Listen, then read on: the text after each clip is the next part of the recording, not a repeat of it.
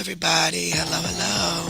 Oops. Doggy bite, doggy clean, doggy Oops, flip, oops, oops, oops. doggy clean, Hold doggy on. I flip, don't know why that started playing like that. Hey, guys. doggy tippy, Um, doggy tippy, toilet trip. okay, this is about to make me so mad. Um, I have officially lost my voice. Yes, officially. Um, I did a little bit of yelling today because, I mean, they've been doing a bunch of like these kids, they're barbecuing and stuff out there across the street, these kids everywhere. My dog's been barking all day, and the dog and the cat still fighting. And y'all listen, between talking all this time, yelling when I'm mad, especially on here, my voice is done. So, needless to say, tomorrow I won't respond to anyone by voice, only by text. I will not be talking. I will not be talking tomorrow or Monday. Okay? Y'all hear me? Not at all. Um, we'll have our Tuesday member night on Tuesday, but Sunday and Monday, I will not be anywhere around. I will be resting my voice. I don't know if I've just lost my voice or if I'm catching something, but I did take some Robitussin, so I mean, I don't know. I don't have any other symptoms. It's just my voice. Um, so sorry if it's hard to understand me or understand what I'm saying. Um, Tonight is reactions. Okay. Um, so moderators, if anyone comes into the chats on any type of BS, um, please make sure you check with either me, Liv, or each other. If you feel someone needs blocked, if you're unsure, otherwise, you can you can time them out and then just ask them exactly what they meant, by that, because you just never know. We play a lot around here and stuff, so we don't want to assume they're just being disrespectful, okay? And anytime you ask anybody a question in the chat mods, make sure you guys always put like a heart or something like that on there, just to reiterate that you're not getting smart or being mad, because some people are taking that as you guys, being disrespectful towards them when you're not. But it just in text form, it could sound that way, unless they are getting disrespectful, then that's different. um, I did get a screenshot. I want to say, I'm so sorry, Katie, to hear about your child. I'm really, really sorry, and lots of prayers to you and your husband, sweetheart. Um, I really am sorry to hear that. I really am. Sending lots of love and prayers to you, baby. Um, yeah, I sound horrible, but I don't feel horrible. Hey, mom, I text you too. I sound horrible, but I don't feel it. Like my throat doesn't hurt, my chest doesn't hurt, nothing hurts. But I think it is just from everything going on and me talking so much, especially the 10 hours last night. I was in complete overdrive last night. I made a couple mods mad, like really mad at me last night because they said I wouldn't let them talk and I kept over talking them, but I didn't even know I was doing it until I watched the replay, some of the replay today, and I was mad at myself. I'm like, Carrie, shut up. I was in overdrive, like complete overdrive last night. But anywho, um, a lot calmer today, obviously. Still been on edge, but I think it's just part of the whole bipolar thing mixed with, you know, things in my personal life and stress there with my dog, and then you got life itself, and then you got idiots on the internet who don't know how to mind their business. So yeah, I think my mom is right. I really think it's from stress and all of that. um I hope I don't sound too bad where can you guys still understand me? Oh girl, I've been sleeping, that's why I'm late. I was asleep.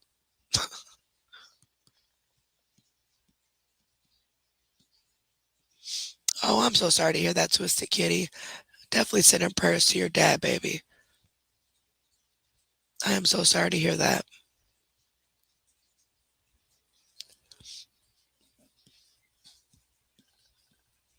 Yeah, I definitely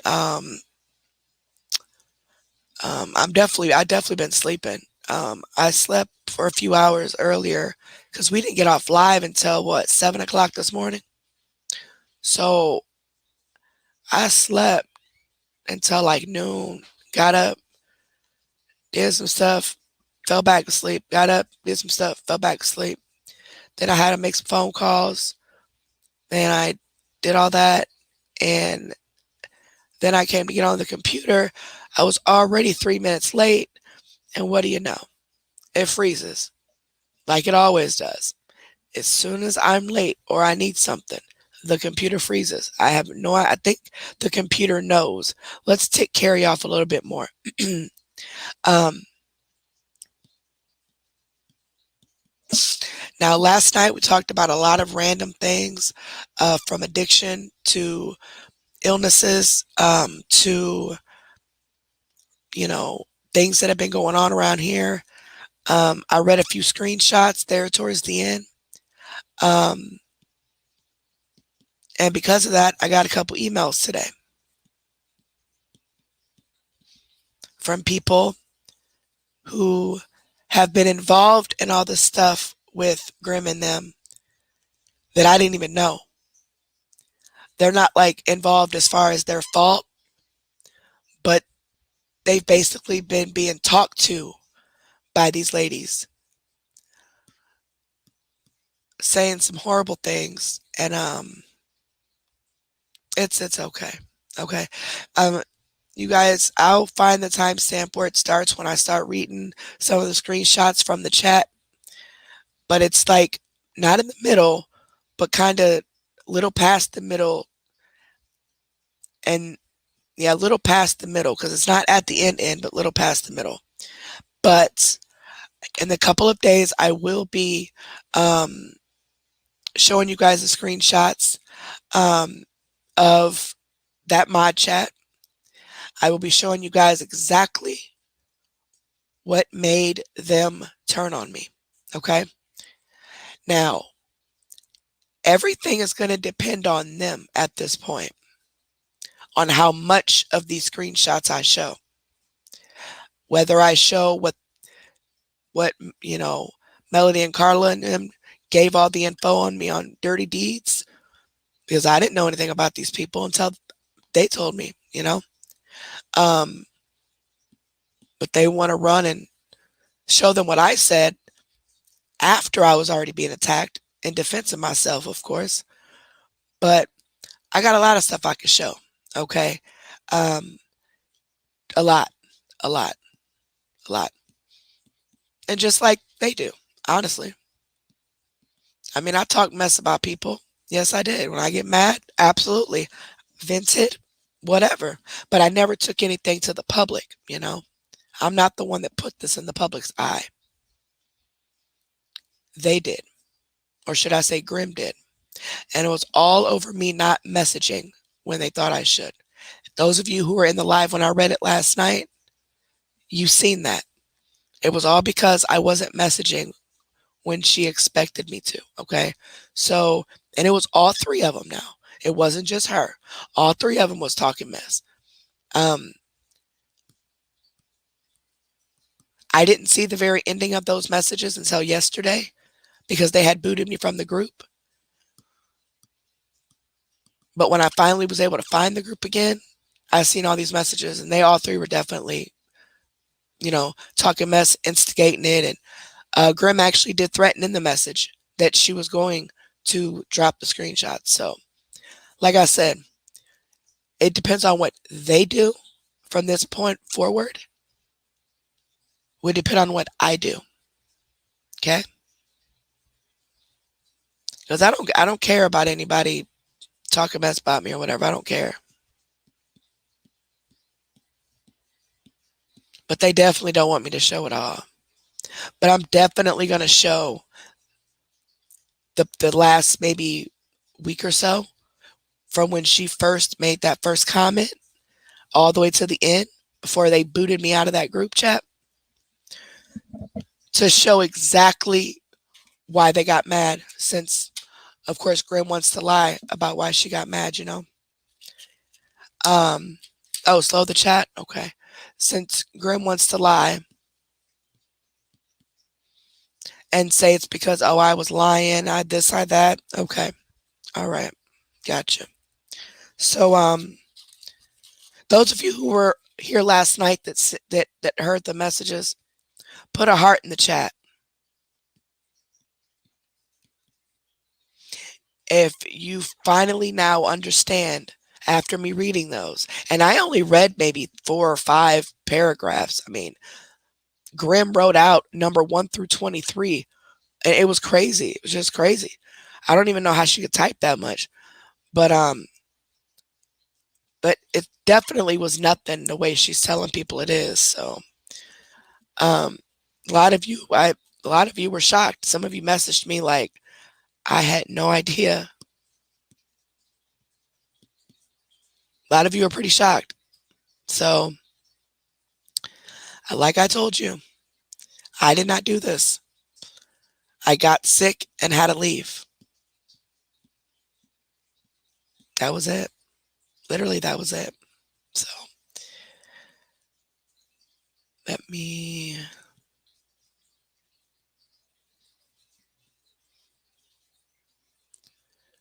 All right, I'm trying to slow it down. Oh, here it goes. I literally just got sick and could not respond. And y'all seen that last night. But oh, there's plenty of more. There's plenty more.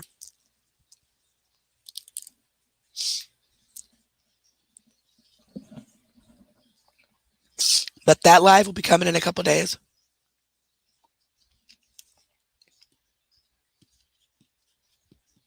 Because I'm not going to have them just posting all my messages, twisting things around and making it seem like I'm this evil, horrible person just out here just talking mess about people and all that. When they were just as involved, if not worse. So, just saying. Yeah, that's all I'm gonna say about that tonight. Okay. What I do is going to depend on what they do. And if you guys have not seen it, make sure you guys check out our community post, our community wall here on the page. Unfortunately, Madam Freak lost her channel, lost her page. So she has Madam Freak 2.0. You can go to Facebook and just type in Madam Freak 2.0 and then, like the page. And then she also has a TikTok and she also has YouTube. And you can type in Madam Freak on those as well. On our community wall, there's a link to the Facebook post. And of course, I put in the caption on, the spelling of Madam Freak, just in case anybody confuses it like I do. I always add an E at the end of Madam. I don't know why. And I know how she spells it, but I always add an E.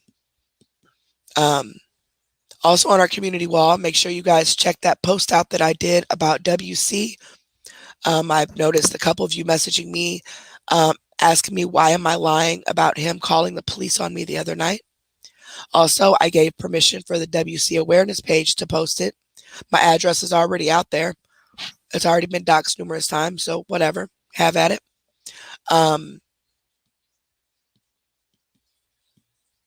But when you go to the post, you're going to see a picture of video clips. You have to click on that picture in order to see the whole picture. Basically what that is, it's a conversation between WC, aka William, and Carla, aka Grim, my old moderator. She is sending him voice clips, right, of things that I said, okay? But he went live yesterday to play those voice clips. But somehow he was too slow to figure some stuff out And I guess he showed his screen of his messages. A screenshot was instantly taken by someone, and he deleted that. He hurried up and deleted the video, but they had already got the screenshot. He turned around and did a video right after that, a live right after that, like a 10-minute live yesterday, saying things Curry doesn't want you to hear or something. He actually plays the voice clips on that page. The voice clips that you see on the screenshot are the voice clips that Carla was sending him. But in that message of the screenshot, above the voice clips, you see my address, and then it says correct. And then under the voice clips, it says welfare check is in. Let's watch the fireworks. So Tuesday night, if you guys are unaware, which I hadn't even made this public at first until I got that screenshot, but literally 5 minutes after our live Tuesday night, the police showed up at my door. They stated that they got a call for a welfare check because they said I was attempting to harm myself and my children, and I was also threatening this guy that was calling. There's some things that they don't know when they're calling the cops. So they revealed to me who the caller was. They said that the guy's name was David Hale, which is actually one of my moderators. Off top, I laughed because those of you who don't know, David Hale isn't even a girl. David Hale is a full alias, always has been. So that's what was funny, because the cop said, no, we heard the dispatch call. That was definitely a guy. His exact words were, it sounded more like a feminine guy. Okay. And I instantly told him who it was. But see, William is going around lying and telling people he don't call CPS, animal control, or cops to make false police reports on people. But those screenshots in the conversation between him and Carla proves that he did in fact make a false police report. And also Carla was in on it as well. Yes, ma'am. So now do y'all believe me that he called CPS and he called animal control on me? Some of you might not, because some of you are too stuck up his behind. But yes, he did. So make sure you guys check that out, those of you who don't believe me. Also, make sure you guys go check out WC Awareness on Facebook and WC Awareness on YouTube. Those are pages that will post updates on things that he is caught doing to different women and children. The lies, the stalking, the doxing, the harassing.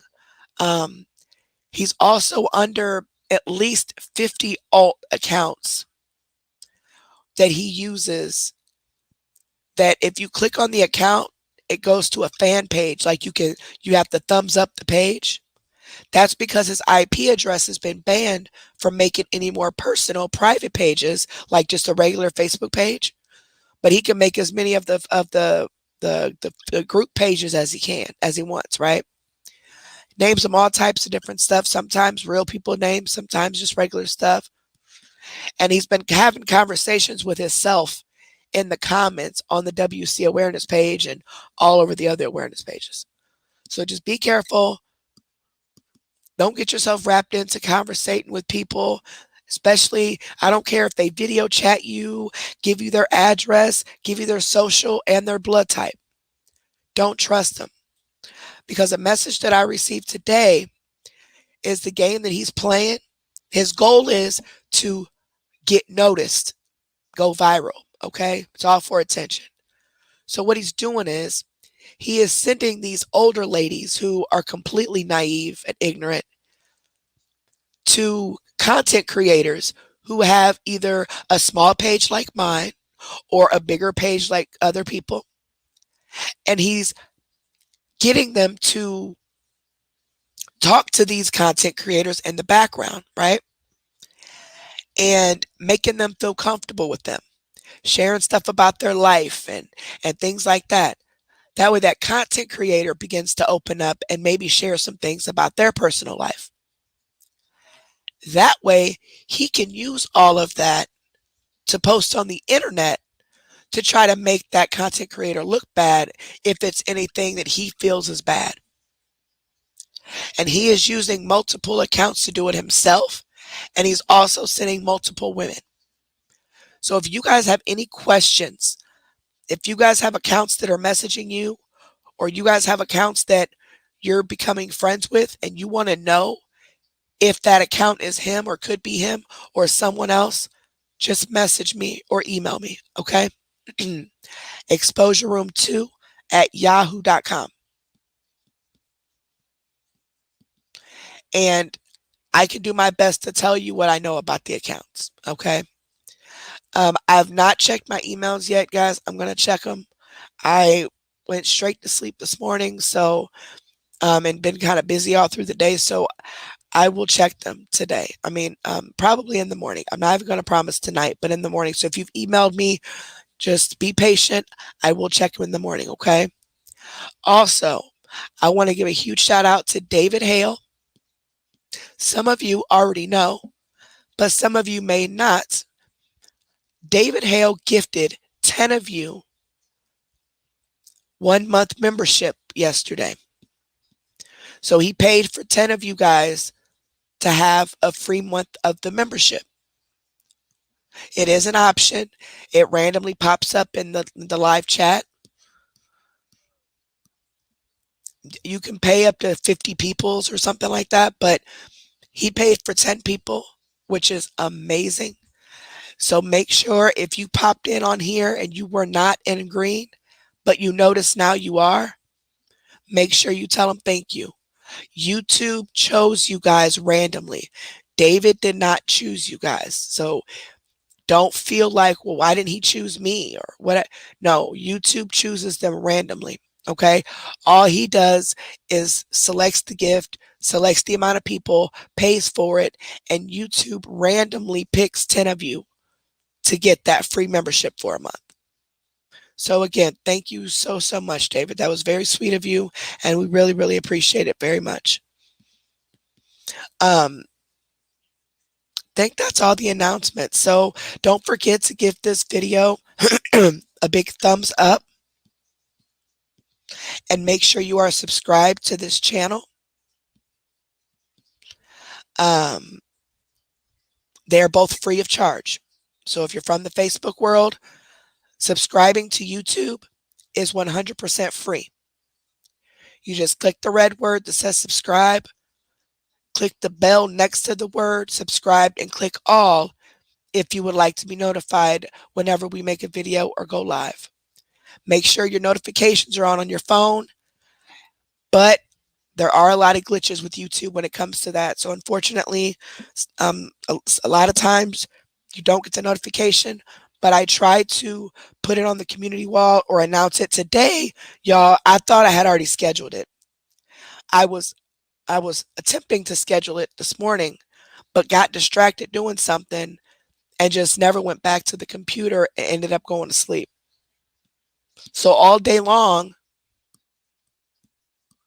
I thought I had scheduled it, but I didn't. So sorry about that delay. Tuesday again is going to be Members Tuesday. I don't know what we're going to do yet. We'll do something.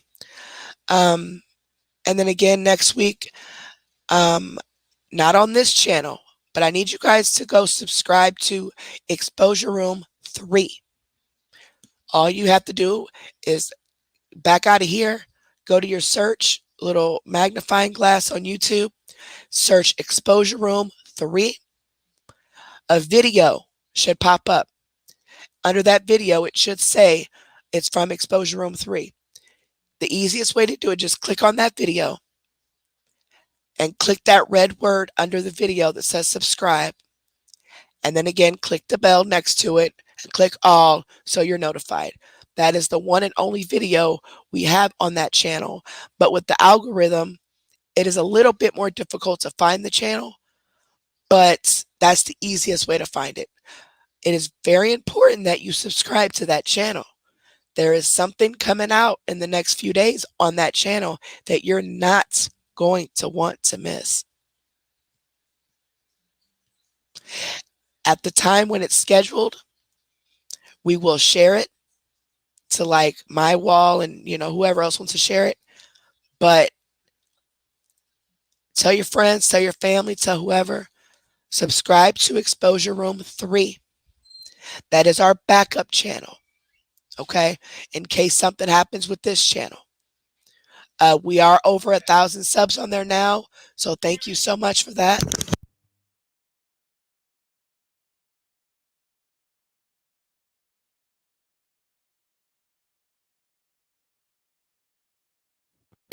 Y'all, this puppy has been acting a fool all day long. When I tell y'all, she has done nothing but just act up all day. I don't know what I probably think it's a full moon or something. But anyway, so make sure you guys subscribe to ER3. I'm telling you now, it's very important. You're not going to want to miss it. Okay. There's going to be some exposing on that channel. Not anything doxing or anything like that. But there's something very important that I need to talk to you guys about that will be on that channel within maybe Wednesday or so, Wednesday or Thursday, somewhere around there. But make sure you guys all subscribe and stay subscribed to that channel because we will be randomly using that channel for different things, okay? Huge shout out to our moderators. Thank you guys so much for being here. And huge shout out to Olivia, who is the other owner of Exposure Room. She's here till she goes to sleep. Thank you for being here with us, baby. And I think that's it.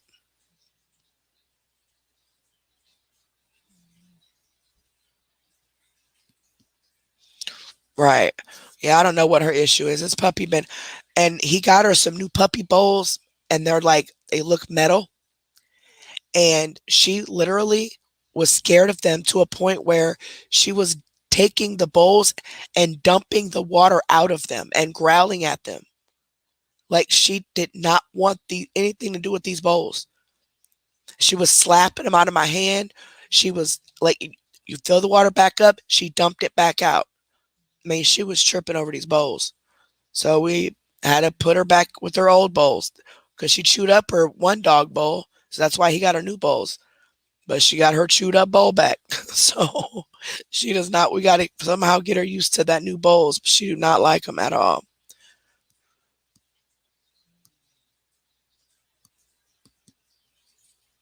I think that's all I needed to say.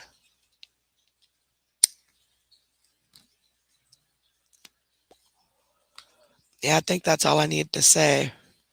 Yeah, that's what she was doing. She was barking at it, growling at it, tipping it over. I mean, all types of stuff.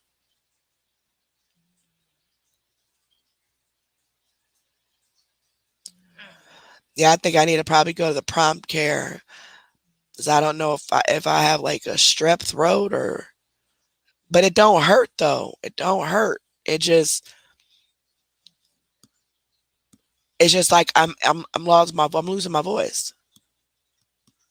Like my throat doesn't hurt, my chest doesn't hurt. I don't have any fevers. I don't feel sick other than, my regular stuff. I think it's just I've done so much the past few days, talking on the phone for hours, doing a bunch of stuff. There's a lot of things I do in the background, even though this may look easy. There's a lot of things I have to do in the background. Also my personal life, you know what I'm saying? So, plus all the yelling, me being loud, because I'm loud by nature and I talk too much. So all of that's added up. I think that's plus I'm still smoking, so I think it's just maybe a virus of some sort or just I've wore myself out. So again, you guys will not be hearing from me for at least 2 days. After tonight, I will be back on Tuesday. Mods know how to get a hold of me. And of course, I'll check on them. But I will not be talking to anyone. Okay. I will be sleeping, resting, getting my house cleaned back up because it's a little out of disarray right now. Um, and getting my brain back on track because I fell off track there for a second. But I think that's all I have to talk about. Yeah, I hope it's not strep throat, man.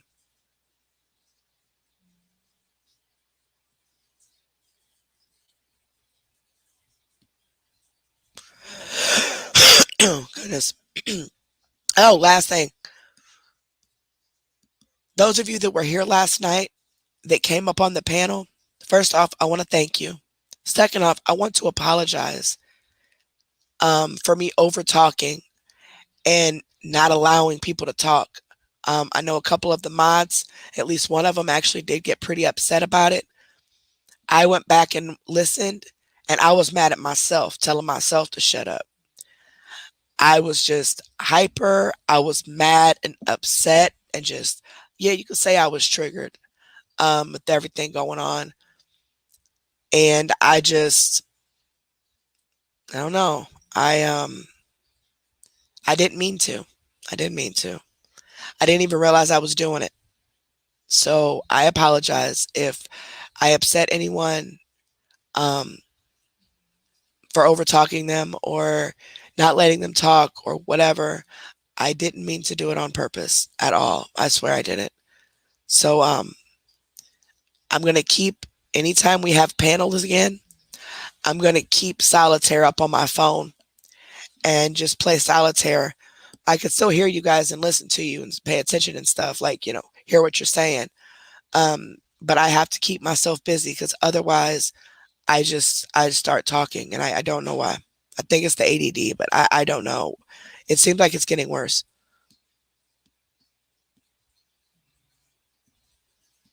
Yeah, a couple of you fell asleep up here. We had to boot you off.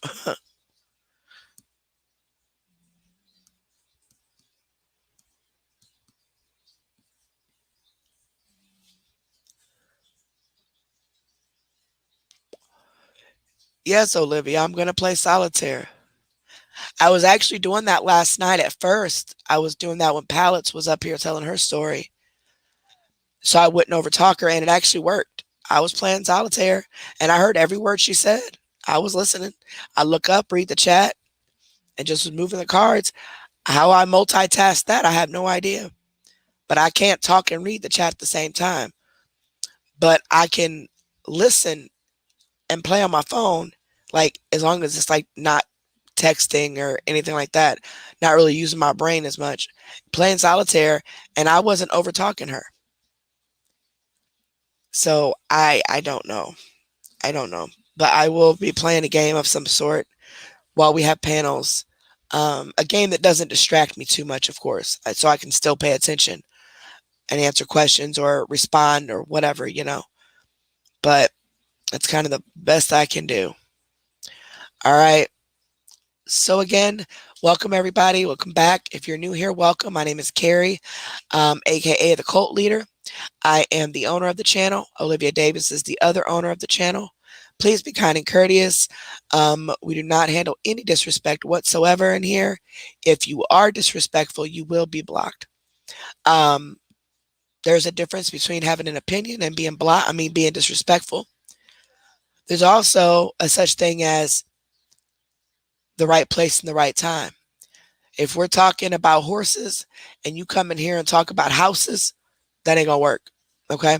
What I mean by that is tonight has nothing to do with anything that's going on. So if anybody comes in here talking about that mess, hide them. Time them out and remind them tonight's live is not about that. Okay. If they do it again, hide them. If it's an obvious troll, hide them. Make sure anytime mods that you hide it, when you actually have to hide someone, make sure you always screenshot what they said before you hide them, just in case they contact me and I have to look back to see what they said and all that stuff, okay? Because sometimes mistakes are made. We take things out of context. And there's sometimes where they lie and say they didn't say anything. So just in case, okay? Tonight's no trigger warnings or nothing like that. But tonight I had an idea after we do Crumb Lady. Kind of funny, but at the same time educational. Um, there's a lot of TikTok videos that I found on different scams, mainly credit card scams, because you guys know my cards just got hacked, all of them. Like two of my cards and my aunt's card, and it had to have all been on DoorDash because my work card is only on DoorDash and it just got put on there Wednesday. And starting Wednesday night is when all this happened. And especially Thursday into Friday, all the cards, money just came out, all registered from Canada. So it was Canada, it was through Canada, but it was online, you know. So I the reason I looked it up is because of that, and I wanted to see like how else could they have gotten my card. And I ran across a bunch of videos of different things to show you guys on how to protect yourself, at least a little bit. I mean, obviously scammers are everywhere, but just a little bit. We're also going to play some videos of hackers that have hacked into call centers of scammers, into their video surveillance, and scammed the scammers, basically, you know? I thought that was pretty funny because it's like you out here scamming people. Now the hackers hacked into your video surveillance and got you busted. So we're gonna play those. There's a particular guy who does a lot of it, but there's also individuals that will play, and then we'll go to his channel and kind of go through a couple of his. But first, per request, we're going to do Crumb Lady. Now, if you guys don't remember Crumb Lady, what is her name on TikTok? Uh-oh, I don't forgot her name on TikTok, y'all. Oh wait, what is her name on TikTok? Oh, Gabby Marie. If you guys remember, Crumb Lady is the lady who went viral on TikTok several weeks back. We covered it already. Her page, original page with everything on there, actually was removed and banned, you know, from TikTok. But she has a new one that she made follow-up videos on, but she's not made any since these videos at all. I don't know if she's somewhere else or what. But if you guys remember, this is the lady who came online saying how her and her kids needed a place to stay. They were being kicked out, and then they were living in hotels. Then we find out she didn't even have her kids. They were living with family. And she was, you know, asking for donations for different things. And she got mad because she felt like since there's so many rich people on TikTok, that she should be getting more than just $20 or $30 donations. That doesn't help her situation or help her get out of poverty.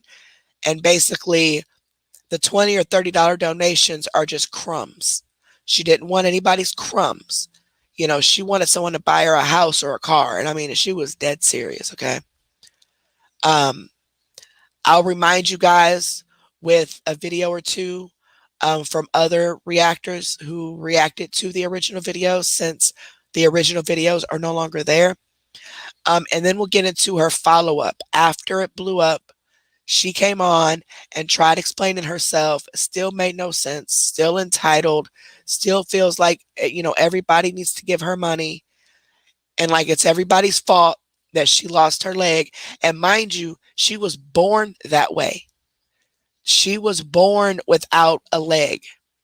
So it's not like she got in an accident or she had some sort of blood disease or anything like that that just happened, you know, at teenage years or adult years. No, she was born that way. And she says it in one of these videos that we're going to play. I thought something happened, but she's been that way her whole life, which means she's always gotten Social Security disability. And like she said, she gets 2 checks a month. And I'm sure her children draw off of her too.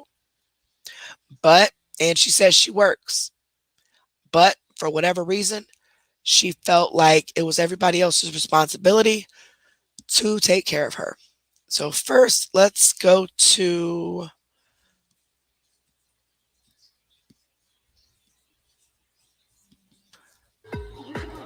I'm sorry if that's playing music, guys. I don't know what Blitz is doing. I don't know why it just starts playing stuff. Okay, I think this we might watch it on Crazy Alex. Because I didn't take what little crumbs were given to me and say, thank you, sir. May I have some more? Here we go. There's one of them, Crazy Alex. I've actually talked to Crazy Alex before, guys. If you guys are aware of her, she's actually subscribed to. Well, she was subscribed to our first channel. I actually talked to her like before. We actually had conversations before. I thought that was pretty cool because she's a sweetheart. And she subscribed to our first channel. I don't know if she ever found her second channel or not, but she definitely. What is this? Okay, Amy's World. Help, not your crumbs. Crumbs. Okay, so we'll play that one. Help, okay, so just to give you guys a recap, I'm going to show you this video from Amy's World. Amy was a person who was a donator to her and was very hurt by this because she sent her money, and Gabby just didn't care. Like, it was nothing to her. It was, you guys aren't helping me enough, but then at the same time says that those crumbs is how her and her children eat. And then at the same time, she did one video. Remember, we reacted to it. She came on telling everybody that her Cash App was hacked and she was missing all her money that she had. And all she had was $40 to her name. And now she doesn't know how she's going to eat. But I thought that was just crumbs. Now you're needing those crumbs. Now you want to tell everybody and try to be all nice and all that to get people's money. So I'm going to play those two.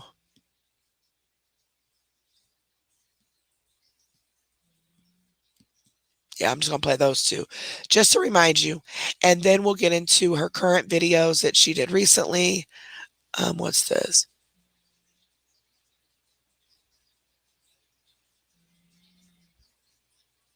Okay, yeah, so we're going to play all those later. Okay, so first we'll play this. Let me put my Fair Use Act in. Hello, everyone. What?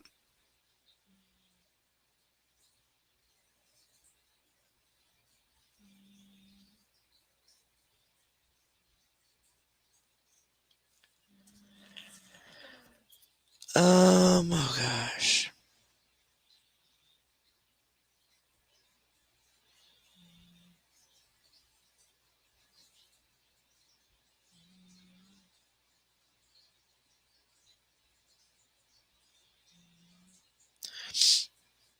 All right.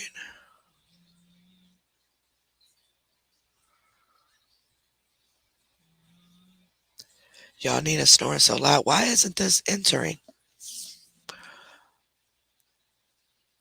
You all right over there, Nina? I'm about to say, I don't know why I wouldn't click on it. Okay, so now, as you guys know, oh no, ER3 is a totally separate channel. I am not monetized on that channel. There's no memberships or nothing transfers.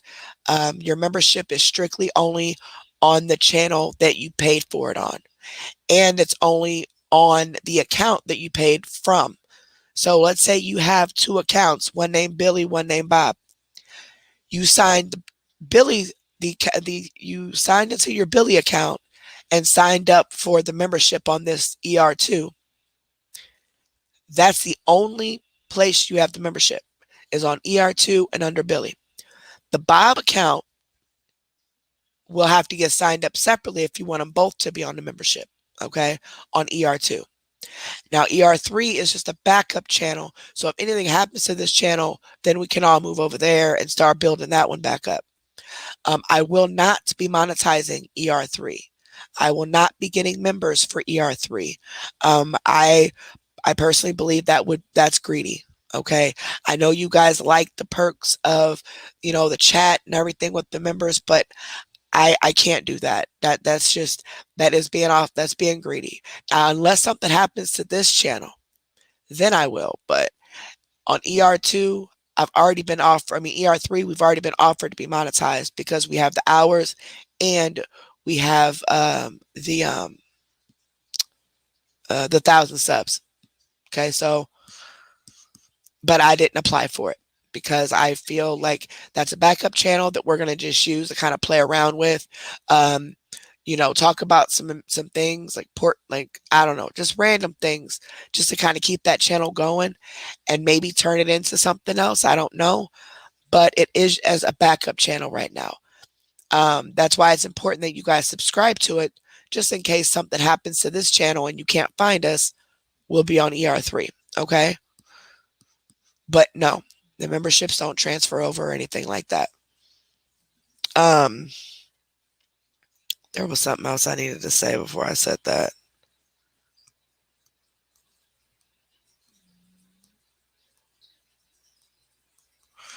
I forgot what I was going to say before I said all that. Maybe it was one of your comments that triggered it. I don't know.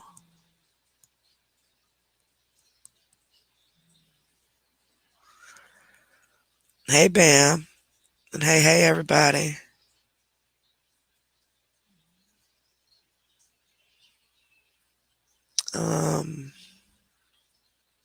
Okay, Katie.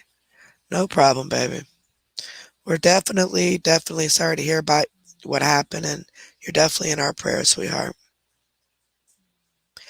I don't remember what I was going to say.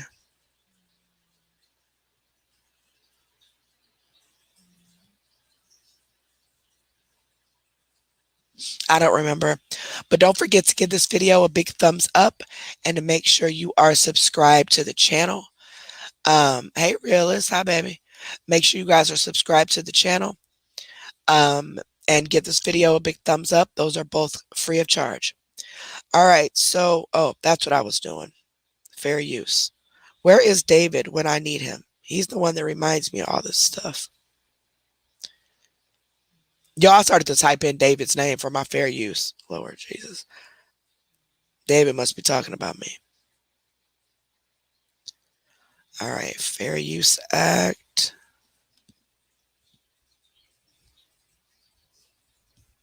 Come on. Where'd it go? All right. And then Cash App are for tips or whatever, or, you know,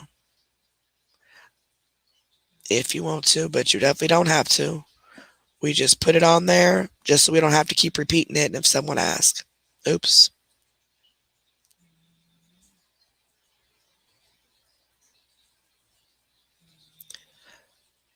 Nina is so loud, y'all.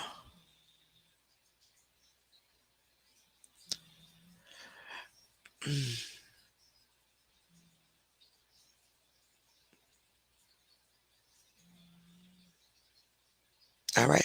All right. Think I got everything. Did I get everything? All right. Hey, madam, baby. And I did go and at the beginning of this, madam, and let everybody know to make sure they're following your new page since you know what happened with your first one. Also your YouTube. I'm trying to get her to stay on YouTube and stay off of Facebook, but she hard headed.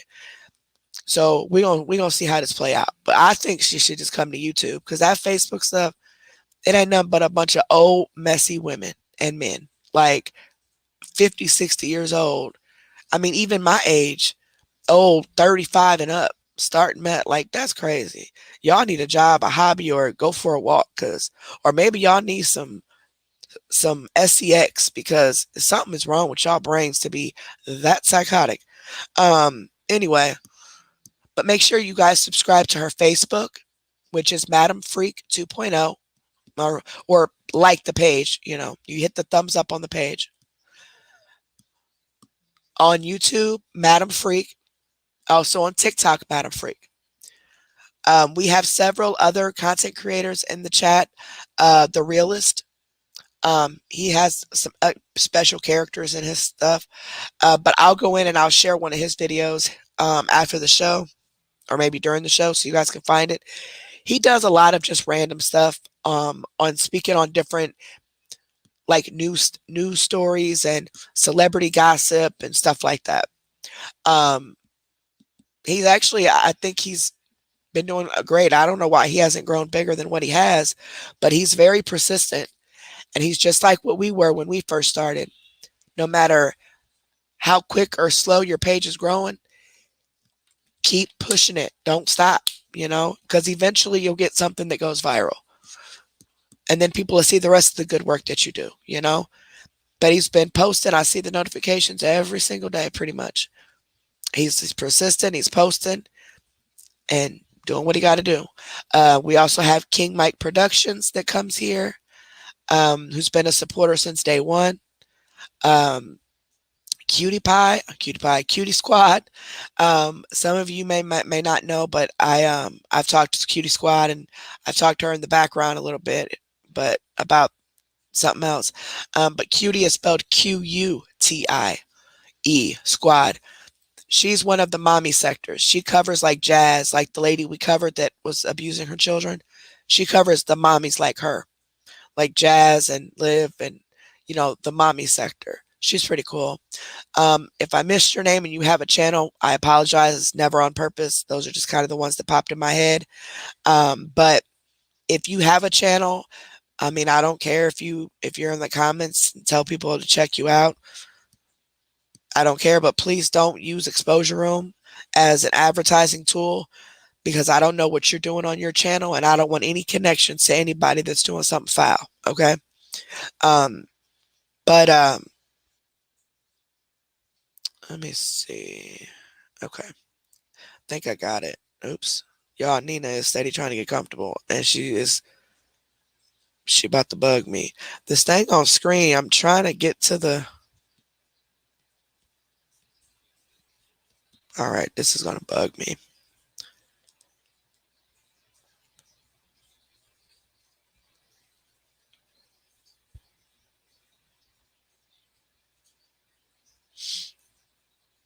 Hold on, y'all. I don't know what's wrong with this.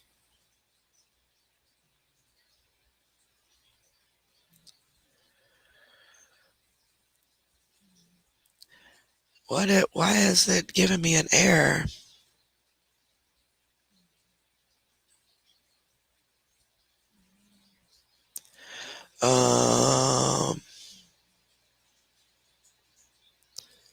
Okay.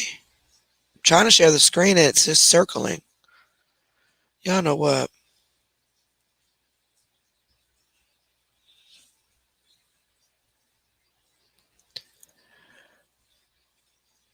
Let me back out.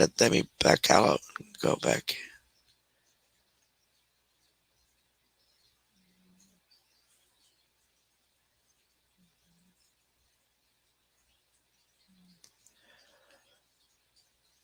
What in the entire hoochie heck is going on? Share screen. I clicked the box. I clicked the audio. Share screen.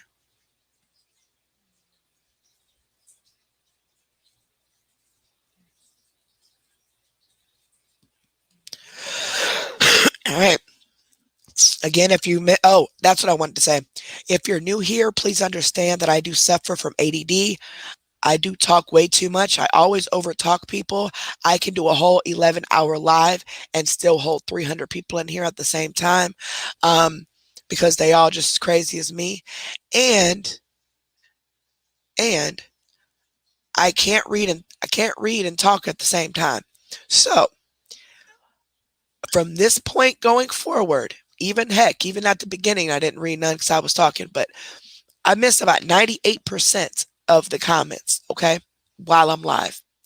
For one, I'm on a different screen when I'm doing a screen share, doing a reaction, so I don't see it. Number two, if I happen to look at my phone and maybe catch some comments here and there, don't take offense to that and think that I'm ignoring your comment and only answering somebody else's. I would never ignore your comment. If I see something important, I will acknowledge it. If it's important and I don't acknowledge it, I didn't see it. Like any super chats, emergency messages, new members, things like that. However, our moderators are amazing at trying to keep up as much as possible, but you also have to remember that it's only so many of them at a time. So if they're all helping somebody already, or they're in a conversation with another supporter about something already, you have to understand that. None of my moderators would ever ignore anyone on purpose, even if they don't like you. Okay. They will respond to you if they can. If they don't know the answer, they will refer you to our email. They will say, hey, I'm not sure about that. Please email Carrie and Olivia at exposureroom2@gmail.com. Mods, please, when you are answering someone, and let's say they sound kind of rude and you want to clarify what they're saying, please be really polite. Use a heart or something like that, because it does sound like sometimes we're being rude because it's text, but really we're not being rude, okay? Unless it's someone being disrespectful, then obviously they're rude. And that goes for the supporters. If you're cracking a joke or something like that, and just because, we all play around and stuff over here, put like a heart or a laughy or like a smiley face or something like that, because to indicate that it was a joke, because that way nothing gets mixed up and we have to stop the live or whatever just to figure it out, or you get blocked on accident. You know what I mean? We all joke, we all play, but there's also a lot of sensitive people who don't have the same sense of humor, and they may take things the wrong way, and we don't want that. Okay. We want to be courteous to everybody in the chat. Everybody comprehends differently. Everybody understands and learns differently. Okay. So we want to be courteous of everyone as much as possible, but we're not going to be able to please everyone. So I apologize ahead of time if you get disappointed at any time during this live for something me or my moderators do. It's never done on purpose, but if you have any problems or concerns, you can email me at exposureroom2@gmail.com. All I ask is that you be respectful in the chat. You can have your opinions. You guys can disagree with each other, just like pink sauce. When we covered the pink sauce the other day, a few of you disagreed with what the other said, but there was no arguing. Y'all went back and forth with your points, but there was no arguing, and it ended in hearts. That's what I like to see. I don't want to see no arguing. Y'all taking this stuff personal. This is social media. Ain't none of this paying your bills. Okay, so don't be taking this stuff serious. Even if somebody is getting smart and disrespectful, ignore them and keep moving on. Let the mods handle that, okay? I always watch the replays, which, shit, that one last night, that 10-hour live, I don't know if I'm able to get through that one. But people that want to crack jokes about me making long lives, if you're new here, you're about to see why, okay? Our lives just go by. I don't understand. It's already been an hour, and I've not even started doing a reaction yet. It's a lot of important things I needed to tell you guys at the beginning, that a lot of people coming in later are going to miss, and they're going to be mad about something. I'm going to get a complaint for something that I said at the beginning. I mean, it happens all the time, which is okay. It's okay. But what I'm saying is these lives they just go by. I don't know. I don't know how I can sit here and talk for that many hours. I don't. I've been like that my entire life. Ask my mama. She might still be in the chat. Okay. I literally can talk for hours. And anybody that I've ever talked to behind the scenes, I've always been able to keep a conversation going with them. It's never been boring. Like me and Liv, for example, we'll sit on the phone for 7-8 hours straight and literally talk about all types of random stuff. But most of the time we're not even talking. We're doing stuff like research on something or doing something for the channel. And then we're talking as if we're sitting next to each other. Like I said, me and Abby, we were on the phone from 10 o'clock in the morning. 10 o'clock in the morning until 8 o'clock at night. No joke. Like, and I don't even really know what all we talked about, but it wasn't boring at all. Not to me anyway. It was a lot of information. We were doing our own separate things in our house. I mean, we hung up and called back type of stuff, but you guys are going to see this goes by really fast. And before you know it, we've been on here for 12 hours.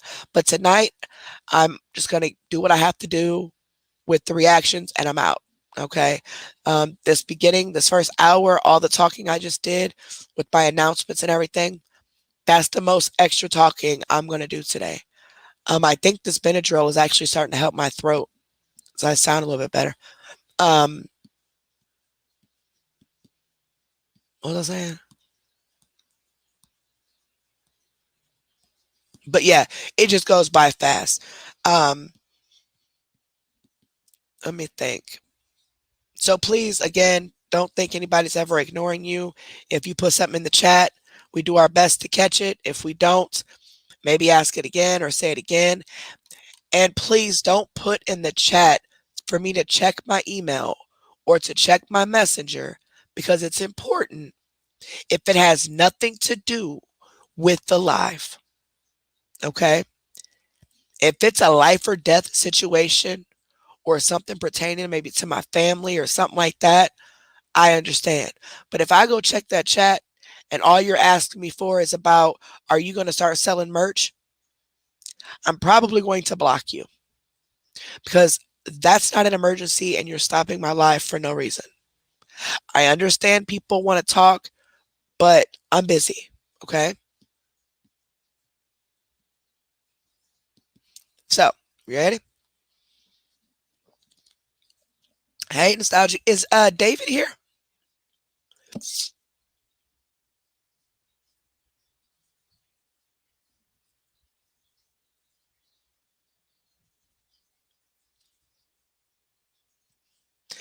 Thank you, Conjured.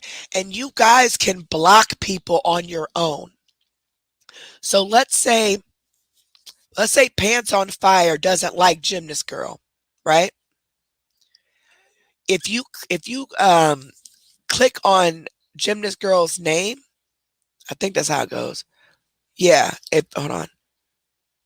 Yes, if you click on Gymnast Girl's name, you'll get some options, and you can hide user or block user, whatever it says. And you will never see any comments from that person ever again. And they won't see any of your comments. So instead of arguing with somebody who may have a different opinion than you, we're not going to block them, because, I mean, why would we block somebody with an opinion, right? But if you don't want to see what they're saying anymore, you can block them from seeing you and them from seeing them. Okay. Um, you are not allowed to block moderators. If I find out anyone has blocked a moderator, I will personally go in and ban you completely. So do not block any moderators at all. Or Olivia.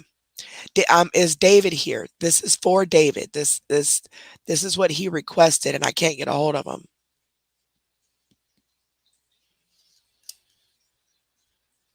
Oh, no, that's not you. Hold on. I thought he would have been here by now. Let me see here. And he has not emailed me. Oh, wait, that's the wrong email. That's why. Hold on. Oops, I've been looking at the wrong email this whole time, y'all. Ooh, David has been emailing me.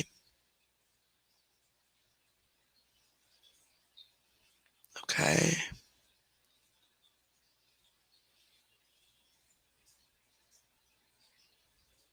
Y'all been emailing this Exposure Room 2 email. I didn't realize it was set at the ER free t-shirt email.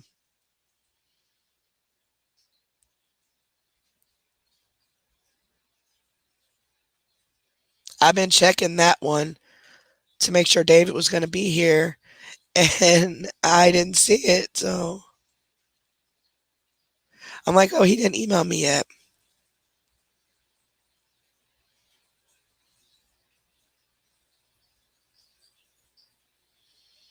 All right. Oops. My bad. Oh, looks like Abe. What did I want Abe to email me for?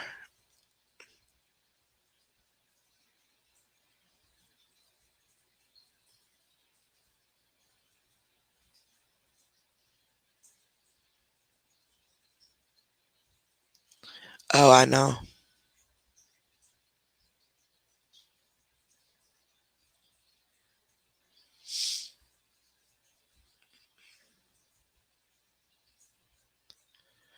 Um, okay.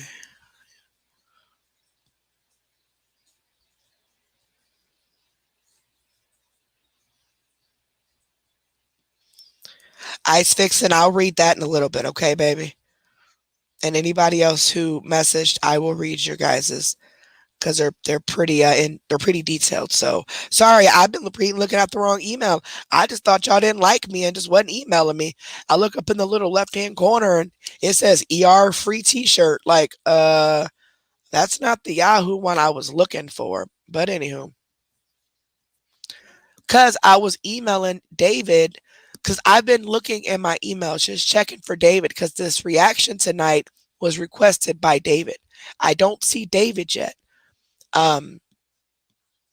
So I'm looking for him, and he hadn't emailed me. He was supposed to email me last night to give me his email or whatever, because on the Gmail one, oh, that's going to take forever to find it up there. And I didn't see anything. Well, just now I'm looking again. I'm like, dang, nobody's emailed me. So I look at the corner and it says ER free T-shirt at yahoo.com. I had selected the wrong email, selected the right one. And yep, sure enough, there y'all go. And there's David. So I just responded to him. Yes, we were looking for David. So I don't know if he's, I don't know. I don't know where he's at. He'll probably come late. He'll probably come after I get done with the reaction that he requested, because he requested Chrome Lady. Oh, I'm so sorry, dog mom. I'm so sorry, baby. You're definitely in my prayers, sweetheart.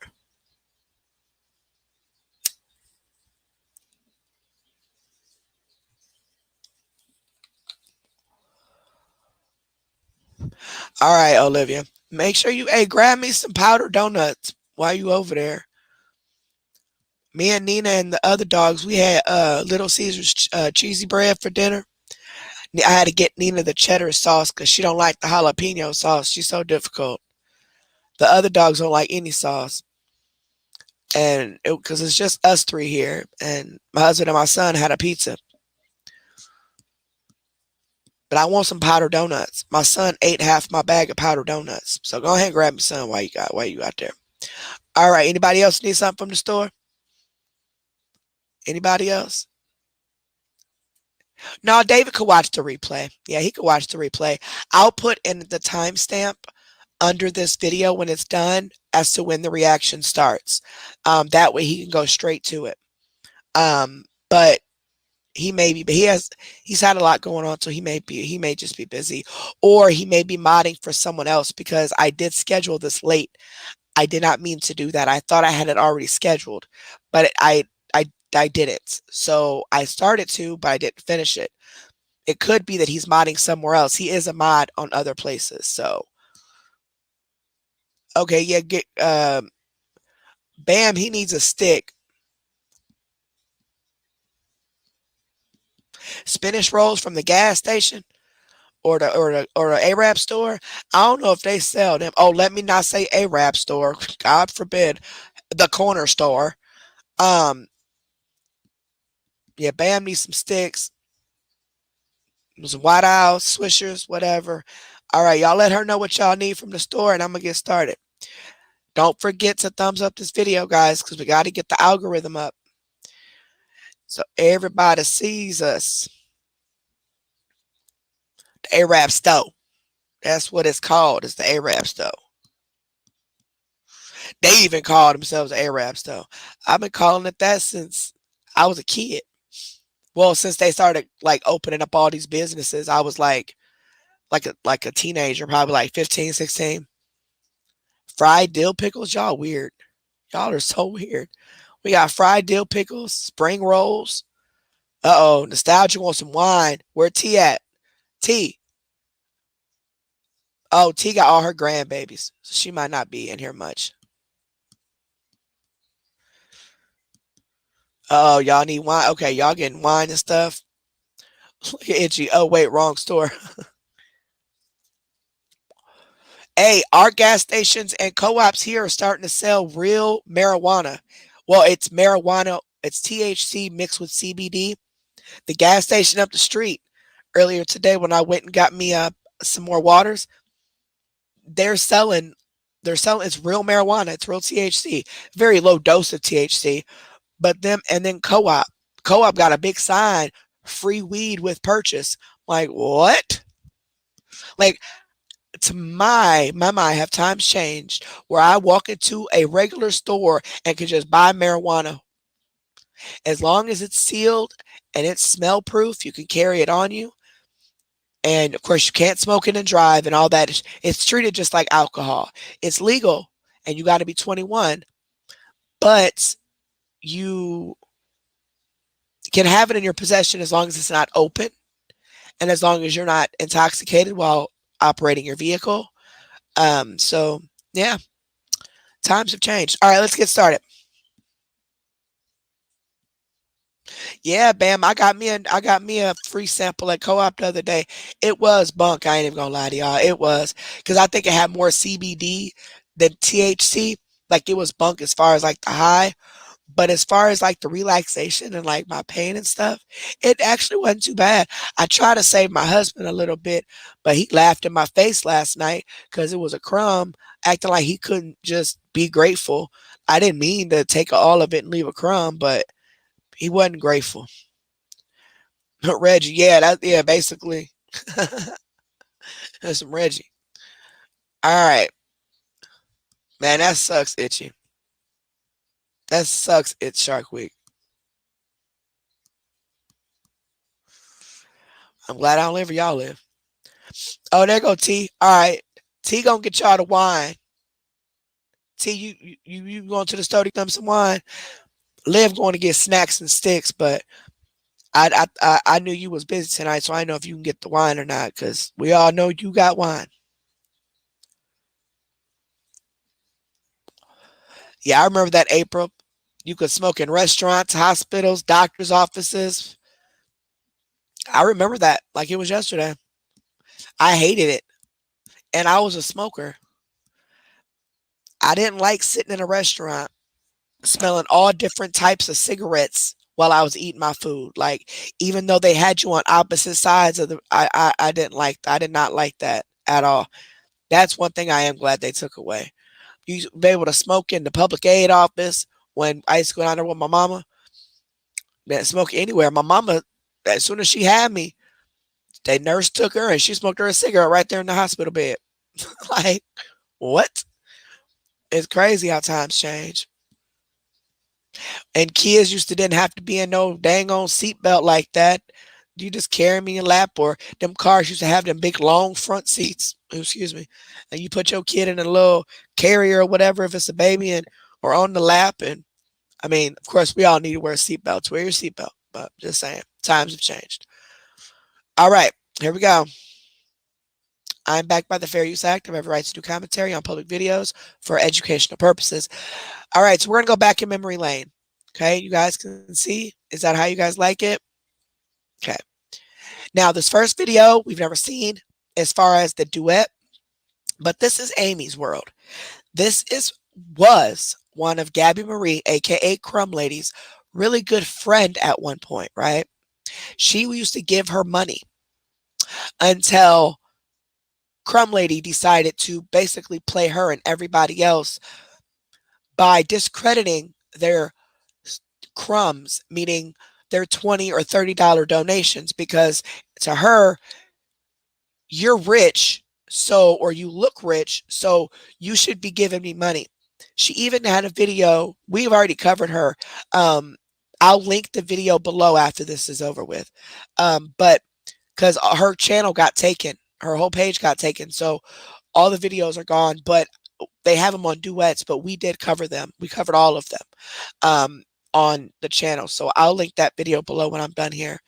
But she even made a comparison to if someone has $200,000 and they give you $2,000 for your bills for the month. That is wrong, because with them having $200,000 and all their bills are paid and they're not hurting, but that $2,000 that they give you is only getting you through 1 month, they should be able to spare $20,000 to help set you up for a few months so you can get on your feet, as if she worked for their money. Basically, she's telling people to stop hoarding money. Now, I hoarded money for a long time. Recently, I haven't, been getting hacked, and I think I've been taking more for a lot more money than I know of.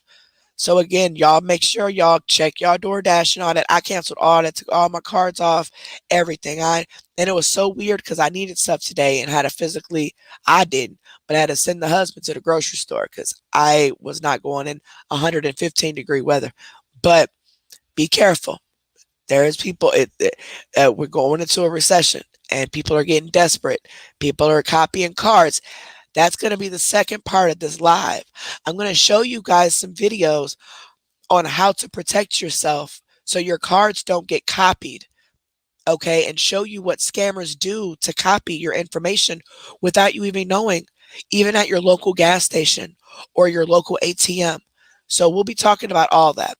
But so the first video I'm going to play just to give you guys a reminder of Crumb Lady and what she said that made her go viral. And this is a duet, so I don't know if the whole video of Crumb Lady is going to play or not, but this is a lady that gave her more money than anybody did. And this is a lady who she completely discredited, okay? Kind of like CMC with all her followers, you know?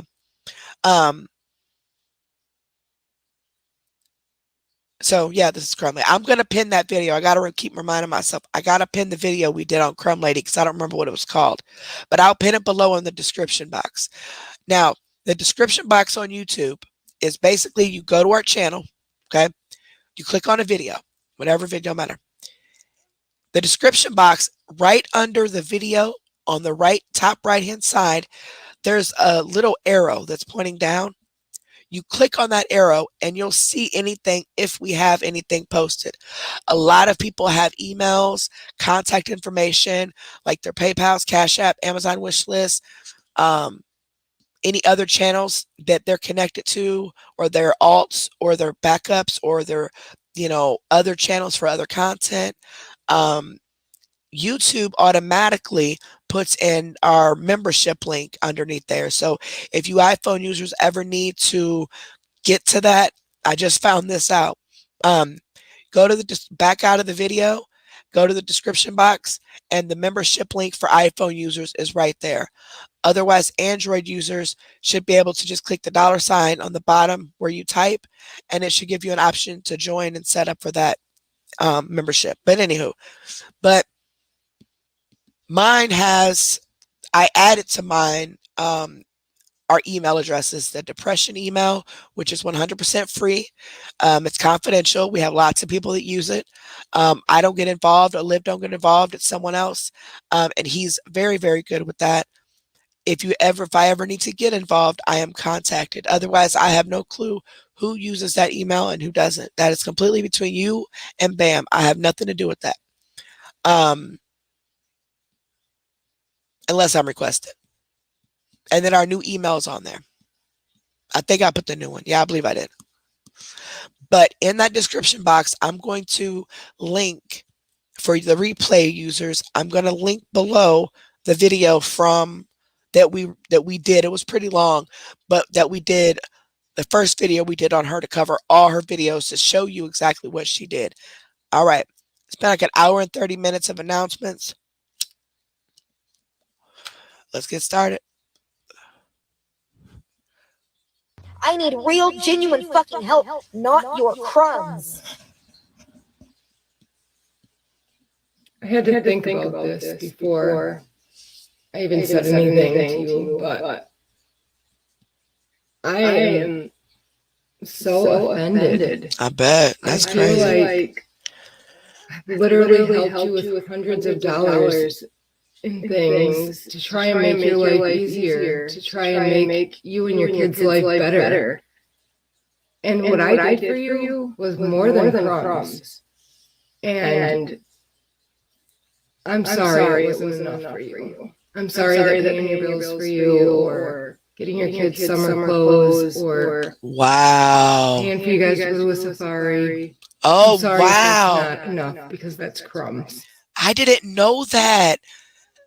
Bought the kids summer clothes, paid for them to go on vacation to a safari. Oh, God bless you. And I really hope that things get better for you. I will pray for you. I need real. She's talking, that's Amy's world. She's talking about this girl who is Gabby Marie, who is the crumb lady, who said that basically people donating to her these smaller amounts instead of buying her a house or a car, it's just crumbs, okay? That's how she went viral, and that lady helped her out a lot, apparently. I'm trying to see if I can find the video, longer first video. All of these are just short. Maybe let's see, let's try this one. Yeah, I'm ungrateful because I didn't take what little crumbs were given. Hear I'm that? about to hurt some people's feelings, and at this point, because Hear that? She said, I'm ungrateful because I didn't take whatever crumbs people were giving to me. And then she proceeded to say something about, oh, thank you, thank you. Like, she was like, yeah, really tripping. All right, the last one on this, we're going to play Alex's version. Let me see what her version is. No, not that yet. All right. I'm ungrateful because I didn't take what little crumbs were given to me and say, thank you, sir, may I have some more? So I'm ungrateful. Here's the key point that you guys are missing. I am very grateful for the little $20 and $10 that people send me, because sometimes that's the only way I eat. But what you're missing, the point that I'm making here, is that there are millionaires using this app to help people in active addiction get housing. Those people, you know what they're doing? They're turning around and trapping those houses out. I'm sure you don't even know what that means. They're selling and using drugs and inviting their drug addict friends to come live with them and tear up the property. That's what's happening. That's why I'm upset. Because you see, the $20 and $50 that are donated to me aren't changing my situation. They're not getting me and my kids housing. We have to use that when it's sent to us so we can eat. Do you understand? So the next day when we wake up, we're back on zero because we had to eat yesterday. I need help, not crumbs. Yeah, I'm ungrateful because All right, thanks. I know I can count on Alex. That was the original video that went viral that made all of this pop off. So she lost her channel or page, whatever you want to call this. And she was getting hit up, of course. Okay. She made these videos. Now, there were people that thought that she lost her leg due to like an accident or something. But when they found out she was born that way, because it was a genetic thing, they're like, oh, so you've been dealing with this your whole life. This is not something that just happened and changed your life and put you in this situation with you and your kids. And on top of that, you're also acting like it's these people on TikTok's responsibility to give you money. Like, doesn't understand it. All her other videos, she was selling jewelry that she made and just talking. But then she started seeing people begging online, which I think is so common now. It's actually sickening. There are so many people that are out here begging for money and thinking that it's okay to go online and constantly ask complete strangers for help. It is okay to ask for help, okay? I get that. If something happens, you need to make a GoFundMe or whatever, I get that. That's what it's for. But so many people are only using the internet strictly to solicit money from people, and that is wrong. Regardless if they're using it for drugs or whatever, it's wrong. It is wrong. And I get people are in tough situations. I get that. I do. Trust and look, if anybody understands being low, it's me, okay? But see, I know how to survive without. So I'm going to make something work regardless. If it's like a life or death situation and I have no other option, yeah, I might make a GoFundMe or something, for some kind of services or treatments or something, something very serious. But I'm not going to come on live and start asking you guys for money. Like me not working right now. There's people who are working, who have an income, who have SSI and stuff like that. And they can't manage to, I know it doesn't stretch far, I get that, but they're constantly begging every day and they're not prioritizing their money, okay? anything I get, I try to manage it the best that I can. Have I borrowed money? Absolutely. You know, I've borrowed money plenty of times in my life. I make sure I paid it back if it was due to be back. I promise you that. Because it's a difference between borrowing money and paying it back and just begging for money or soliciting money. But you burn too many bridges in your life, that karma is going to catch up to you later, and it's going to put you in a position that you talked yourself into pretty much. So it's just, I don't know, the internet has turned into a whole big solicit fest. So here are all the videos that she did after, okay, after everybody started getting on her. The first video, she plays a duet of Tupac, pretty much saying similar things to what she is saying. But in my interpretation of what Tupac is saying is that a lot of rich people are putting their money into things that don't need to be put into, instead of putting it into, resources and, neighborhoods and schools and programs and stuff that help people that actually need it, versus them going out and spending millions of dollars to go be in a golf club type of thing. That money could go to a kid whose parents are struggling and they need, school clothes or just a little bit of help because their parents, something happened and they got behind just that time. Not somebody who's an habitual beggar and constantly asking over and over and over and over and over again. But she is comparing herself to Tupac, I guess. So let's listen. Imagine somebody having $32 million and this person has nothing. And you can sleep. A new analysis shows the richest Americans, the top 1%, made nearly 20% of all the available income in America last year. There's no way. People should own planes and their people don't have apartments. Shacks. Welcome to Chart Wealth. I mean, why have 52 rooms? Somebody with no room. People say, well, they earned it. Even if you earned it, you still owe. The game is rigged. Lending money to accept. They don't give about you. It just don't make sense. They don't give about you. World is such a give me. More for themselves, less for everybody else. But I'll tell you what they don't want. They don't want a population of citizens capable of critical thinking. I want to thank every Amazon customer because you guys paid for all this. It's called the American dream because you have to be asleep to believe it. And look, don't get me wrong. I understand. I get it. I understand what he's saying, okay? But nobody owes us anything. Some of us are born with silver spoons in our mouth. Some of us are not. Some of us had to work really, really hard to get where we're at. Some of us did not. Now, I get it. But that you have to go out there and push and work for what you want at the end of the day. Not sit back on the internet and just expect these quote unquote rich people to just hand you money. But I feel that Tupac is talking more about the neighborhoods and the programs for like the projects and stuff like that, putting money into that type of stuff instead of living in a 20-bedroom house and it's only two of you there. I get that. Okay. But at the end of the day, it's their money. They can do what they want. And I mean, who are we to say what they can and can't do with their money? You know what I mean?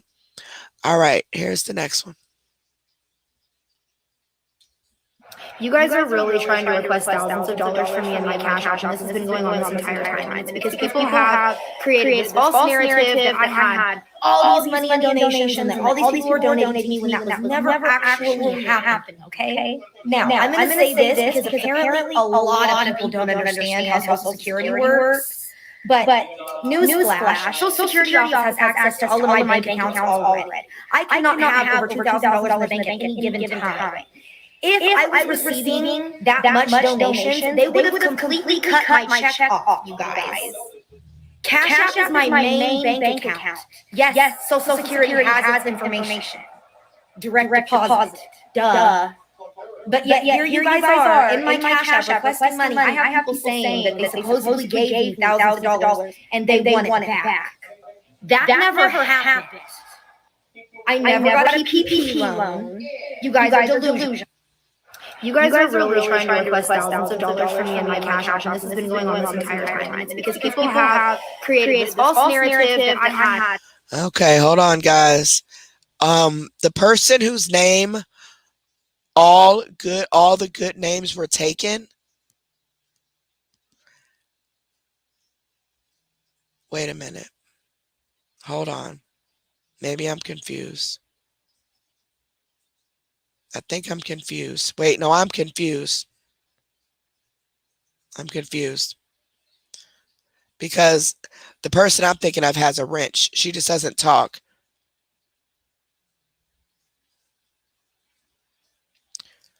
I forgot who that is.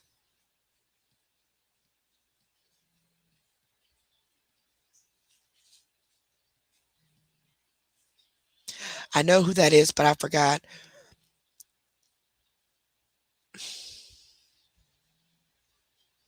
Wait a minute. Wait. No. Yeah, I'm reading it wrong. Yeah, no. That is my cousin. No. Okay. Yeah, all the good names are taken as my cousin. I'm not seeing this. I'm seeing this from a different. Olivia, your screen sucks. I got different colors than you, so I'm reading a different way. So you're saying that all good names are taken timed Shotzi out, correct? Okay. It may be an accident. Very well could have been. I'm not sure. Hold on.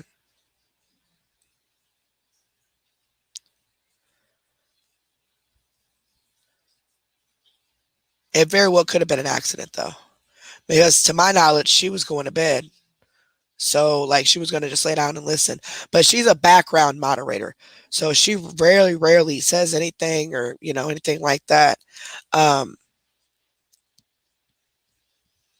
about that, Liv. I was confused. I was totally confused.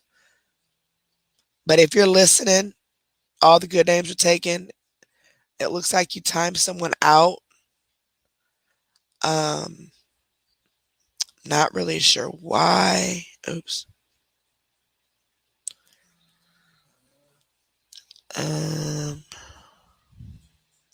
Yeah, if it's echoing, guys, unfortunately, there's nothing I can do. I can maybe try turning this down a little bit, see if that helps. But it's because of the way her video is sounding. But it might be too loud too. So I'll turn that down a little bit. Yeah, all the good names are taken as my cousin. She's just a background mod.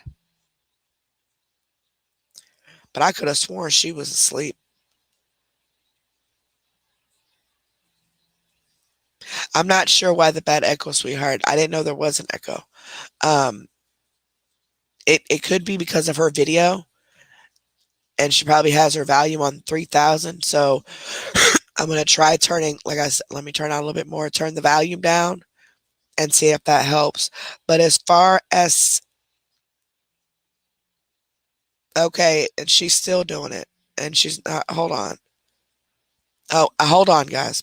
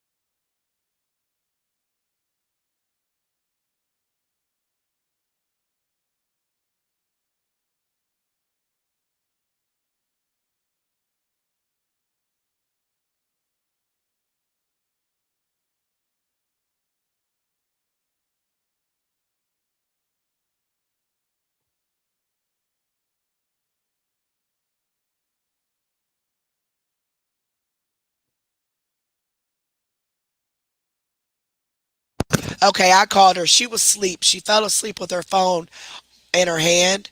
She was holding it and it was kind of on her chest. I kind of figured because she was sick earlier, so she was going to bed like while she watched us.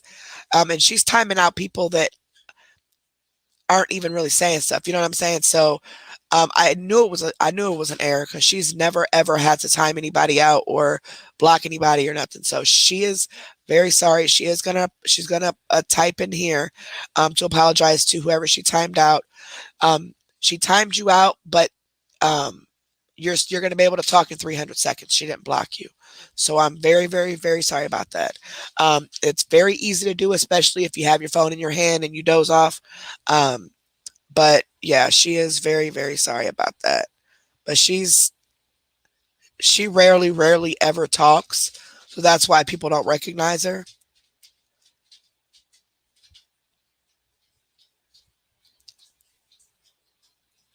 I had to call her a couple times to wake her up. All right. So sorry about that. Sorry about that. Okay, so I turned the volume down on my computer, and I'm going to see if that works. Let's see. I had all these money and donations and that all these people were donating to me when that was never actually happening. Okay. Now I'm going to say this because apparently a lot of people don't understand how Social Security works. But newsflash, Social Security office has access to all of my bank accounts already. I cannot have over $2,000 in the bank at any given time. If I was receiving that much donations, they would have completely cut my check off, you guys. Okay, did you guys hear the echo then? Now, first off, there is something playing in her background, like a TV. But a comment to that. They may have access to your bank account, but your donations could be going to something totally different to where they don't know. Maybe a different Cash App, PayPal, or a friend's Cash App or PayPal. Just because you're monitored on your actual bank account by Social Security does not mean you cannot make all of these tips that add up over $2,000 in a month without them knowing. Like it doesn't mean that. Mello did it for years, for 13 years to be exact. She got away with it. Okay. Her money went to one account. Her tips and YouTube and all that money went to a different, totally separate, no connection. Okay. So no, that's not true. Thank you so much. All the good names are sorry. It's okay, baby. Everybody's done it. Trust and believe. Everybody's done it.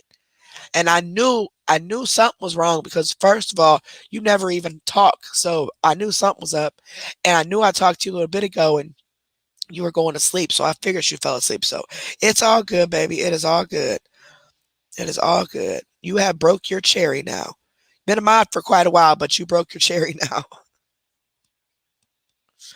No, they're not exactly. They're not monitoring Cash App or PayPal and all that stuff. I mean, she can have that money being sent to anywhere, like literally anywhere. Hold on.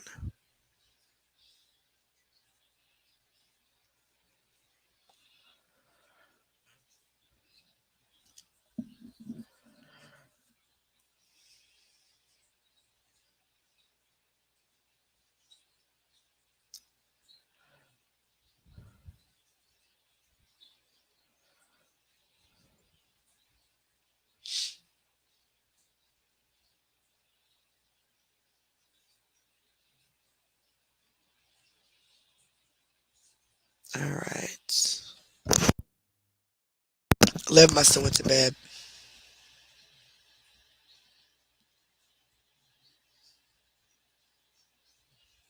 Yeah, that's my cousin. I made her a mod a while back ago. I did announce it, but because she never talks and she's rarely noticeable, a lot of you may not have realized, but she is one of the background mods. And honestly, she doesn't even really know half the stuff we talk about on here. She simply watches the chat. But tonight she did tell me that it was a bad night for her, so I knew she wouldn't be around. But She's just watches the chat. So if she sees something that maybe another mod missed, or if she's still up and all the mods went to bed or something like that, she'll hurry up and let me know. That way we can catch it before, they get out of hand and stuff like that, in case another mod is helping somebody else or something like that. But she's strictly in the background. She doesn't conversate. She doesn't get involved or anything like that. She just does that. But she is very, very sorry. You don't have to feel awful, baby. Trust me. A lot of us did it. A lot of us. Hey, ask 45. 45 did it every day, all day. So no, you're totally fine. I knew something was wrong. I knew something was wrong. Oh, there goes Liv. Okay. I knew something was up because that didn't make any sense. All right, let's keep it. Now, is it still echoing?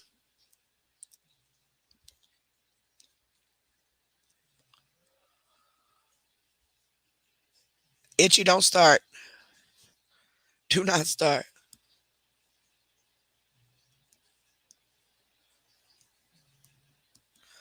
Itchy, oh, stop it. It doesn't sound as bad anymore. Right, 45. Officially a mod. I think that is the echo on all of the videos I played so far, or just this one? Because I do hear something playing like a TV in her background. And I'm wondering if that's what the echo you guys are hearing, or are you guys hearing the echo on all of her videos?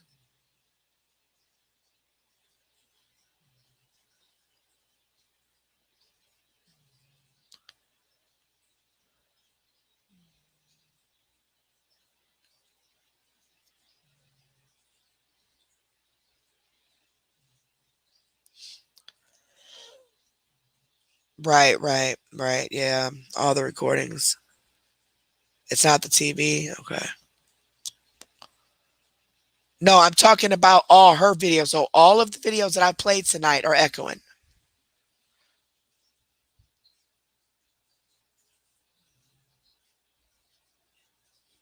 I think it's just because maybe their volume is up so loud, and it's the sounds of the recording, but it's manageable. Okay. Okay, cool. Yeah, whatever they're talking on. Yeah. Yeah, Bella Zoo did it 5 minutes after he became a moderator. So I mean, it's very common. Very, very common.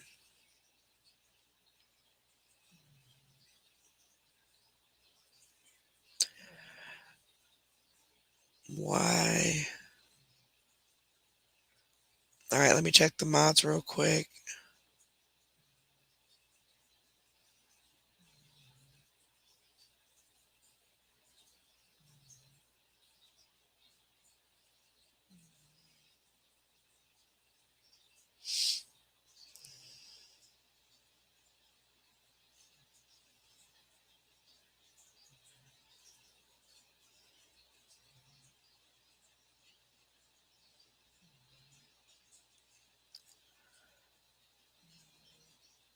Hold on.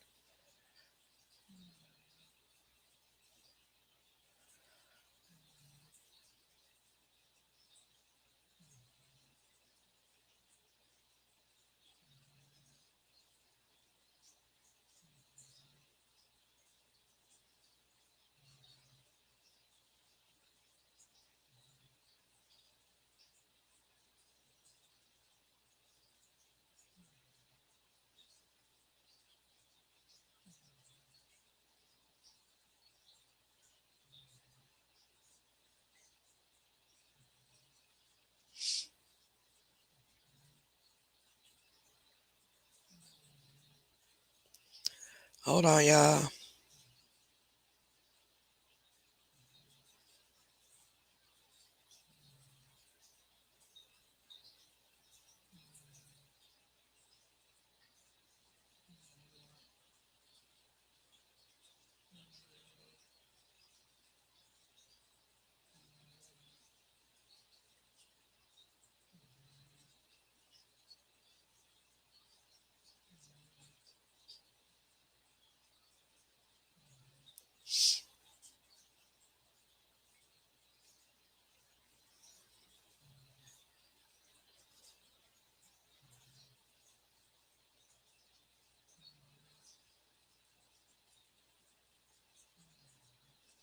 Hold on, y'all. This is important.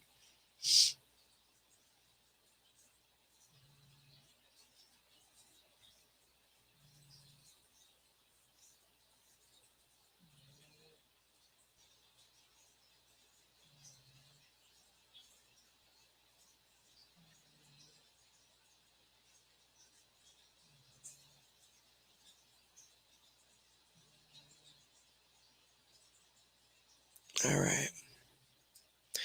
All right, you guys good?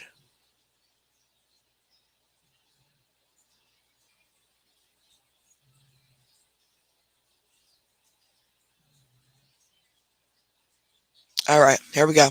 So sorry about the echo.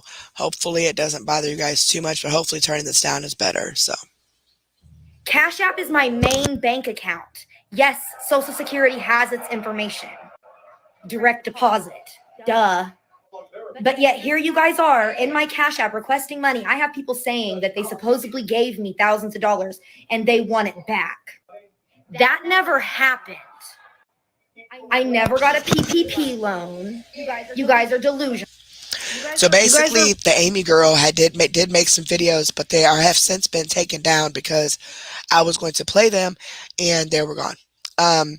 She had made some videos stating that since all her money is crumbs, she wanted Gabby to pay her all her money back. All the thousands of dollars she's given her. Gabby, of course, is denying that she gave her thousands of dollars, but I mean, she obviously did. She agreed that she paid for the safari trip for her and her kids. She agreed that she bought her kids summer clothes, and she has like 2 or 3 kids. She agreed that she bought groceries. She agreed she handed her cash a lot. I mean, that adds up to thousands of dollars.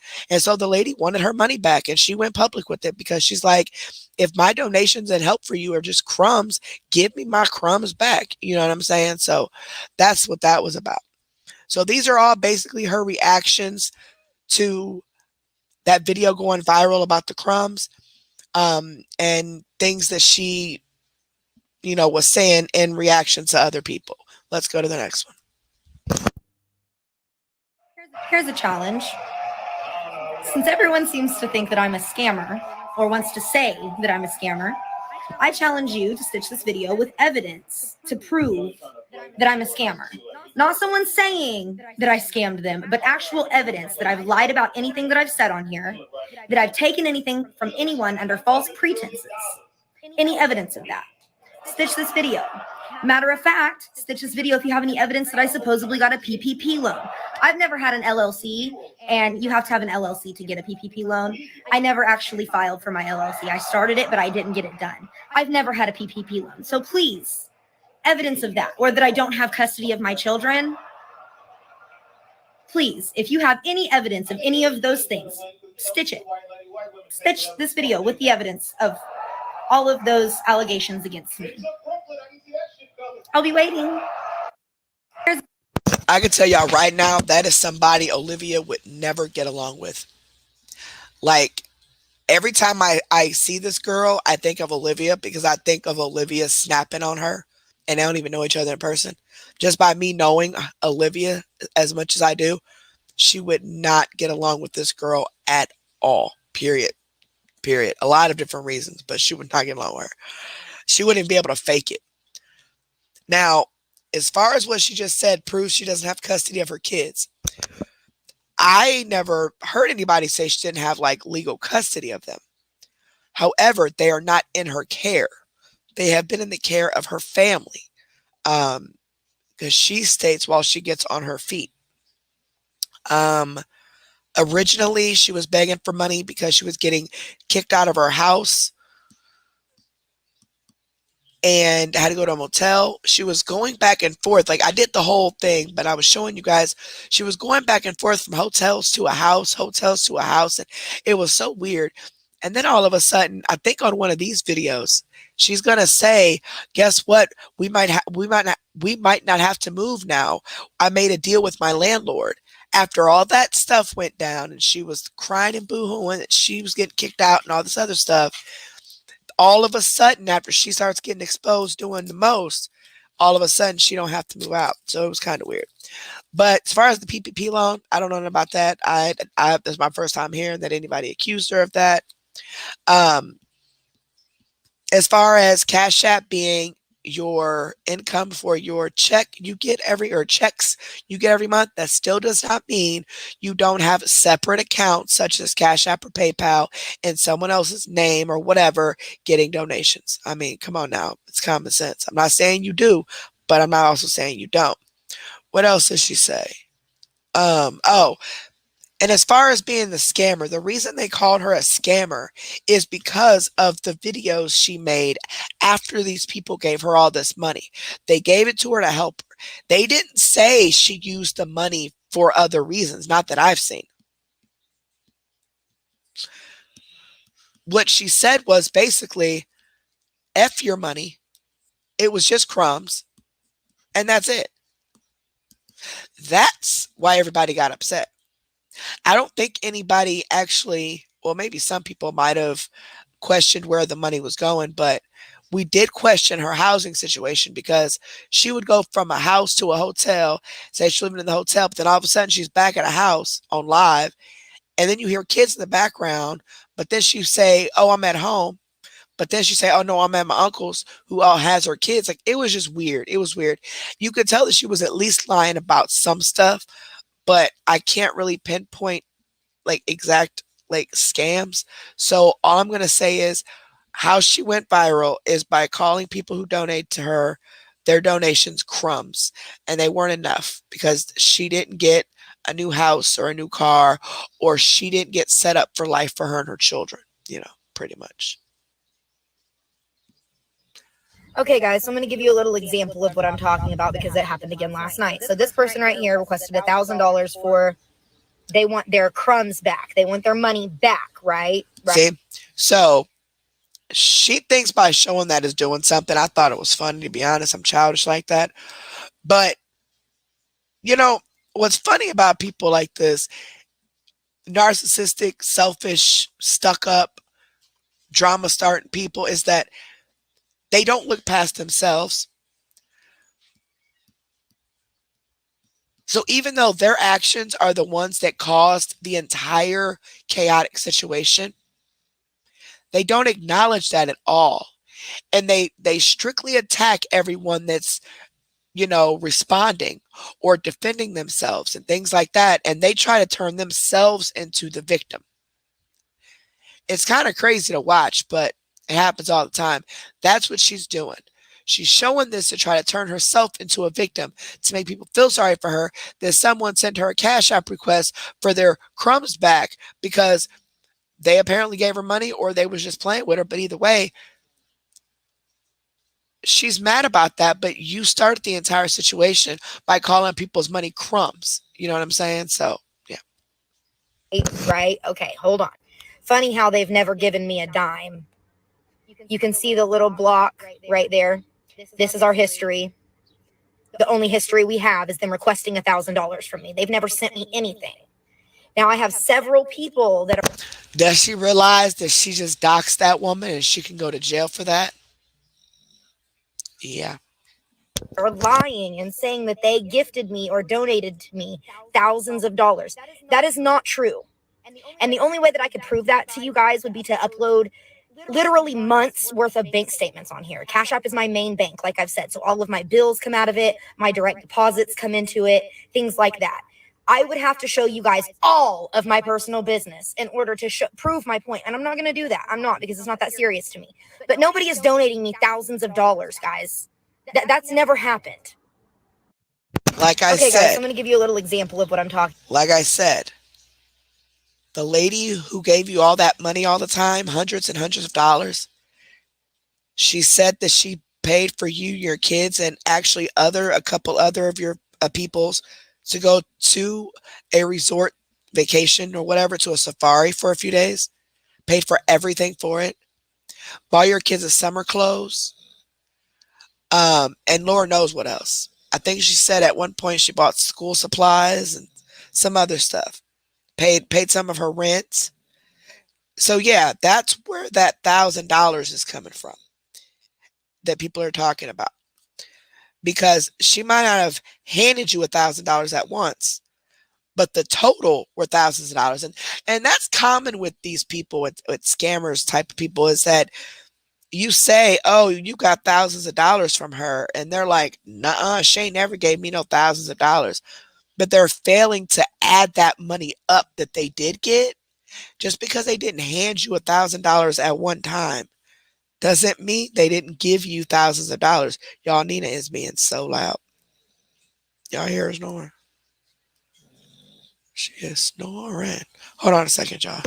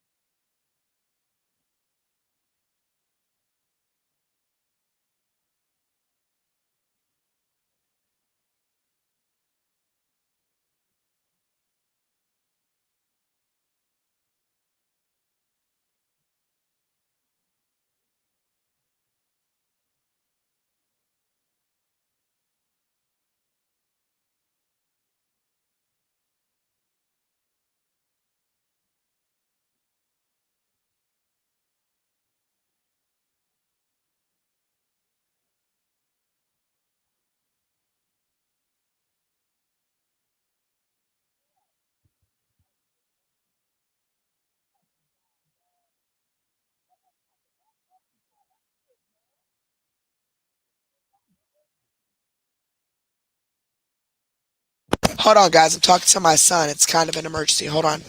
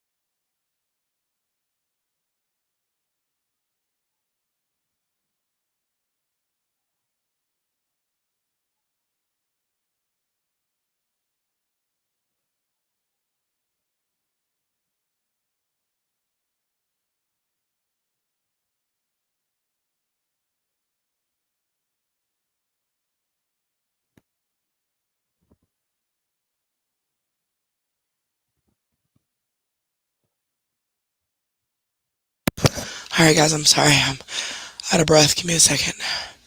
I'm so sorry. I'm so sorry. Okay, let's play this. What I'm talking about, because it happened again last night. So this person right here requested $1,000 for, they want their crumbs back. They want their money back, right? Right? Okay, hold on. Funny how they've never given me a dime. You can see the little block right there. This is our history. The only history we have is them requesting $1,000 from me. They've never sent me anything. Now, I have several people that are lying and saying that they gifted me or donated to me thousands of dollars. That is not true. And the only way that I could prove that to you guys would be to upload literally months worth of bank statements on here. Cash App is my main bank, like I've said. So all of my bills come out of it. My direct deposits come into it, things like that. I would have to show you guys all of my personal business in order to prove my point. And I'm not going to do that. I'm not, because it's not that serious to me. But nobody is donating me thousands of dollars, guys. That's never happened. Okay, guys, so I'm going to give you a little example of what I'm talking about, because it happened again last.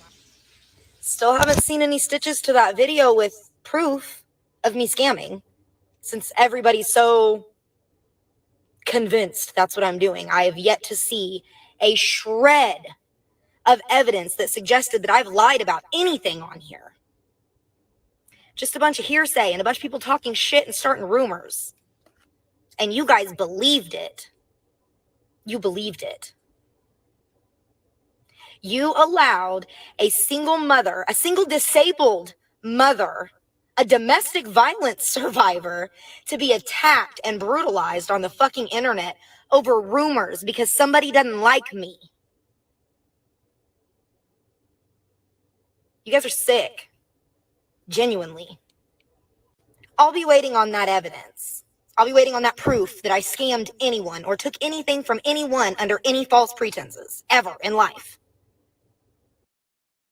Still haven't seen any stitches to that video with proof of me scamming, since everybody's so convinced that's what I'm doing. I have yet to see a shred of evidence that suggested that I've lied about anything on here.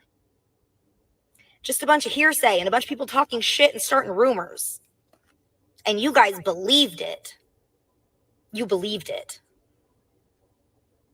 You allowed a single mother, a single disabled mother, a domestic violence survivor, to be attacked and brutalized on the fucking internet over rumors because somebody doesn't like me.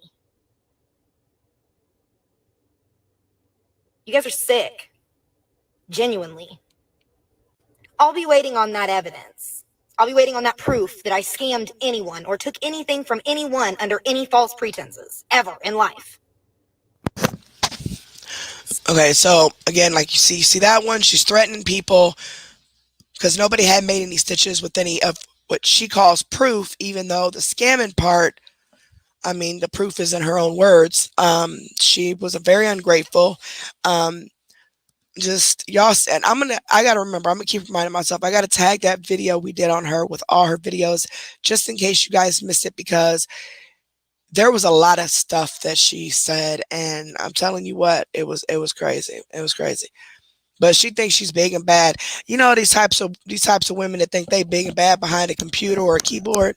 Yeah, that's what she is. All right, let's see. Large amounts of expensive jewelry. One and only statement for the day. Also, now I'm going to warn you, what she just said, she says repeatedly on every video on the last day that she starts posting. Every video, she has like 6 videos on the same day. And she said, it's my last video for today. It's my last video for today. I don't know why that bothered me, because I always say, look, guys, I'm not doing 4 hours today. I'm only doing 3, or I'm not doing 8 hours. And I know that bothers people, but for some reason, but just beware that you're going to hear her say that a lot, because she's going to keep, she's replying to people, but she's not pinning their comment up there or their names or anything. To the women that bought jewelry from me, large amounts of expensive jewelry from me that I gave you a deal on to begin with, that are now saying that they donated me that money. You didn't donate me anything. You bought something from me, something that cost me a lot of money to make, a lot of money and time and effort. And I gave you a discount because you bought a large amount. You didn't give me anything. If anything, I did you a favor by giving you a discount so that way you wouldn't pay full price like you would at any store that you went to. So yeah, be careful with that too, because there's a lot of people scamming y'all right underneath your fucking noses. And you guys love to try to come for me, call me entitled. Motherfucker, I'm dirt ass poor. Shut up. One and only statement for the day. I don't even know what to say about that one, but let's go to the next one. If you look on the previous video, it says that I got $400 on the 29th, which is a bold-faced ass lie. I'm showing you June 29th right here. There is no deposit for $400. I never received $400. I didn't receive $200 the other day, like it said. So, like I said, either Cash App is taking my money or these people are photoshopping this shit to make it look like they sent me money when they didn't. If you look on... Which could be either way. It could be that they're photoshopping it. Or let me see if you can delete transactions. I'm going to go look at my Cash App and I'm going to see if I can delete a transaction. Let me see. I've never done it before.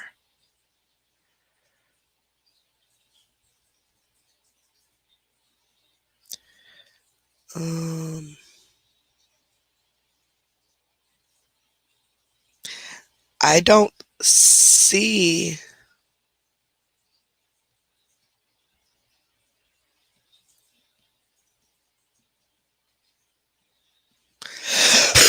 I don't see anywhere where you can delete anything from Cash App. I know PayPal you can, but I've never seen anything where you can delete from Cash App. What do you guys think?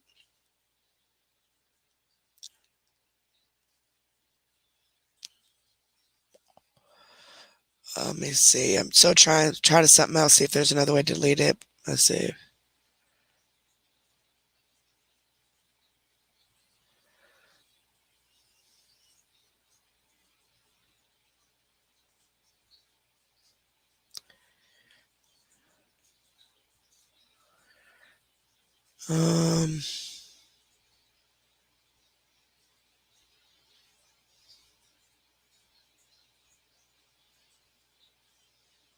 Hold on, let me try this.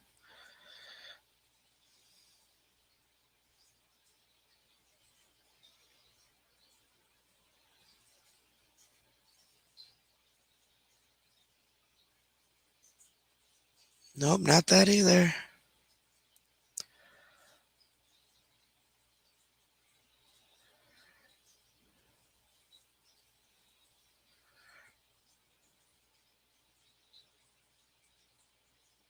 Nope.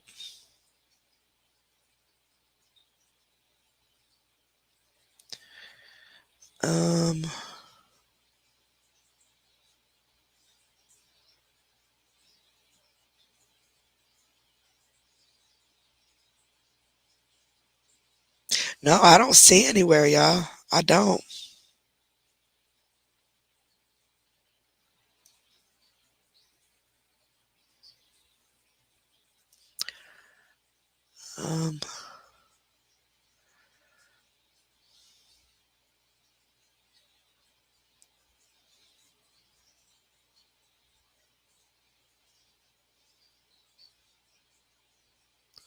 Nope, it doesn't say anywhere. I'm gonna read your comments in a second.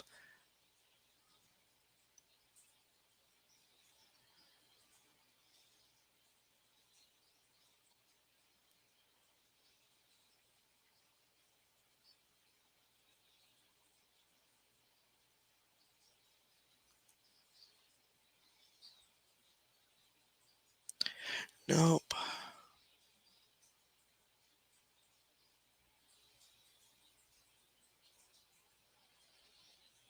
Oops. What are y'all telling me to check the chat for?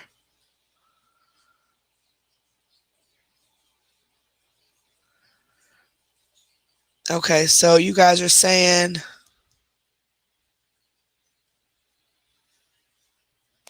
you said she specifically searched TikTok yeah, that's activity. So if I go to Cash App, the TikTok part is because it's on TikTok, like the video is being recorded on TikTok. That's not part of the That's not part of her transactions. But activity shows all of your transactions. So like your incoming and outgoing money, whether somebody sent you some, whether you sent some, whether you had stuff taken out for bills or direct deposits and stuff. That's all in the activity. I don't see anywhere where you can actually delete any Cash Apps. So I think she is right.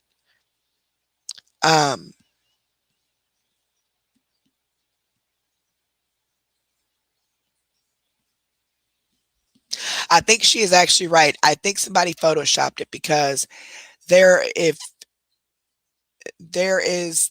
no way you can delete. Now PayPal, I know you can, because I've seen it be done. Like people have told me, but Cash App, you can't delete the transactions. But the TikTok part up here, when you watch TikTok videos, the name of the person's TikTok that's playing, it pops up either up here on the top left or down here at the bottom right, and it says TikTok and it has their name. That way you know what their TikTok name is, just in case somebody else is playing their video. And then they know whose video it really belongs to. But yeah, it looks like they might have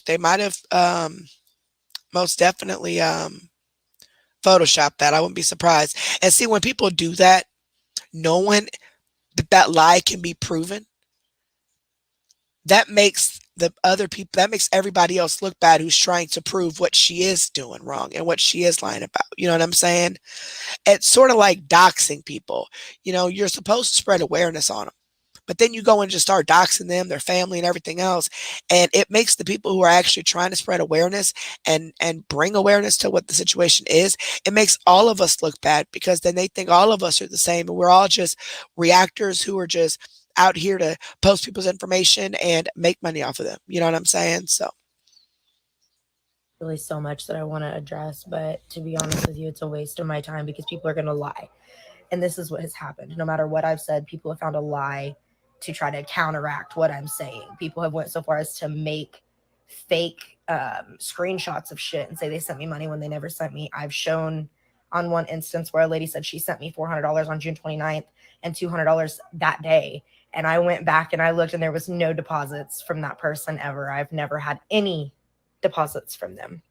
My own brother tried to get on here getting clout, which is funny because for anybody, especially him, to try to say I'm the one being ungrateful here, this man cries if his mommy doesn't give him $10 to get cigarettes, okay? And he's a grown-ass man. I've never She's talking about her brother. I did go to her brother's TikTok. Can't even tell you what it is now. He has since deleted the video that he did. Now there is one video where he is duetting her video, like one of her videos. It might even be this one where he's just like making fun of her, making like, you know, type of thing. But the video that he made about her begging for money and all that stuff and calling people money crumbs, that video is gone. So I don't know if it got deleted or if he took it down. So that's why I didn't even go to his stuff. Never seen him hold a job longer than 6 months. He can lick my booty hole. He's so full of shit. He just wants y'all's attention so goddamn bad. And that's sad because that's like the ultimate betrayal for attention. So that has me fucked up. But the attorney general is going to see all of it. So really so much that I want to. And she's always threatening the attorney general, state attorneys, lawyers. You ain't even got money to eat every day. So how in the hell are you going to pay for a lawyer?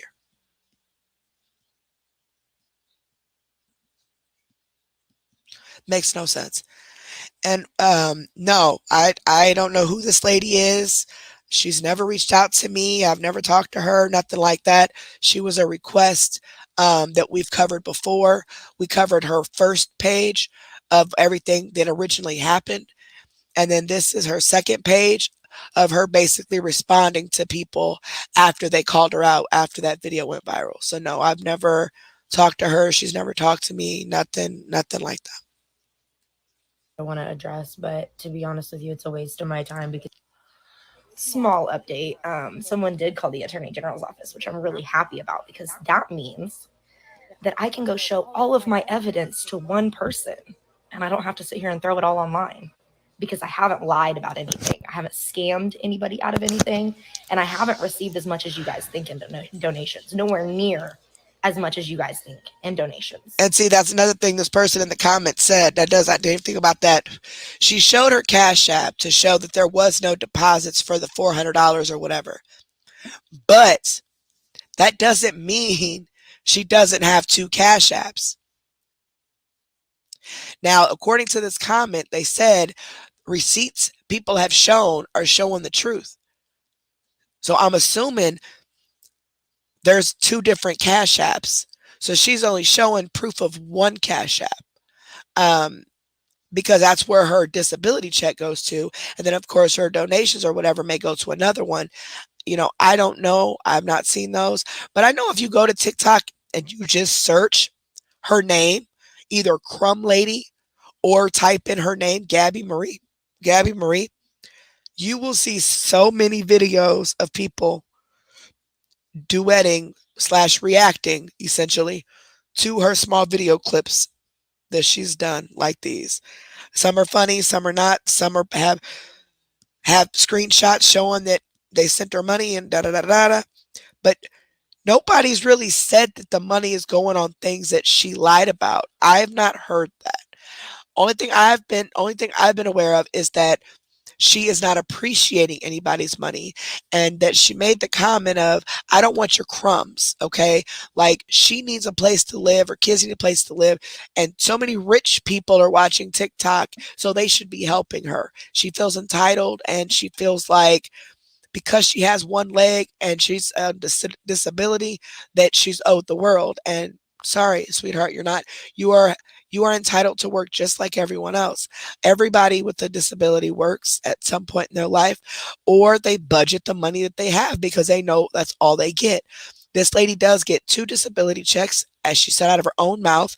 And I know for a fact that if she gets disabilities, then her children draw off of her as well. May not be a whole lot, but when you add all that up, that should be plenty to budget and at least get a small house or an apartment or whatever.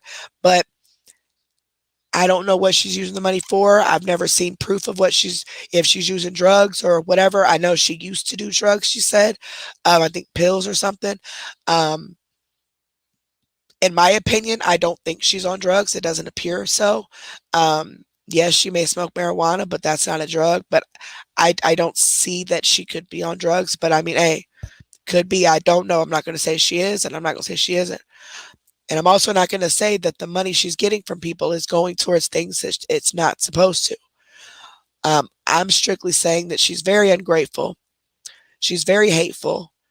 And all of these people who sent her money were crushed because she flat out told them, I don't want your crumbs. I need actual help. Like, what? And then the same sentence says, those crumbs are what feed her and her kids at night.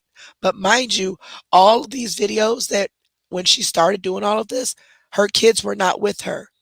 All of them were with her uncle. She says that they were going to take care of her kids while she got back on her feet. Okay, cool. If that's what you got to do, that's what you got to do. But it's just the way that she's treating people, the entitlement, the audacity, that whole shebang. Like I've said a million times, there were like 5 people that sent me a little bit here and there when they could. I was not. You hear that? 5 people that sent me a little bit here and there when they could, as if they're entitled and required to send her anything. I don't care if y'all send me $1. I appreciate it just as much as someone sending me $20. Even if y'all don't send me nothing to my Cash App, which I am going to start calling the tip jar because I don't like those other words. I took that off of another YouTuber's thing idea because I thought it sounded better. Anyway, it doesn't sound as like pushy or whatever. But I'm grateful for whatever. Like I am just as grateful for $1 as 20. So to hear somebody call these people's donations little donations or what, like, that bothers me. I cannot stand ungrateful people. I cannot, especially when, you never know. Like, I could be in the same position she is. Just because I'm a content creator does not mean I'm getting paid thousands of dollars. I've not been online. I've not been able to make anything because I've been too sick. But but nobody knows my situation behind the scenes. You know what I'm saying? Except for my friends and everything. But I could be struggling, getting evicted and all types of stuff right now. But I'm not going to come online, for one, and beg all of you for money. And for two, whatever money you do get, discredit that as if, oh no, that's not enough. See, my rent's $900 and you only gave me $300. So I'm going to need you to up the ante here because that's not helping me. Like, I don't get that.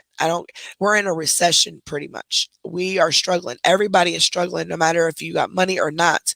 And people hoarding money is caused from trauma most of the time, being broke, being poor, and not having enough. So you hoard it, just like food and anything else. But that's their business. They worked for that. They earned that. You do not have the right to tell someone what they can and can't do with their money. And you also shouldn't even fix your mouth to discredit what they did send you. Like, ungrateful, man. Not receiving donations from all 15,000 followers or even close to it. Never happened.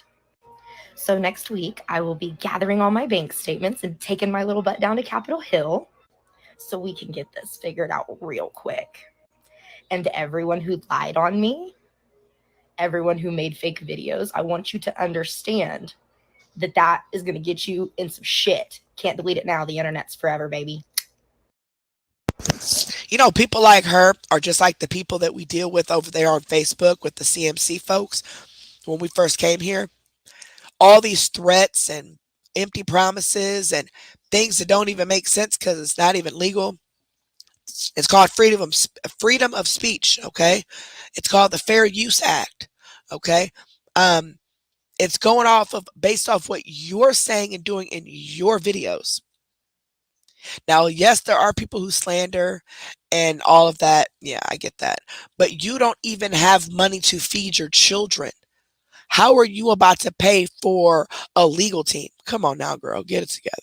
Quit making all these empty promises because that actually makes you look dumb. All right, so I figure since people are going to lie, no matter what I say, I might as well tell everyone who didn't know the full story, because it was on my other page and it got taken down. So people probably don't know my situation and probably do think that I'm just being lazy and don't want to work, which I understand because you don't know my situation. So to start with, I have a congenital birth defect. I am not an amputee. Now, she has worked several times. She's been a waitress, stuff like that. There is a rumor, which it's based on the way sometimes she dresses, some of the things that she says about going to work or going to make some money or the things she has to do to get money. Think she might be in like the adult industry of some sort, whether it be dancing or escorting or whatever. But I'm not saying this to make no jokes at nobody. I'm being honest as a heart attack, okay? Men are weird. A lot of them are. Not all, but a lot of them. They have weird fetishes. I mean, women do too, but I'm talking about man to woman. They have weird fetishes, like feet, ears, dirty panties, like just weird, awkward stuff. This chick has one leg, and she wears a prosthetic on the other. Do you know how many tricks I would be doing at a strip club if I had the body and my leg was like that and I knew my kids needed to eat? If I had the body now, I'd probably do it sick and all. I'd be the lupus dancer, the lupus warrior. Like, but do you understand? Like, she going in private rooms, you know how many tricks she can do with one leg? And then how many men that would turn on if she did put the prosthetic on, like a glow in the dark prosthetic, and she did a dance for them in the dark. Like, so many ideas. You know what I'm saying? Hold on, y'all. My son and his friend just got hit on the bark. Hush now.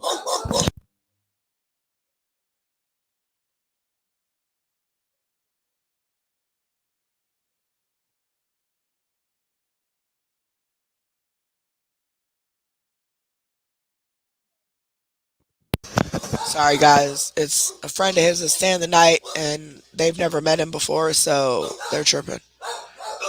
Calm down, guys. Poor Nina. Nina sounds like her throat, it hurts like, well, not hurts, but her barking sounds like her throat sounds like mine.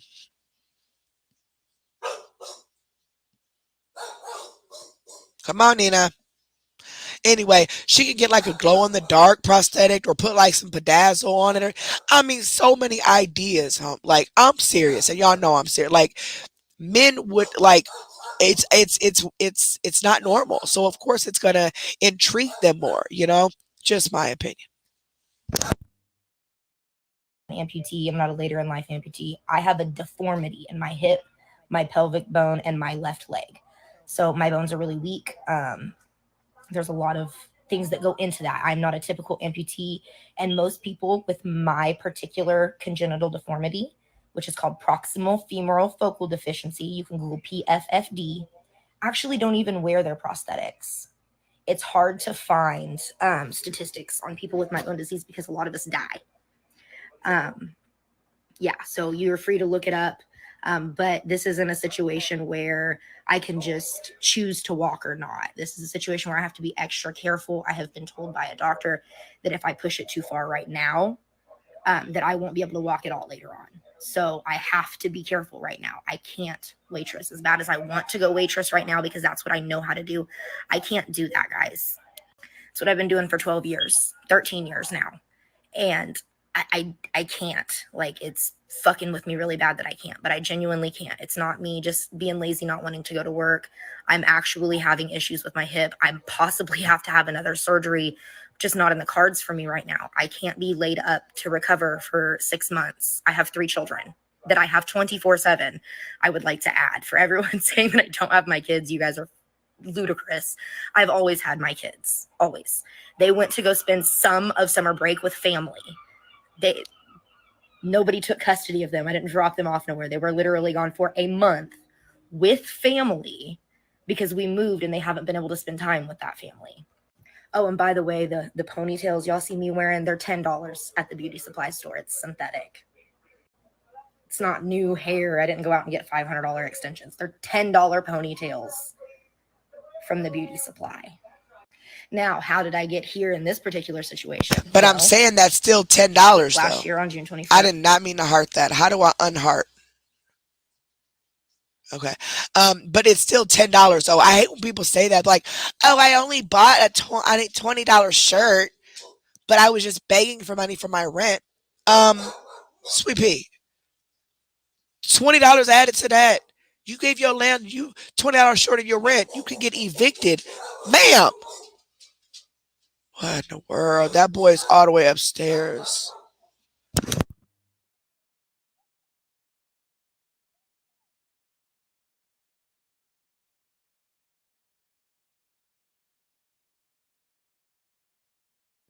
Sorry, I had to put my foot down. Get your butt up here and lay it down. Let's go. What my fan do to you? She always hitting my fan. Ain't even do nothing to her. Anyway, but you can be evicted over $20 short on your rent. Let's just be real. You can. So I mean, just a $10 ponytail, but the crumbs that people send you is how you and your kids eat. So let's say you were sent $30 for you and your kids to eat. Y'all used $20 of it on Thursday. And you went ahead and bought a ponytail for $10. Now here it is Friday. You have nothing to feed your children. You have no money and nobody's donating to you, right? That $10 you used on that ponytail could have went and got some things, a decent meal from the Dollar Tree. Could have got some pasta, some sauce, some garlic bread, some maybe a couple cans of vegetables. I mean, and she has like little kids, not like tiny, but little kids. So, I mean, I don't know. Maybe it's because I think different.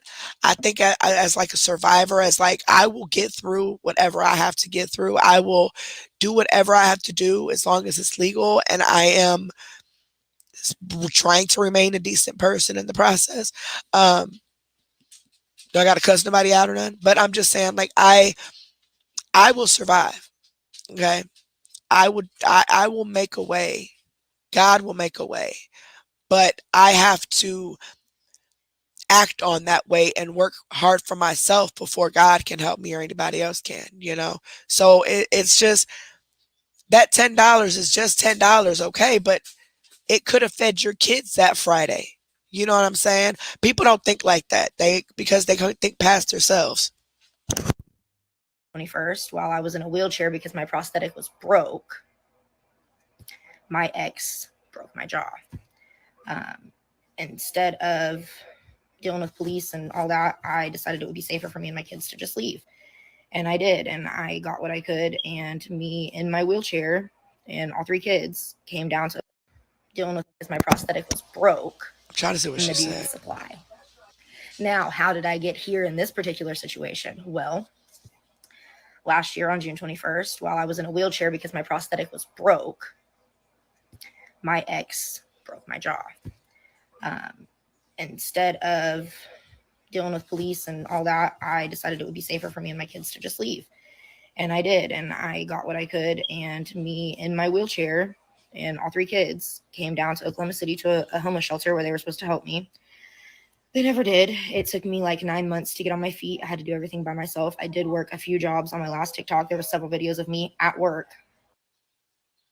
All right. Hey, David, thank you so much, baby. I appreciate that, sweetheart. I emailed you and everything. I'm like, this is for him. We actually have not gotten too far. It's not really much to cover anyway. So if you rewind it a little bit to when we first started, you could just start from there. But we're just watching her latest videos and the last video she's ever posted. All of these videos are her response or basically her response to what she has been seeing people say in comments and on videos and stuff. I'm also going to link the original video that we did in the comments for anybody who missed that one when I get done in the description box. That way people can go back and see all her original videos to see what led up to this and what she did. Now, I did briefly show a couple videos as far as to why she went viral and why everybody was mad at her, but there's more to it. I think that video we did on her was probably 7-8 hours, and we didn't really do too much talking. We didn't. I mean, I probably talked a little more than I should have while I was doing the reaction, but I mean, we literally played every one of her videos. So, but this was a reaction from David. I mean, a request from David. So, I'm glad you can make it. Thank you so much. And anybody who got the free membership, make sure you thank David if you have not already. He is the one that donated 10 free 1 month membership to 10 people. It was random, completely random. He did not select the name. YouTube selected it. So don't come at him like, why did you choose me? No, YouTube randomly selects it. He just pays for it and YouTube takes it from there. Okay. Make sure you guys thank him for that. And thank you for being here, David. And thank you so much for the super chat. And thank you everybody for being here. I appreciate it. Let's continue. Right. So I figure since people are going to lie, no matter what I say, I might as well tell everyone who didn't know the full story, because it was on my other page and it got taken down. So people probably don't know my situation and probably do think that I'm just being lazy and don't want to work, which I understand because you don't know my situation. So to start with, I have a congenital birth defect. I'm not an amputee. I'm not a later in life amputee. I have a deformity in my hip, my pelvic bone, and my left leg. So my bones are really weak. There's a lot of things that go into that. I'm not a typical amputee. And most people with my particular congenital deformity, which is called proximal femoral focal deficiency, you can Google PFFD, actually don't even wear their prosthetics. It's hard to find statistics on people with my own disease because a lot of us die. Yeah, so you're free to look it up. But this isn't a situation where I can just choose to walk or not. This is a situation where I have to be extra careful. I have been told by a doctor that if I push it too far right now, that I won't be able to walk at all later on. So I have to be careful right now. I can't waitress as bad as I want to go waitress right now because that's what I know how to do. I can't do that, guys. That's what I've been doing for 12 years, 13 years now. And I can't. Like, it's fucking with me really bad that I can't, but I genuinely can't. It's not me just being lazy, not wanting to go to work. I'm actually having issues with my hip. I possibly have to have another surgery, just not in the cards for me right now. I can't be laid up to recover for 6 months. I have 3 children that I have 24/7. I would like to add for everyone saying that I don't have my kids. You guys are. Okay. First of all, she said at one point, I'm going to tell you why I'm not able to work, but then she's jumping from job to job. So obviously you're able to work. You just can't keep a job. And and you don't have your kids. She said several times she did not have her children, that her family was raising them while she got on her feet and got money to get them a place to stay. So now she's saying she has them 24/7. This was just a couple of days after all of those other videos. I'm trying to put the link in here. This is the link to the original video. If you guys want to save that, go to that video and maybe save it somehow, like, remind yourself. But in the title, it does say Crumbs Lady. You just scroll down our videos, like go to our page.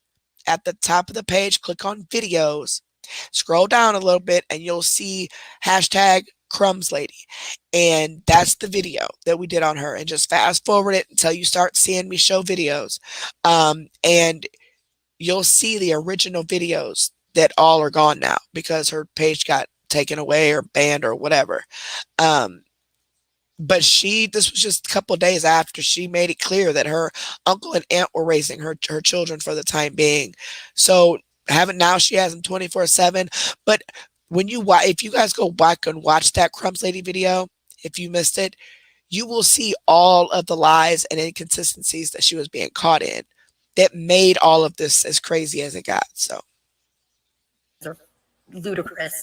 I've always had my kids. Always. They went to go spend some of summer break with family. Nobody took custody of them. I didn't drop them off nowhere. They were. Now keep hearting that. Now she's lying. Now she's saying that they went and spent the summer with she clearly said her aunt, and it's in one of those video clips that I reacted to on that Crumbs Lady video, where she said her uncle or aunt or somebody was got her kids for her for a little while till she can get on her feet. So she's lying. And she acts like they just went on vacation. No. You said that they left and the kids left and they took care of them while you got on your feet. So it might be little lies, to some people, but to the people who were giving her money, they're big lies, because it's like, especially when she said something about, I don't want your crumbs or whatever. It just doesn't make any sense. It really doesn't.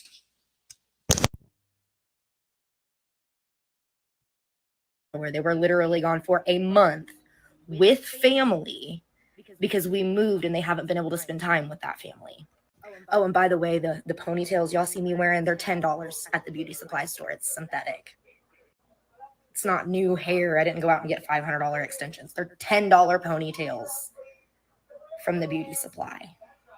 Now, how did I get here in this particular situation? Well, last year on June 21st, while I was in a wheelchair because my prosthetic was broke, my ex broke my jaw. Instead of dealing with police and all that, I decided it would be safer for me and my kids to just leave. And I did, and I got what I could, and me in my wheelchair and all three kids came down to Oklahoma City to a homeless shelter where they were supposed to help me. They never did. It took me like 9 months to get on my feet. I had to do everything by myself. I did work a few Now, jobs she said they never helped her, but you never know.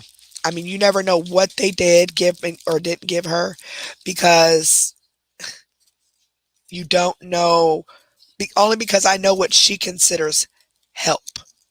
You know what I'm saying? Like, I know what she considers help, and that's buying her a house or a car.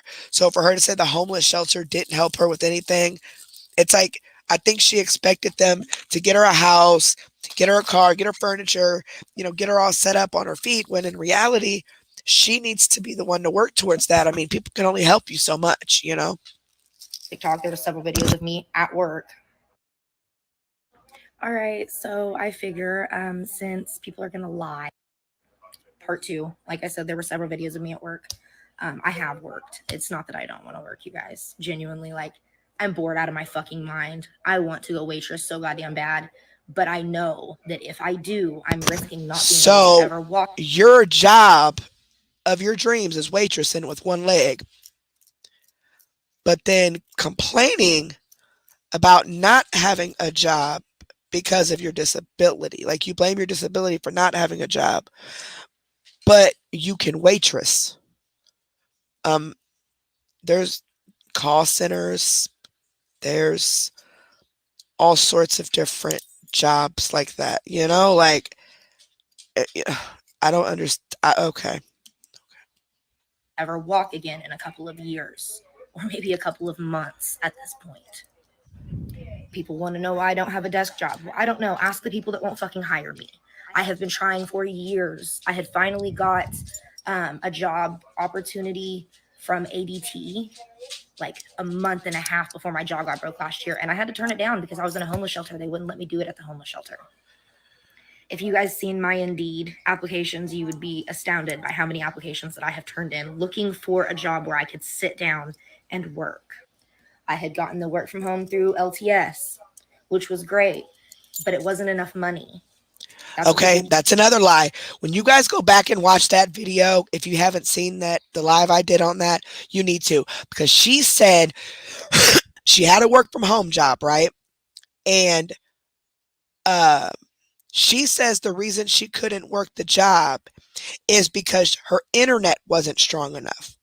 She said the hotel Wi-Fi was not strong enough, but then said that she lived in a house and she was going back and forth between house and hotel. And then she said that she needed a special internet, which what she means is she needs a stronger, faster internet connection or a wired connection instead of Wi-Fi in order for the systems to work with that job, which, I mean, yeah, that could be the case. But she said that's why she don't have that job, is because of that, because she couldn't pay for the internet. It was like $100 and something internet that she needed. Then she said, but she still has the job. It's just she can go to work whenever she wants once she gets the internet or something, she was saying. So you see like the inconsistencies with all of that, and why people, if you guys seen that, and why people are like, lady, you literally just said something totally different. So yeah. That's what people were totally missing here. It was not enough money to pay my bills. It was a waste of my time to sit there and do it and to pay for internet. I was paying for internet for a job that I wasn't making enough money at. Okay. First, she said she had the internet through the low income, which was $10 a month. Okay. Then she turned around and said something about she needed that she was getting the free Wi-Fi from the hotel, which was working. It worked apparently when she started the job, but I guess it stopped working. And so she needed a faster internet. And because she couldn't get the money from anybody to pay for that faster internet, it was everybody else's fault. I hope y'all remember all that. By the time I took out my own taxes, it was only like $8.50 an hour. My kids are here. I'm going to have to pay for daycare because I can't work while they're here. It was not working. I was going to have to pay somebody to watch them. On top of the fact that I was paying $100 for internet. Like it wasn't lucrative enough for me to continue because I was going to have to pay for daycare for my kids. I could not keep. But she was not, according to her, according to the videos we did, her other videos that are all gone, she was not paying currently $100 for internet. She said that she had the hotel Wi-Fi. Then she said first she said she had the low income internet, which was $10 a month, right? Then she said she had the hotel Wi-Fi. At that time, she was begging for money for $100 or whatever to get the faster internet. And she said that's why she couldn't start that job, because she didn't have, because she couldn't pay for the faster internet. So yeah, she's definitely a liar. I don't know why she would lie about something like that. I mean, only she knows. She has her reasons, I guess, but just saying, like, she did say she needed the $100 to start that internet in order for her to do the job, even though she started the job with the slower internet and everything seemed to be fine. But then all of a sudden it wasn't. And I mean, it could have been the case where there's systems or whatever, and the stuff that they use it just wasn't going to work anymore, you know? I do know that could be the case, but it's the fact that she said that she needed the money to get the internet originally. That's why she couldn't work the job. Now she's saying that she was already paying $100 for internet, but that's not what she said. So if y'all watch that video, I would watch it after this. And so you can listen to all of the inconsistencies. You can kind of put together why everybody was mad. Not keep them in the house. They could not be quiet while I was working. Like, it was impossible, and I was going to get in trouble for having kids in the background while I was working. And I'm still technically, I can still go back to work from them when I can pay my internet bill. But like we all went down before, you know what I'm saying? It was one of those things. So yeah. And I still have all my videos off the old TikTok because they automatically save to my phone. So people like taking clips of videos and putting them together to make it seem like I was begging for money. You guys are stupid because I still have all the original videos. Most of the time, most of my TikTok was not me asking for money. Most of my TikTok had nothing to do with money. Most of my TikTok was me telling. Yeah, most of her beginning of her TikTok when I went through was just regular TikTok stuff. But from about the beginning of July or so, into June, somewhere around June, July, every single video was her asking or mentioning money. Every single one. Or she was calling herself snapping on somebody. Telling people I don't want money. I just want to talk about my situation. I want people to understand how hard it is for people like me to fucking survive. People ask why I don't have a high school diploma. My parents. Okay, this is what I want to know, and this might make a lot of people mad. I've been in situations, okay, and what I can say is, I got 3 kids. I had all 3 of my kids. Sorry, my daughter just got home, so they're about to be a little loud. Nina. I had all 3 of my kids by the time I was 21. Okay. Now I worked. I took care of my kids. Always had a job. Always had a place, my own place. Always had my own vehicle. I made sure I was working at Taco Bell making $6 an hour, and I was raising 3 children by myself. Had a car. Had a place to stay. It was based on income. Had, all that. My question is, why do you keep having children, or why did you keep continuing having children if it was, you knew how difficult it was to survive? I mean, I'm just saying, children are not cheap. And I know things just happen sometimes. Sometimes you make a mistake and get pregnant or whatnot. But my grandmother told me this when I had my 3rd child, and I was complaining about how am I going to financially support this child, already struggling with the other 2. And my grandma said, you should have thought about that before you opened up your legs. And I mean, she was right. She was definitely right. It is nobody else's responsibility to take care of your children but yours. You chose their dad, not them. It ain't the kids' fault that their dad's not around. It ain't their kids' fault that, they were brought into the situation. But who suffers the most behind stuff like this are the kids. But don't go blaming everybody else because you are having problems. What you do is you get your ass up and you fix them the best way you can, People in Medicine Lodge that you guys see talking shit about me, why don't you ask them about that? Why don't you ask them about how I couldn't finish high school because I was so brutally fucking bullied? You notice everything she says when people say something to her, everything she says, she always reacts with, she was the victim of something. Nothing is her fault. Nothing she did was her fault. I had all 3 of my kids by the time I was 21. That was all my fault. But I took care of my kids. I ain't going here begging nobody for nothing. I took advantage of the programs that they had and everything.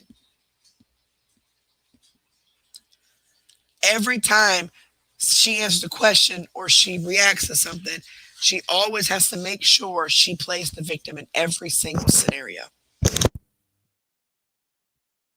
Committed suicide on multiple occasions. And how my parents were fucking drug addicts, and it's not like I could just move and go to another goddamn town. I have tried to get my GED. I've been to classes 3 different times and had to quit because of daycare issues. The state does not pay for daycare while you're getting your GED. I cannot do at-home classes because I have a learning disability as well as I'm diagnosed autistic. I struggle with online learning, okay? Like, it's embarrassing, but it's the truth. I struggle with it. I can't do it. I have to have in-person classes. Like, it is what it is. Genuinely, like, I don't know, but I'm working on it. Part 2, like I said, there were several videos of me at work. Part 3, because I'm getting this all out before I close this app down for the day. As far as like the whole situation with my brother getting on here, y'all believe what you want. Believe what you want from any of these folks, to be honest with you. But me and my brother have different moms. Let's specify that. Him bringing my mother's name up is foul as fuck. My mother is dead, has been dead for 10 years, and she would be highly disappointed that he even got on the internet speaking anything about me. Let's start there. He has a mom that takes care of him, that has been raising his son, and that takes care of him. So for him to talk about how anybody's being ungrateful, what's ungrateful is throwing a fit because your mommy won't give you $10 for cigarettes. That's ungrateful. While there are people who are literally struggling to eat. As far as someone who said they know me on here personally, I could work if I wanted to. That person hasn't seen me in over a year, like 2 years or better, and has no idea what my medical situation is right now. Knows nothing about that. Barely has spoke to me. These issues that I'm having with my leg are new issues. They happened after I got out of the wheelchair, after being in a wheelchair for 9 months. My leg has shifted. But here's my thing, though. She has an income, y'all, okay? It's not like she's sitting here with the medical condition and not getting any type of a, so would you wait? I know you want more food. I heard the bowl. Wait a minute. It's not like she doesn't have any sort of income at all. She gets 2 SSI checks a month, and plus her children draw off of her. I mean, it may not be, but maybe a total of all together, I'd say maybe 1,500, maybe 2,000, but that's a lot of money compared to what a lot of other people are surviving on. $800 a month, $600 a month, you know? This is not a situation where she has no income and her disability is preventing her from working, so she can't get disability, you know, like the situation of people like me, those of you that we were talking yesterday, have these disabilities that just came out of no fucking where. They completely prevented me from working at this point. I can't even be in the sun. I can't go outside. So I am trying to get disability, but I mean, it's going to take a while. Hold on. I'm unplugging the computer. I hear you. Hungry self. You ain't that starving. Bless you. Bless you. Quit pulling my hand. I'm coming. I heard her throw her bowl. I think that's what she wants, is more water. I mean, more food. Hold on. I'm coming, ma'am. I'm coming. I'm trying to unplug this. And now you done got them all riled up again. Oh, Lord help me. This dog is so demanding, I swear. But, you know, a lot of you were talking, we were talking last night. A lot of you are just like me. Had disabilities just came out of nowhere and, you know, progressed, got worse. And now you are unable to work. You gotta go outside too. Okay, we'll go outside first. You can't work. You have children. You know, whatever. One thing I can say is that go. One thing I can say, like I said earlier, I will survive. Okay. I don't care if anybody helps me or not, and I'm definitely not about to go on the internet and beg. I have been blessed to have my children's father finally got his life together after the first few years of us being together, going back to school, getting a welding degree, doing what he had to do. And you know what I'm saying? Because now we're in the situation where the tables are turned. I couldn't work. He didn't work for years. I did. I took care of the kids. Now the tables are turning. Now I can't work. He does. He has health problems too, you know, osteoarthritis and all that, but still works, does what he got to do. So I've been blessed with that. And I know talking to some of you last night, you have not been. You know, you don't have health insurance, you can't afford certain things. And trust me, I get it. Okay? I can't either. We can't afford luxuries. But what you can do as a woman is survive. If you are a woman of any race, any ethnicity, any religion, you will survive. Because as a mother, especially, even if you don't have kids, you go into survival mode, okay? And you seek out help the right way, resources, things like that. People like this that feel entitled to other people's money all the time, that makes people like those that, you know, can't work, don't have an income, you know, like full disability and all that. If we were to ask for help from someone, that would make us look bad. Because society, everybody that asks for help now, it's, oh, they must be scamming. Well, at least I do. Oh, they must be scamming. Oh, they're lying. They must be a drug addict. Oh, they're panhandling. You know what I'm saying? And sometimes it's not even the case. Sometimes they really are just in a bad spot and it was out of their control. But people like this make people like us who are truly suffering with diseases that just came out of nowhere and we can't do much about it. It makes us look bad. It makes us look, oh, you're just lazy. You just don't want to work. Blah, blah, blah. No, that's not it. This girl just said she had multiple jobs. Why ain't you working them? Now, I'm sure she'd be running the streets and stuff on that little prosthetic leg. You do anything for your kids. I'm sorry, you would. But I'm not going to sit on the internet and beg people for money and then tell people that they're required to give me their money because they have money. You know what I'm saying? Like, people like this just make other people with disabilities look bad. I cannot stand it at all. It's not like she doesn't have an income at all. She does. She just doesn't manage her freaking money. And I'm sure it's not enough to cover everything.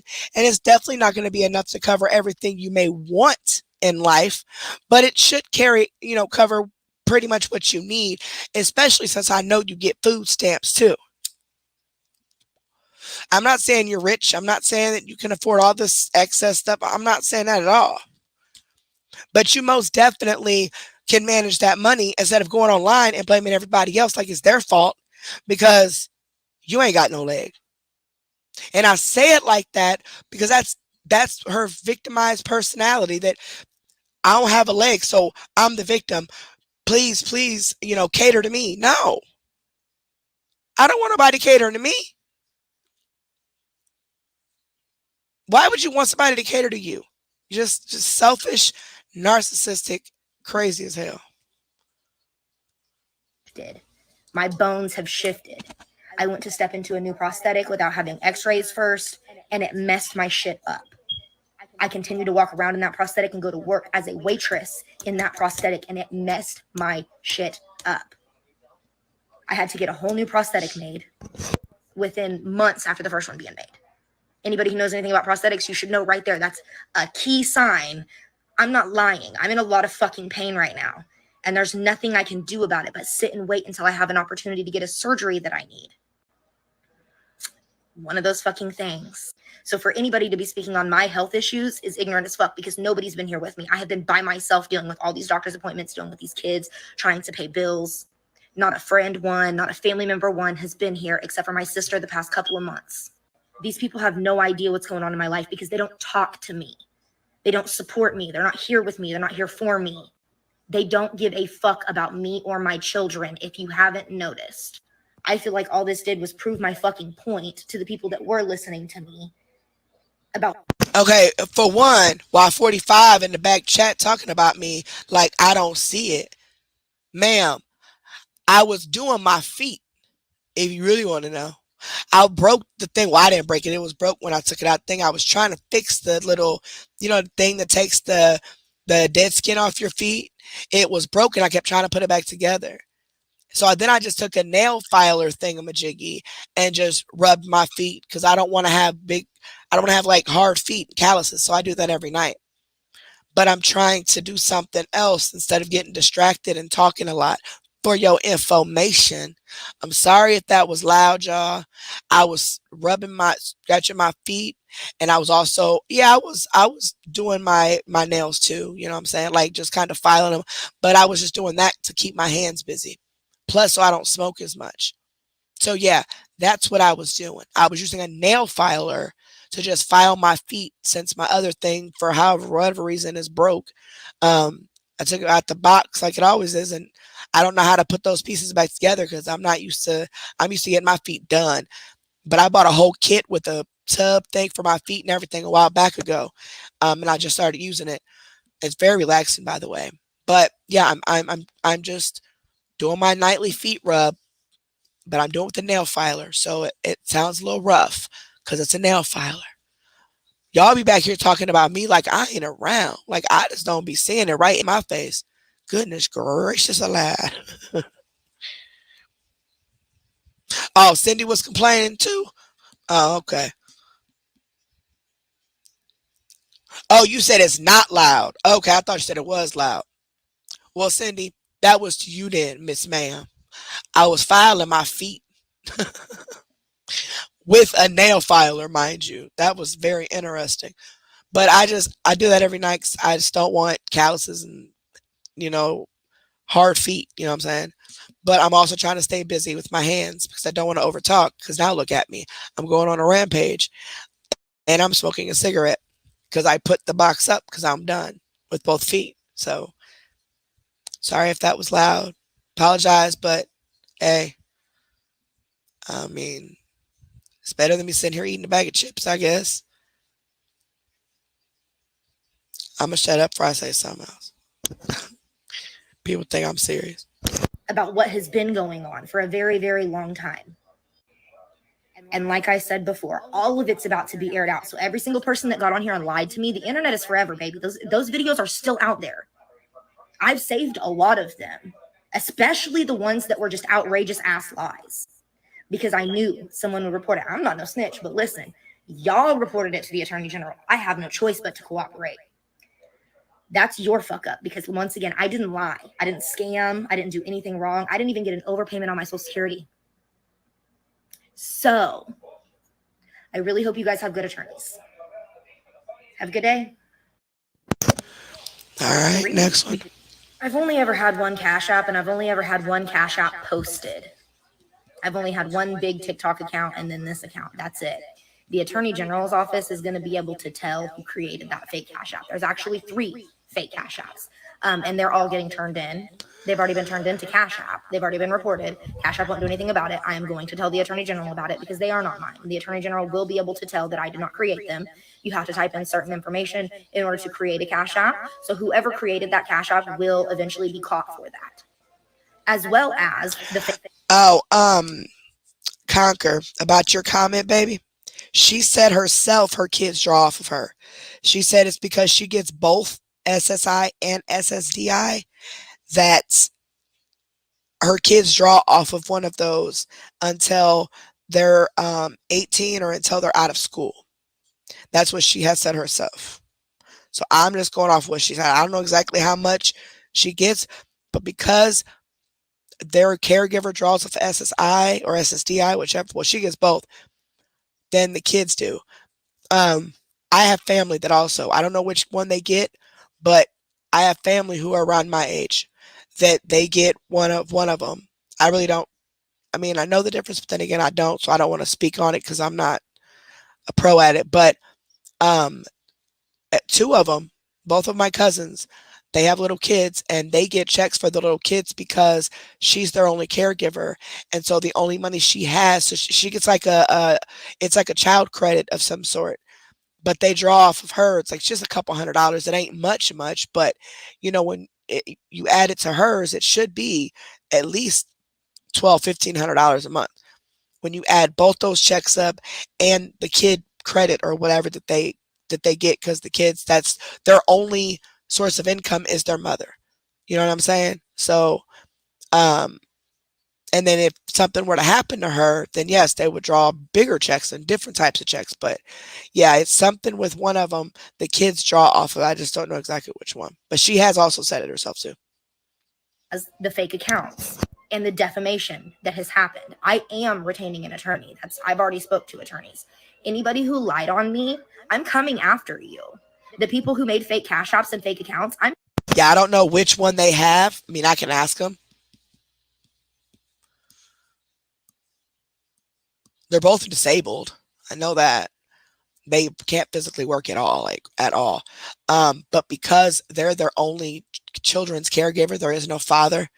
And they don't get child support or nothing like that. She gets food stamps, and then she gets her check, and then the kids get like some kind of credit, like they get their own little source, their own little amount every month to help subsidize, since obviously $800 a month, she can't live off of that and raise 3 children. You know what I'm saying? So they give her something else to raise the children, but she says she gets both, and they get the child, something about some credit the kids get. So I don't know how to explain it, but I don't know, baby.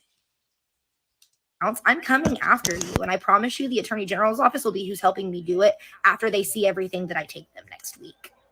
Because once again, I have not lied or scammed anyone out of anything, and you guys took some shit and ran with it.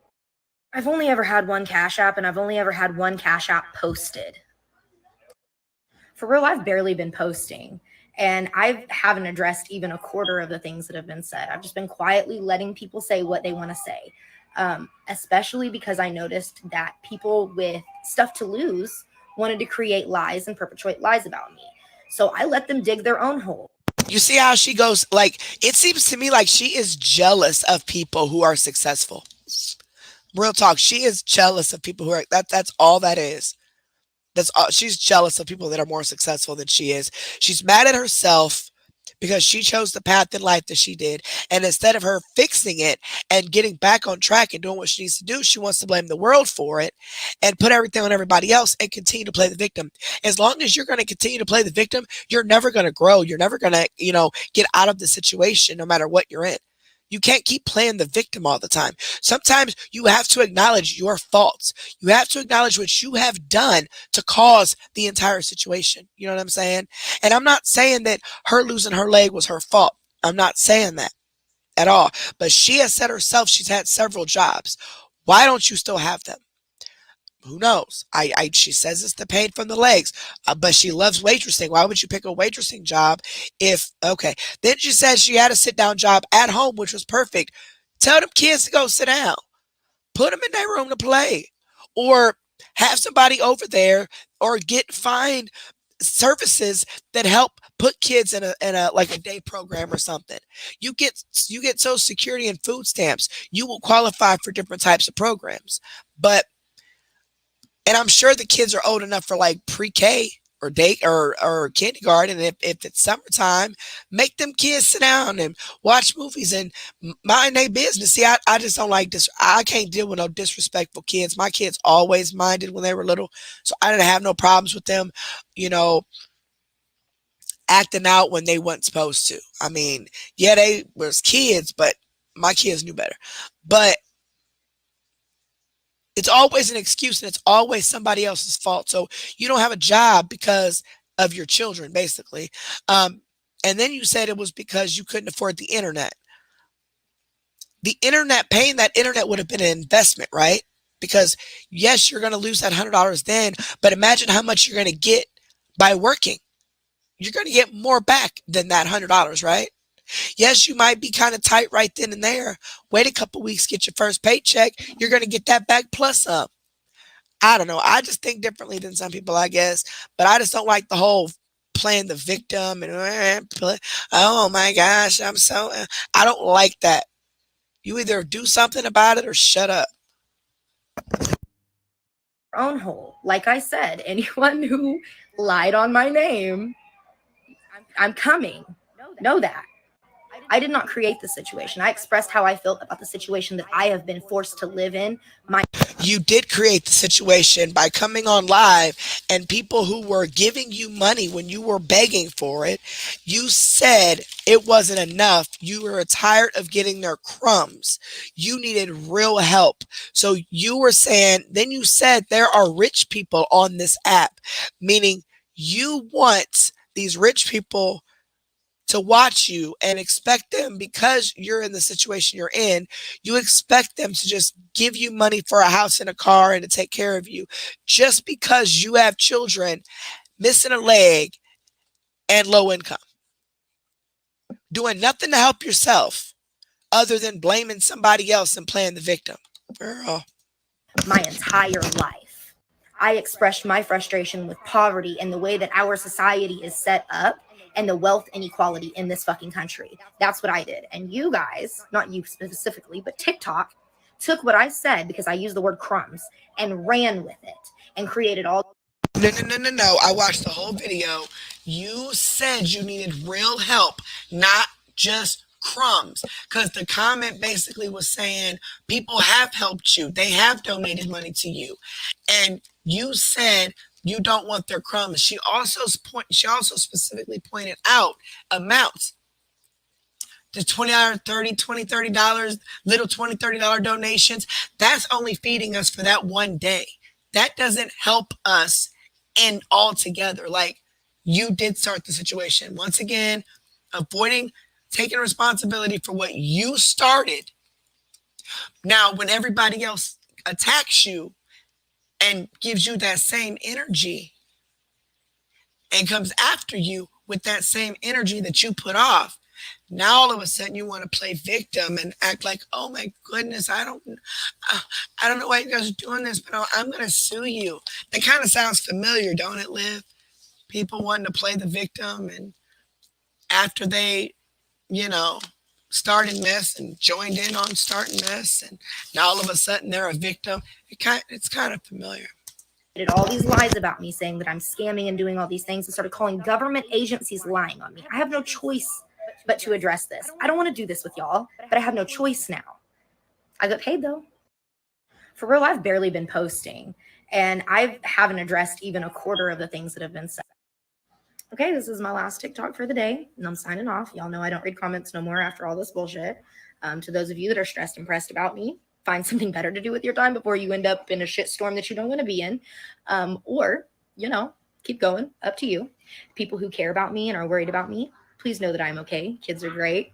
I'm just looking at the comments. All the good names are taken. I want to do the microblading because I lost my eyebrows and stuff. Of course, I had more important things to do, so I rescheduled the appointment at a later date. But I was watching TikTok videos, and at first I was all for it because I'm like, I'm so tired of my eyebrows falling out. I don't know how to draw, and I don't wear makeup. And if I go outside and sweat, since I'm going through early menopause with, having the hysterectomy, I go outside or sit here and sweat, I'm going to end up with a quarter of an eyebrow on one side and maybe a full one on the other, or I'm just going to wipe it all off together. But I was watching TikTok, and there were a lot of people on there like going against it now. And I've never seen anybody going against it, but they were saying like all these complications they were having and, infections and stuff like that. And now I'm like terrified. I'm like, I don't know if I want to do all that. I don't know what else y'all talking about. I just happened to catch that. Because it looks like y'all having a totally different conversation than what I'm having up here, like always. But but yeah, that's crazy. I'm in the process of working with my apartment managers. We may not have to What's move. Itchy doing? Itchy must have took her night pills. Uh-oh. Itchy must have too. Itchy. Where you get a coupon at, Conjure? Coupon? Because my first session is $350. And then the second session, they said 6 to 12 months, about 6 months later or whatever, would be $150. And then about every year or so, would be $150. I lost my $75 deposit and everything, so I had to reschedule it. And I got to pay another deposit because I rescheduled it too late, which, whatever. I probably won't even get it done, but not right now anyway. But it's $350. That was the cheapest place I could find for the first session. You know what I'm saying? And then the second session is $150 because total, the very first initial like thing is like 500 something dollars, but it's split up in 2 different sessions. And then after that, like every year or something, you go back, it's like $100 or 150 or something like that, just to touch it up and all that. But I was seeing a bunch of videos about, I don't know if it's true or not, you know, people put stuff on the internet all the time, but I was seeing people like eyes infected, like their faces infected and all types of stuff. And I'm like, ooh, maybe me not going was a sign from above that I shouldn't get it. And I'll just stick with not having eyebrows because I don't know about all that.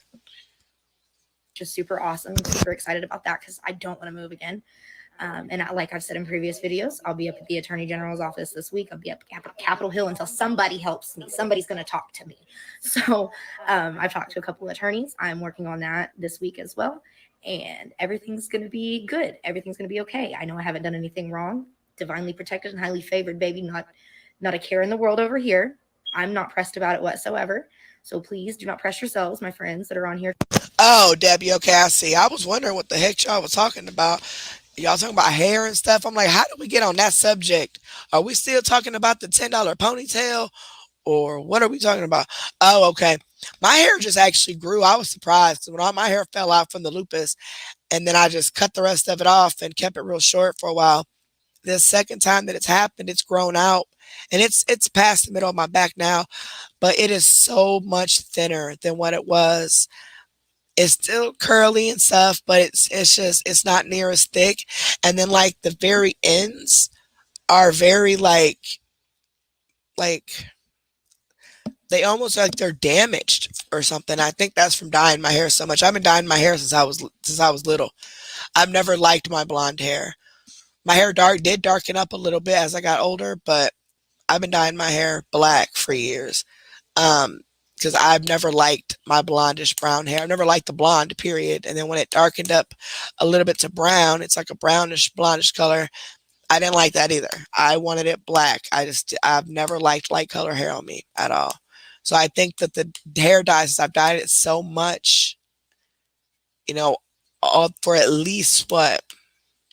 I'm 38. So for 25 years, 25 years, like actually dyeing it like myself, going to Sally's and getting the stuff. Sometimes I use box dye if I'm in a pinch, but usually I'll go to Sally's because I'll get the professional stuff and just do it myself. But I haven't dyed my hair in so long, y'all. My hair is back light again and it's gray. I've been gray since I was 12. I started gray when I was 12. And so I'm fully gray pretty much at the top. Not fully, but like bits and pieces all at the top, but I've not seen any in the back yet. Same as my mom. My mom started getting gray hair at a young age, my grandma. So I don't know. I kind of want to cut my hair off again, like, because it is so much thinner than what it was. It's hard to keep up with because I can't keep my hands up that long. Like when I wash it, my arms get really weak. When I try to dye it, my arms get really weak. So I'm thinking about cutting my hair back off. But I don't want to go completely bald, of course. But I am thinking about cutting my hair back off. On here trying to support me, do not get yourselves riled up arguing with these people. We know the truth, and the truth will always come to light. Okay, this is my last TikTok for the day, and I'm signing off. Y'all know I don't read comments no more after all this bullshit. She said that's her last TikTok for the day. So we've been on here 3 hours and 20 minutes. We'll go for about 30 more minutes. We'll just play a couple of these videos. So the next videos I found about scammers. I just want to play some of these videos to kind of educate you guys, okay? Hold on. I will be right back. I have to go get Nina and I let the other two out if they'll go. So just give me just a second.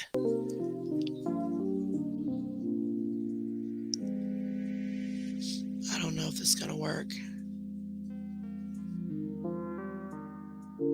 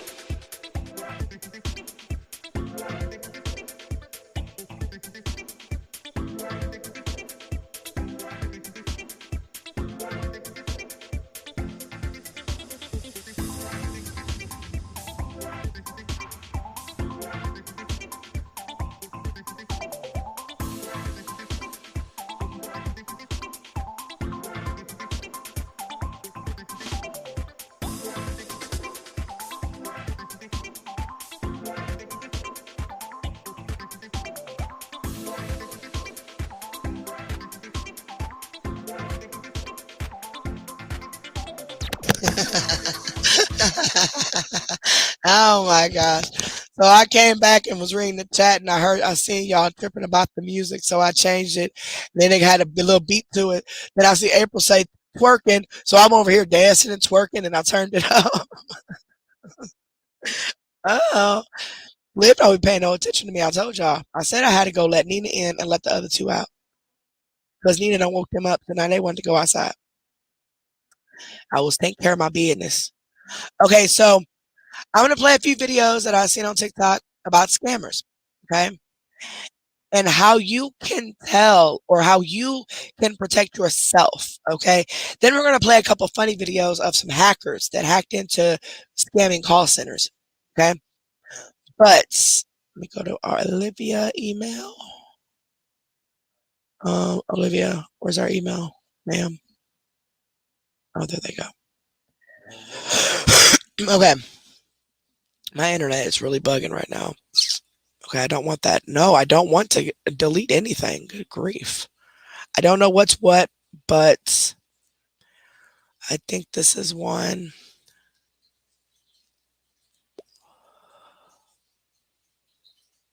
Let me see. I should have named them. My internet's really going slow, y'all. Give me a second. I should have named these because I don't really know. Why is my computer doing this, man?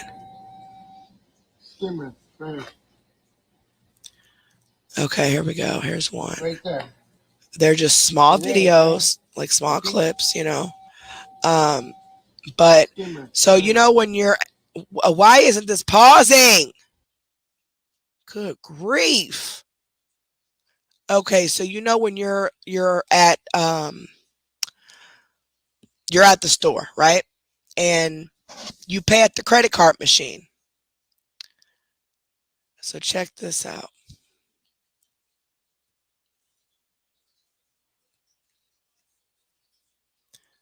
I've seen this actually in real life when I stood behind someone at a corner store one time. So watch this. Skimmer. Right there. For real, yo. I think this is illegal. You know that? How about that one? Nah, bro, not this one. Dude. It's just on the news. Bro, my boy, he's the one who discovered it, my neighbor. Really? Yeah. It's just on the news. Yeah, man. This shit just, if it skims me right now, oh, fuck, bro. You put your card in there? I just put it in there right now. Oh, great. Now y'all see that? Like, seriously? Craziness.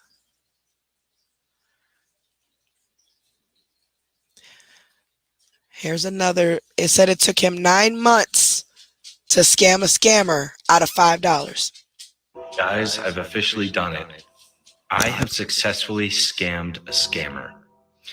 Now, I shit you not, this took me since March. That's how long this has taken me. Just to get $5 from a scammer has taken me 9 months of commitment. Now, this specific scammer lives in Nigeria. Now, I know that because I put his username into... And just in case you guys didn't understand what you just saw, that was... Okay, so you had your credit card machine, right? The scammers put another type of device over it to cover it to make it look like it's the actual machine. But what you're doing is when you put your card into that, they are collecting all of your card information.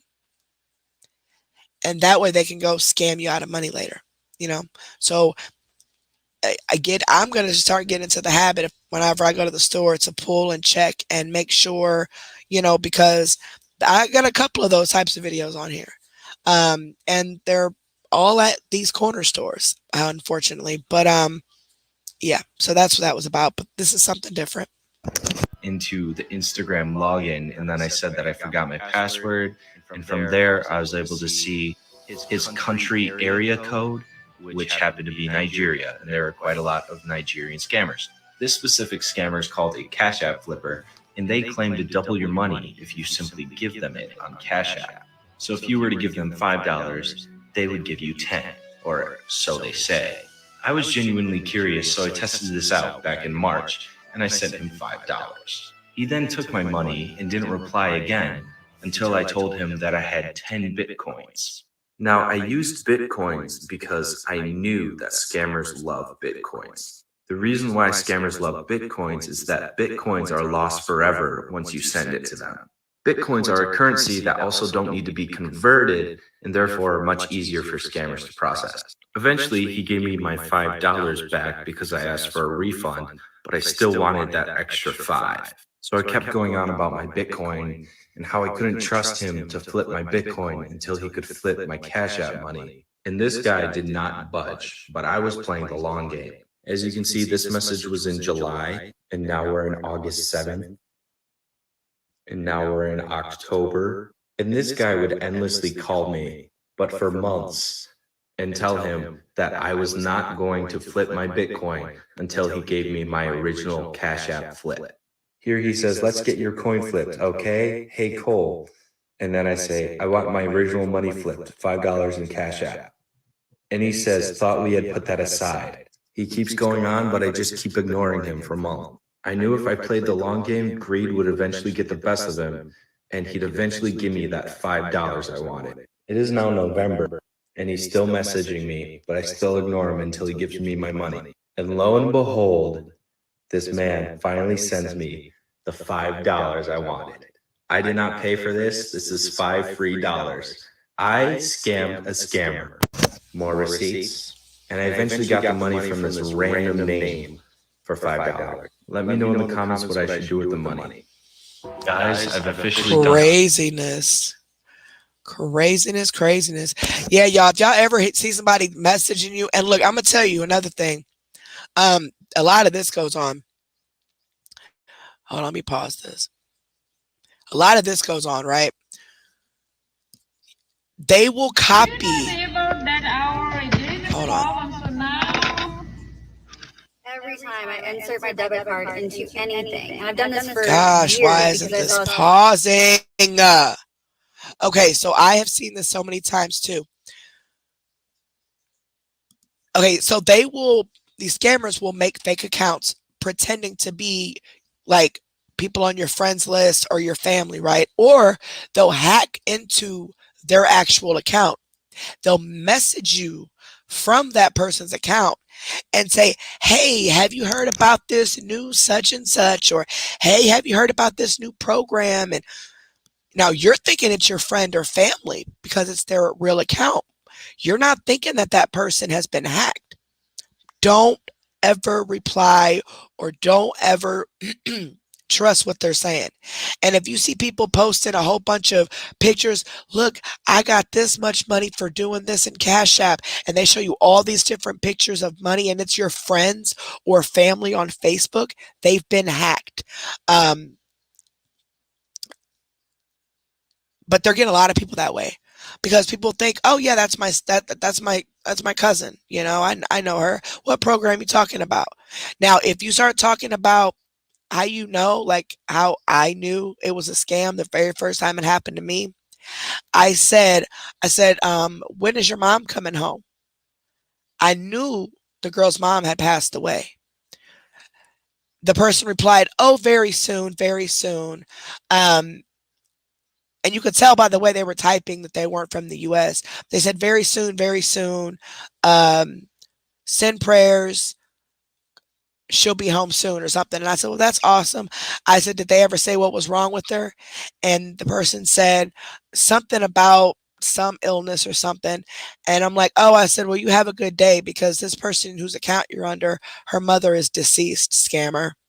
And that's when I went and, I texted her and I said, hey, your account's been, hacked. And when they hack the people's accounts, they go to several of your friends on your friends list and do this to them.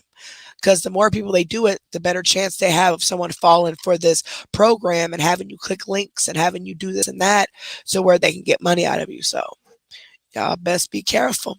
All right. There's another credit card scam.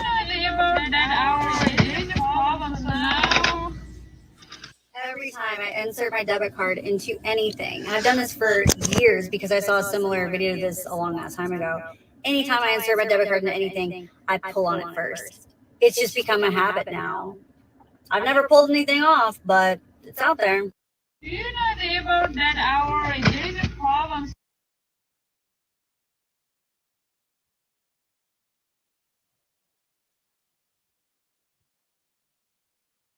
God, and this one was funny. It was funny to me. It was funny. Olivia, you gonna laugh at this too. Some of y'all might not. How to get scammers to stop calling you. 911, what's your emergency? Hi, my name is Sam with BIS Insurance. How are you doing today? 911, what's your emergency?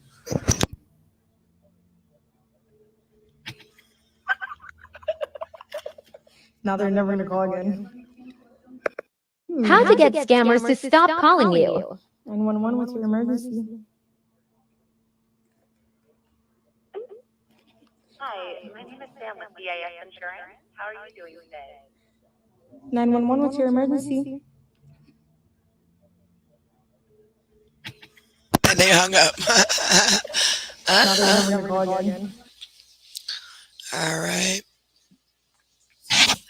There's this one guy whose whole TikTok is nothing but about him hacking scammers. It is the craziest thing. Okay, now this says be careful if you're buying gift cards. This Be one says careful if buying Visa gift cards at Target. Make sure to check the activation barcode.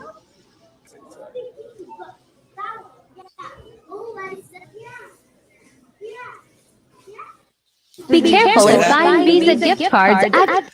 There's an extra barcode on there because you're getting scammed. All right, let's see. I don't know which one that was. Oh, there was that one. Now look at this one, y'all. I had never seen this before. Look at this. My computer is going real slow. It's raining outside. When over here, I noticed that Not there's a bad. little bit of glue, and just to, you can see it right here. Hold on. And just because I'm paranoid for cybersecurity, I decided just to go ahead and give this a tug, and I'll let you hear. So it actually look at that. Comes right off. This is very well made. You can see it's an exact replica. Actually, no, man, don't do that. Don't do this. Hold on. Okay, so this one you're fine. This is actually a skimmer that actually steals credit cards. So this one right here, you can tell. And when over here, you notice that there's a little bit of glue, and just to, you can see it right here. And just because I'm paranoid for cybersecurity, I decided just to go ahead and give this a tug, and I'll let you hear. So it actually comes right off. This is very well made. You can see it's an exact replica. Actually, no, Vaughn, man, don't do that. Don't do this. Hold on. Okay, so this one you're fine. This is actually a skimmer that actually steals credit cards. So this one right here, you can tell. And when over here, you notice that there's a little bit of glue, and just. And it's crazy how smart they are. And they're doing BS. Like, I don't understand it. Oh, this is the one that was funny. Oh my gosh. So it says, my internet says, pranking scammers in their own call center. Hello. Hello. Yeah. Now hi, the sir. person. My name is Carolina Fernandez. Hold on. I heard it. Didn't mean to, but okay. Okay. So as you see the woman sitting there, the guy has hacked. This is the guy I was talking about. He hacks into the cameras and stuff into these scamming call centers, right? So he's hacked into this, and he gets the fake call from this lady right there. Her name is Priya or something. He knows the real name based on him watching the cameras and stuff, right? Well, just watch. Just watch. She tries, and you know they always say their name is something different. Hello. Hello. Yeah, hi, sir. My name is Carolina Fernandez. I am calling you from the Microsoft. Oh, hi, Priya. He called her by her real name. Hi. Who are you? I'm a ghost. I'm a ghost. Don't call me an idiot. I'm a What's ghost. your name? Tell me your name. Tell me your name. My name is Ghost. I gotta rewind this. Yeah, they'd be like, "Hi, this is John." You'd be like, "Hi, this is John." And you're like, "You clearly are not a John." Okay, why are y'all lying about your names? Hello. Yeah, hi, sir. My name is Carolina Fernandez. I am calling you from the Microsoft. Oh, hi, Priya. Hi. Who are you? I'm a ghost. I'm a ghost. Don't call me an idiot. I'm a What's ghost. your name? Tell me your name. Tell me your name. My name is Ghost. I don't understand. And what's my name? Tell me my name. You know your name. You must know your own name. See how scared they all are? Very well. I know that. Oh, I know your name. I know everybody's name. Yes. You tell me. You already tell my name. I know. You're Priya. I'm a ghost, you see. Priya, at least talk to me. Hello? Hello? Hello? Yeah, who's this? Hello? Who's this? Yeah. Do you know my name? I don't know. What's your name? What is your name? I'm talking about your computer. You have a Windows computer, right? I do, but I don't understand why you can't tell me your name. Because I know that you know my name. Do you know my name? Said in the thing that guy that's talking on the phone now, he went by the name of David Watson. Yeah. They're panicking because they know they're scamming people.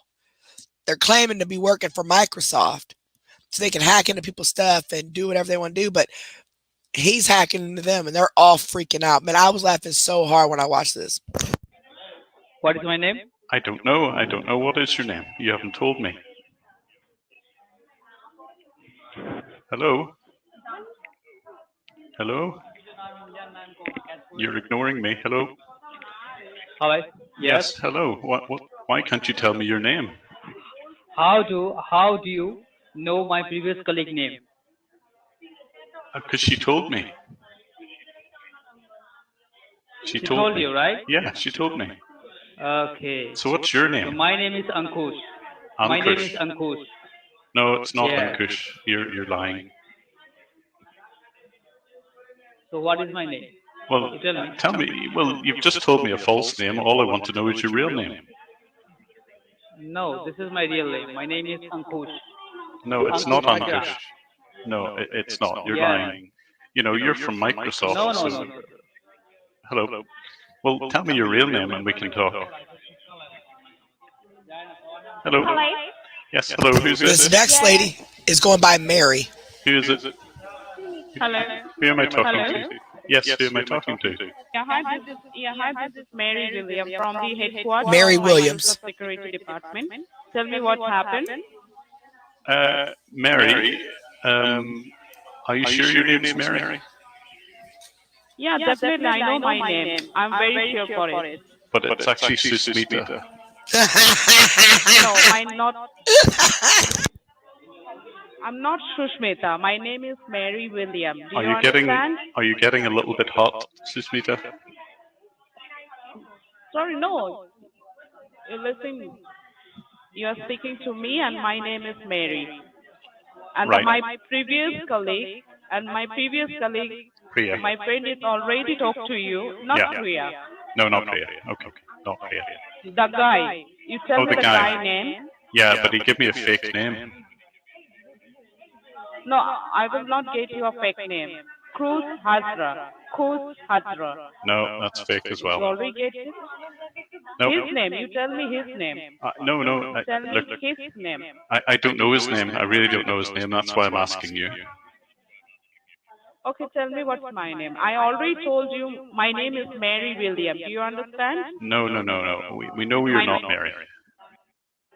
So, what's my name? You know I just told you. Yeah, you tell me once again. What's my name? It's Susmita. It's not my name. Okay. All right. You tell yourself that. Okay. Can I speak to one of your colleagues? Can you please tell me his name? The previous guy who No, talked to him. I keep telling you I don't know it. I'm hoping you can help me out because he keeps giving a fake name. Okay, can you please Look talk how to she's our holding her senior chest. department, the Sure. senior technician? Look how she's holding her chest, like she's pounding her chest.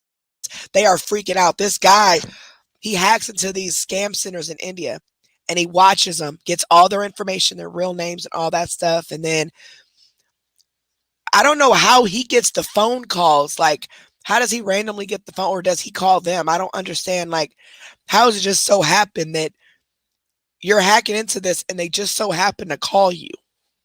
I mean, y'all know what I mean? Does anybody know how that works, please? Or am I overthinking this?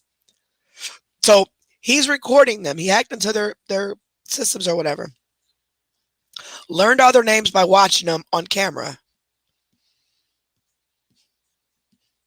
But how does he happen to be the one to get the call from that particular call center that he hacked?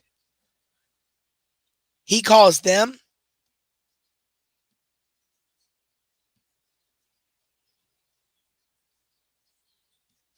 So I thought only to see that I'm learning something. Maybe you guys are too. I thought that we had to be careful when they call us. Like if they call us and say, hey, I'm with Microsoft, I'm with Amazon or whatever.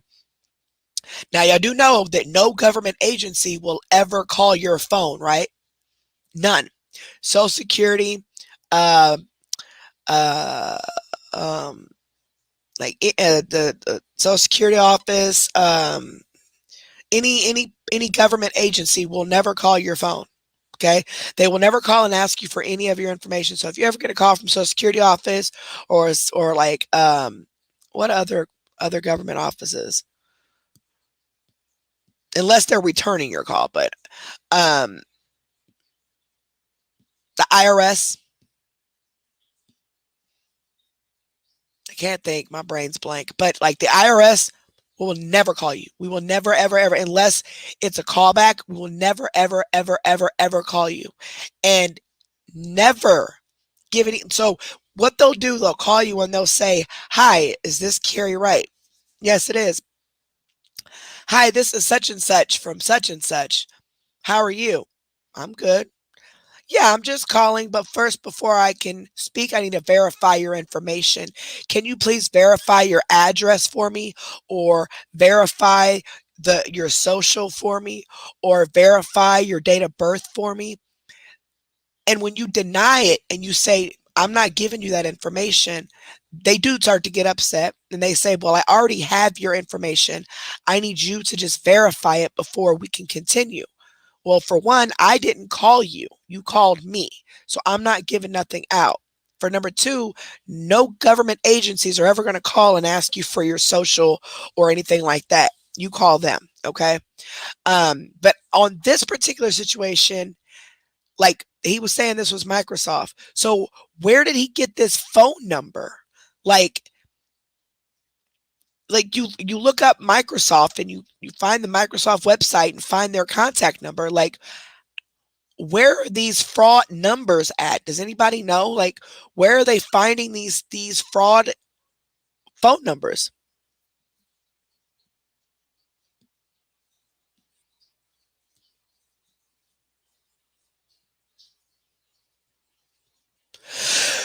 Yep, they'll say, yep, they'll talk about your password, and they don't ever. My mom got a call like that, and she almost gave it to him. She's like, "Yeah, the Social Security office called me, and they said they got my application, and they were just calling to confirm all my information on the application." I said, "Mama, they're not going to call you. Don't." And lo and behold, I looked the number up that called her, and it was some foreign person. And I said, "Who are you?" And they're like, "I can't speak with you. I got to speak with her." And I'm like, "Well, you're not speaking to her. This is not the Social Security office." Like, she was trying to get her SSI back. I'm like, "No, you are not Social Security office." And she did some application online. She did, which was legit. It was just a simple application. But she was supposed to call them. They weren't going to call her. And then she was supposed to set up a time to go to the local Social Security office to take her ID and all that stuff and confirm everything. But she ended up getting denied, which was crazy. I don't understand. This world is nuts. But anyway, how do they get these phone numbers? Where do these phone numbers go? Like, where are they being posted at for people to call? Is it online? Like, when you look up, if you look up Microsoft or Amazon, like, are there fake numbers on the actual website of these companies, or is it they're clicking on the wrong link or the wrong URL or whatever and getting the scam number? Is that what it is? Yep, Medicare. That's what I was thinking of. That's what I was thinking of too, David. Medicare will never call you. IRS, we will never call you. None of them. We never, ever will call you, especially call you and ask you for your personal information.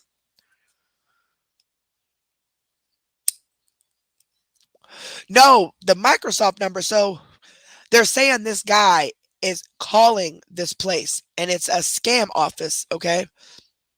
So where did he find the number to call? Like, are these scam numbers on the Microsoft website, like the official Microsoft website? Or are these numbers planted in fake websites pretending to be Microsoft? Is that it?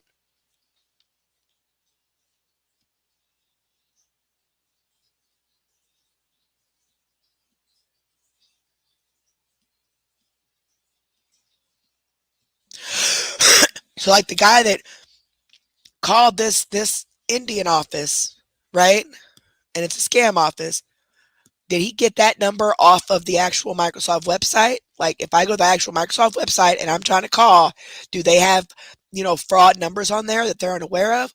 Or are there other websites that are planted and, online that people may accidentally click and get one of these numbers? Is that what it is?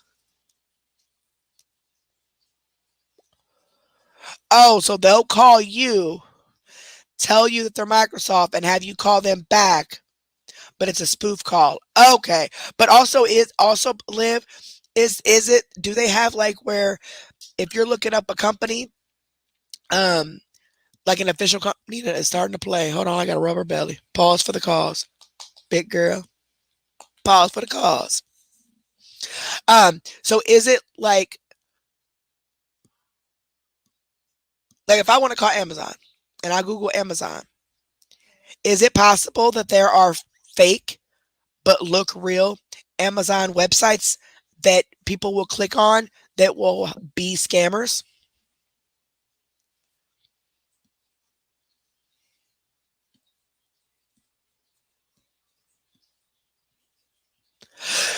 And so like when people, like I look up Amazon, I want to call Amazon, right?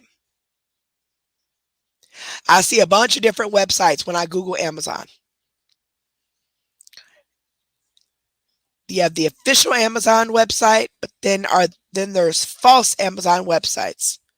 So is that another way they're getting people? Okay. The URL. Okay. So they're fake URLs, but they make it look like it's the real Amazon. So if you happen to click on the wrong one, you might be calling one of these offices. Okay. See, that's what I was confused about. Thanks, guys. See, learn something every day. Because I'm actually wanting to go to this guy's channel.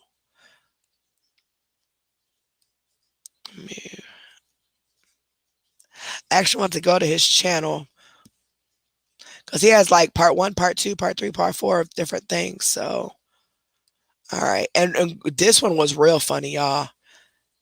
Sized operation like the one on screen now, or something like this, or this. That's why I was quite surprised to find out that these cameras had CCTV cameras set up, since this call center only has 6 computers and about 4 scam agents working on the operation. These 4 agents are the call takers for a campaign that starts with an email like this one, in which they claim that the receiver of... See, they send out these emails, invoice or whatever, and there's a number on there that they have you call that make it look legit. The email has purchased something called National Security Agency 3600, which apparently is an award-winning antivirus. In this email, they're pretending to be from Best Buy's Geek Squad, and in case you do not recognize this NSA antivirus purchase, you can directly call Geek Squad support team to cancel your subscription. Yeah, you are speaking with Geek Squad. How may I help you? Like, can you tell me what message you received? $250, NSC 3600 for lifetime? Okay, you received an invoice from our side that you purchased this order, Geek Squad. Okay, can you provide me the order number, sir? Can you see any order number in your email?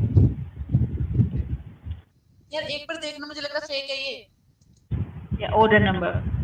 Can you read that email for me? Very unfortunately for the scammer, the person she's on the phone with is not a real victim, but it's actually me, and I'm about to ruin one of her senses. I made the call with my microphone at 10% volume, forcing her to maximize her sound levels, and we can even see her pushing the headset into her ears to properly hear me. I waited a few minutes to grab her full attention, and then bumped my sound levels up to 200% with some very loud noises. May I know your name?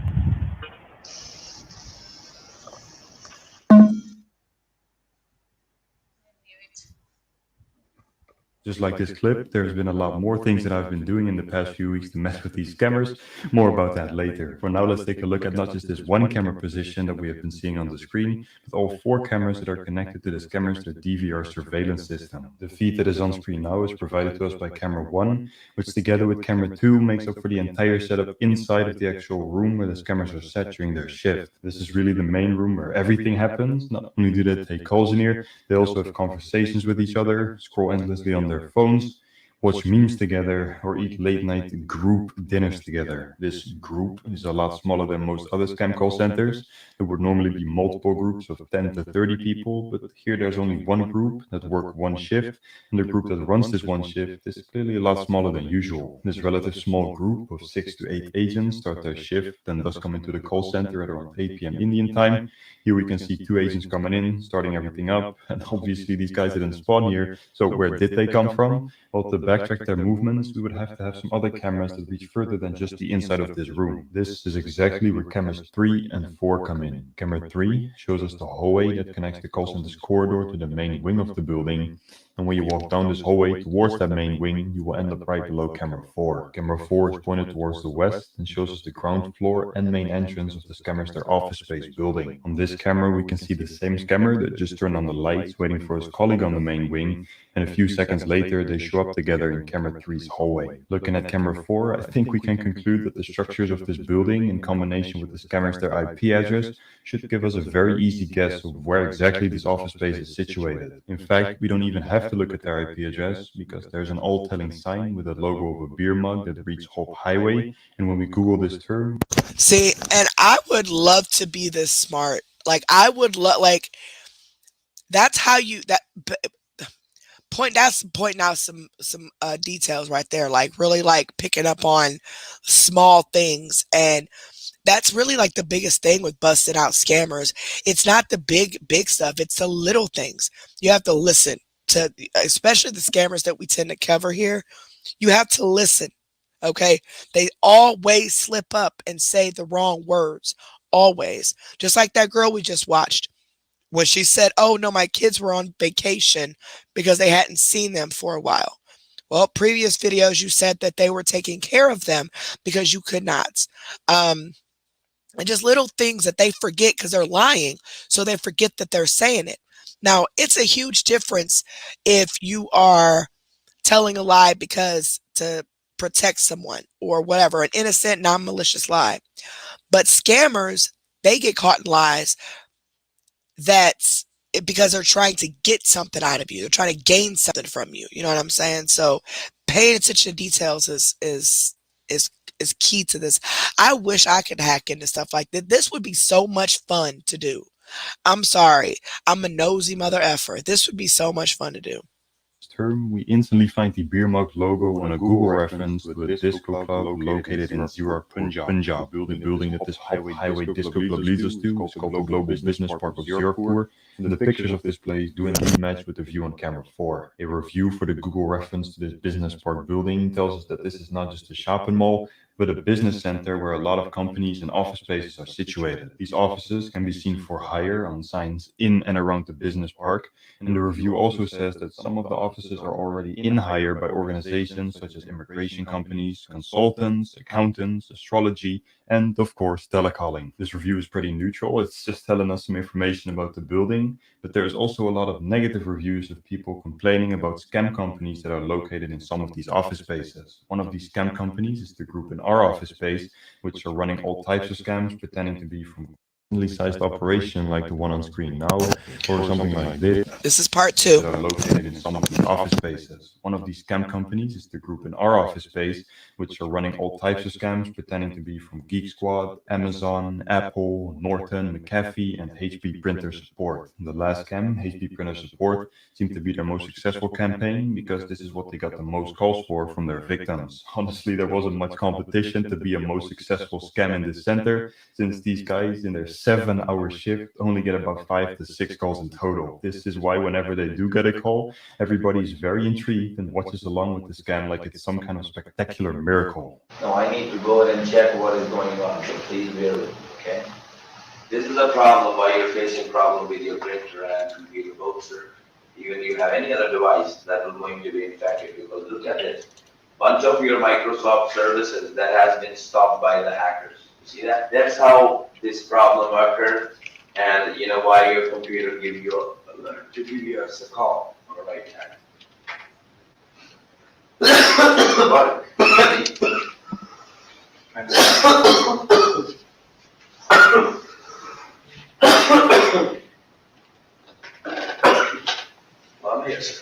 After choking on his own spit, the scammer continues his scam pitch in which he claims that the victim's identity has been stolen by hackers and that they need to work on his computer to secure it again. It's 4,243 hackers already. So they're basically trying to get into his computer then, right, Liv? Liv knows all about this stuff. So they're doing that. This particular scam, Liv, is they're trying to get into the computer so they can like get their passwords or, you know, information like that. Like why are they trying to get into their computer? Like just to get all their personal information? Is that what it is? Already active. I'm talking about all these bunch of errors and all that. simply says that somebody's trying to hack into your identity, sir. We don't want you to get compromised or end up losing something on your identity. That's why, your computer gives you an alert so that you can call Microsoft people and get anything fixed for you. I need you to go ahead and diagnose your computer network. You can't leave the computer with me alone. I'm working on it. He said he needs to get into the computer. He's gotten into this person's computer or whatever, I guess, but said you can leave me with your computer alone while I work on this. Okay? It'll take at least, 30, 40 minutes to diagnose the computer and see what's going on. And I will give you He said it'll take 30 or 40 minutes for me to figure out what's going on, and I'm going to call you back. So, yeah, they're hacking into the computer. once I got this both handy. The work that they promised to be doing on the victim's computer is completely fake. For the next hour, the scammers literally sit out the time, they eat dinner together and do nothing on the man's computer. After this hour, they will call the victim back to say that everything has been secured, and that they have to pay a ridiculous amount of money for some kind of firewall security. I would like to inform you, sir, that we have successfully removed these foreign hackers and IP addresses from your identity completely. I'm going to open a safe and secure form on your screen. Okay, like the charge for the security was for 1 year. Okay, that was for $250, sir. But as you're an available customer, you already paid us earlier. So in 339, including all the taxes and everything, I give you the security for completing 3 years. I increase the 2 year as well. Okay. So he's promising him 3 years of security for like $300 and something, and so therefore he won't get the security, right?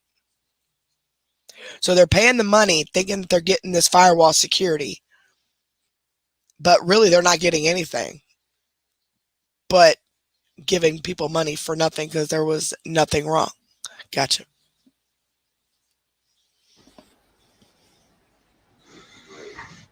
Unfortunately, this victim fell for the scam and paid the scammers via an electronic check to a company named SoftView Solutions, which is the scammers that money mule in the US, receiving and clearing the checks for them. This was the only successful scam that I've witnessed in the few weeks that I've watched these scammers. Usually the reaction of their victims goes something more like this. All right, then if you don't. No, it's not a job. It was actually a recommendation for you. All right.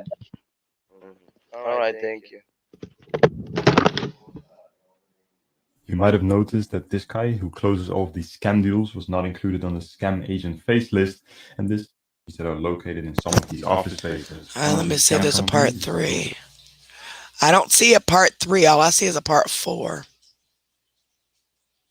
He does the stealing and spying from a very fancy laptop, and on the first day that he actually showed up to work in the office, everybody seemed to approach him with a lot of respect. Also, whenever he came into the call center after being absent for a few minutes, the agents reacted quite weirdly as if they were students and the head teacher came in, so they had to pretend to be working. Furthermore, they also prepared food for him, and from time to time he was messing with his agents by doing small weird things like this.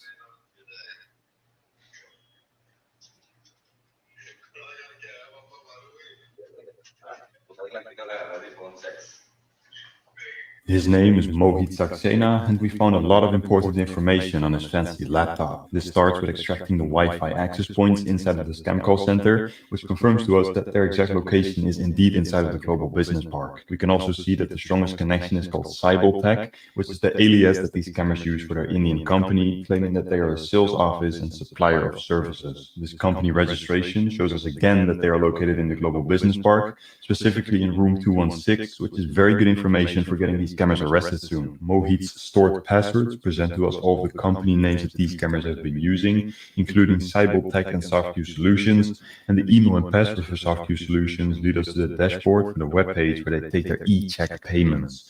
We now can get an insight into their finances. This insight shows us that there's been a total of 47 people scammed since February 25, gaining this fraudulent operation a grand total of over $100,000 in under 4 months. Here we can again see that these payments are redirected to a company's bank account by the name of SoftView Solutions, and Mohit also had a file on his laptop called softviewsolutions.txt, where we can find the same United States address in the state of Texas for a person named Stephen Lastly, on the passwords page, we can also find Mohit's full name as stated before, and we managed to get the credentials for the call center's phone system, which he also manages. Even though this phone system got a few legitimate victim calls a day, most of their calls in the past few weeks were coming from me and my friends. I got given this connection by one of those friends, Nano Baker, and he is also making a YouTube video on these cameras. His channel link and video will be in the description. This call center is pretty perfect to mess with. They have cameras that are sort of in between a webcam and an actual big call center security system. The first things that I could think of to disrupt their operation were quite innocent. We've already seen me blowing the scammer's ears out with some very loud music, and I decided to take this troll to a next level by making a visual jump scare to make one of these scammers their heart rate quadruple in base. Click on accept.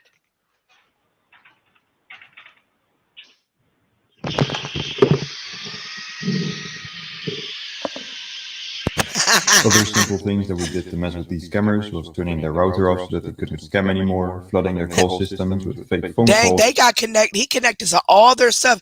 He connected to all their computers. He managed to connect to their cameras, connect to their computers, get into all this stuff, able to control their router and turn it off. Like, what in the hell? He has got to be making money working somewhere. Like, that is some smart shit. Phone calls, or simply just cuss them out to start a verbal battle. What was that, motherfucker? He said, what is that, motherfucker? Shut the fuck up, you. I f you white boys. Hey, motherfucker. This trolling that we did was not really destructive, and after a while I felt like it was time to actually do something that will stop their operation for a longer period of time. I came up with the plan to destroy their phone system so that they have no more victims to scam, delete all victims from their spying software, contact the money laundering victim to close down SoftQ Solutions, finally report their check account to Seamless Checks so that they cannot receive money at all. The best solution, however, to stop a scam is to get rid of the scammers, and so I decided to gather a bunch of evidence and make a police report against these guys. I sent a private message on Twitter to a few police stations in and around Zirakpur, and surprisingly all of them responded to me. After giving them the phone number of one of my Indian friends, Sven, they very quickly contacted him, eagerly asking for the necessary proof to make this raid possible. After a few days, I have collected a 14-minute video of their full scam caught on camera, videos of them claiming to be from Microsoft, HP, and Geek Squad, a full explanation on where exactly their office is situated, a video of the inside of the Global Business Park, their work hours, faces, and computers. All of this proof and more was presented to a police officer on a Google meeting by Sven.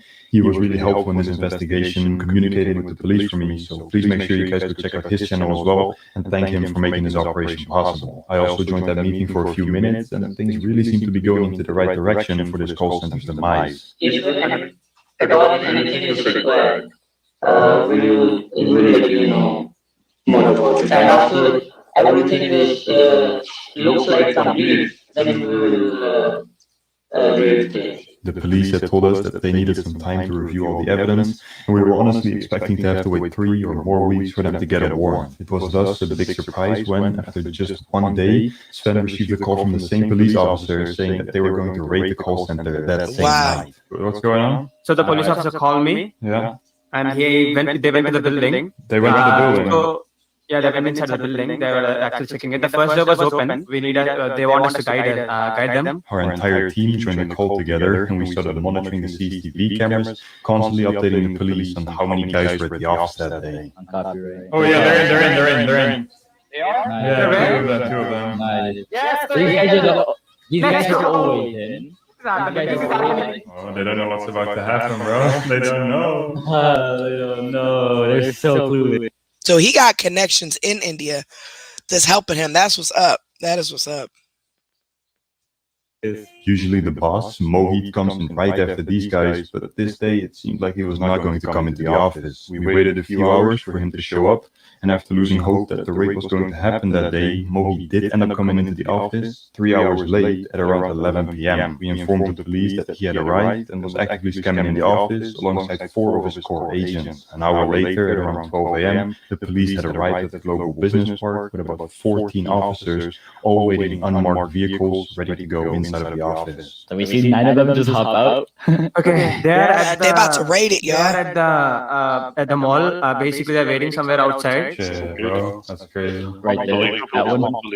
Well, Yeah, this is crazy. The police officer that Sven had been talking to called. That would be just as exciting as if like we were on live with like CMC while she was actively scamming and the police showed up and arrested her and took her to jail for it. Like while we were, that's how exciting this would be.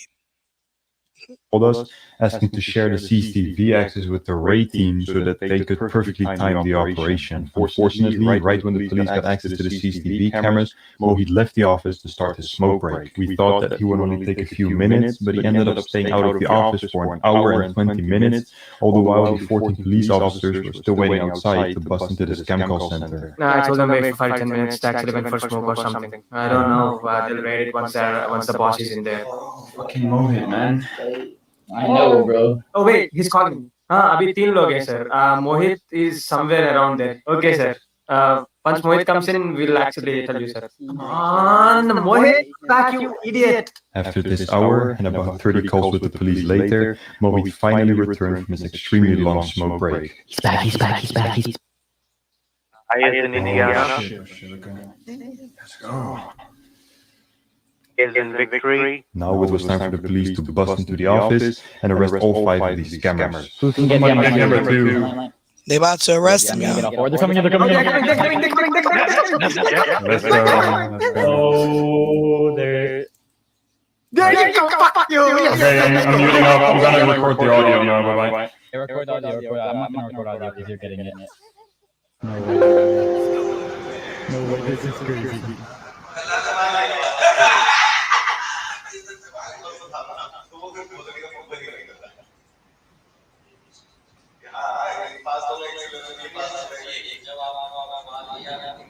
Here they come, here they come, here they come.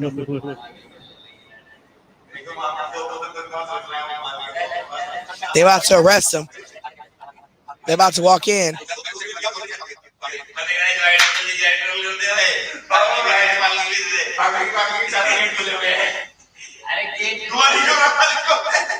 No, the cameras. Like, yes, and it's gone, bro. It's gone. It's gone forever. The internet is gone. Really quick. As part of their operation, the police planned and executed the shutdown of the electricity for the entire first and second floor of the Global Business Park building. I'm not sure why they did this, but that made it so our connections to the cameras, internet, and computers were completely cut off as well. Because of this, we were unable to capture the legendary moment of the police walking into the now dark call center and arresting these fraudsters. The only thing we managed to record was the audio of the arrest.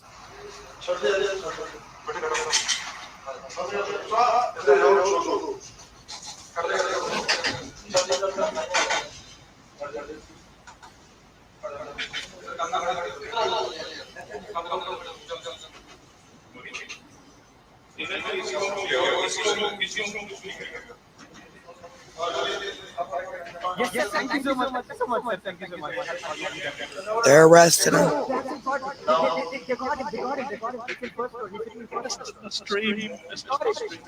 Police officers coming out of the darkness and calling Mohit by his real name had to have been a scary experience for him and his scamming buddies, but even scarier is that they are in actual jail now awaiting their court date, currently having been incarcerated for over a week. The police have filed an FIR in which 5 scammers are named, including their address and father's name, being charged with cheating and dishonestly inducing delivery of property under IPC Section 420, punishment for identity theft under 66C of the 2008 IT Amendment, and punishment for cheating by personation by using computer resource under 66D. He does this stealing and spying. See, people don't be realizing, man, scamming is some serious stuff. Theft by deception and all that. Like, you could really, like, lying about having cancer or lying about having some serious illness.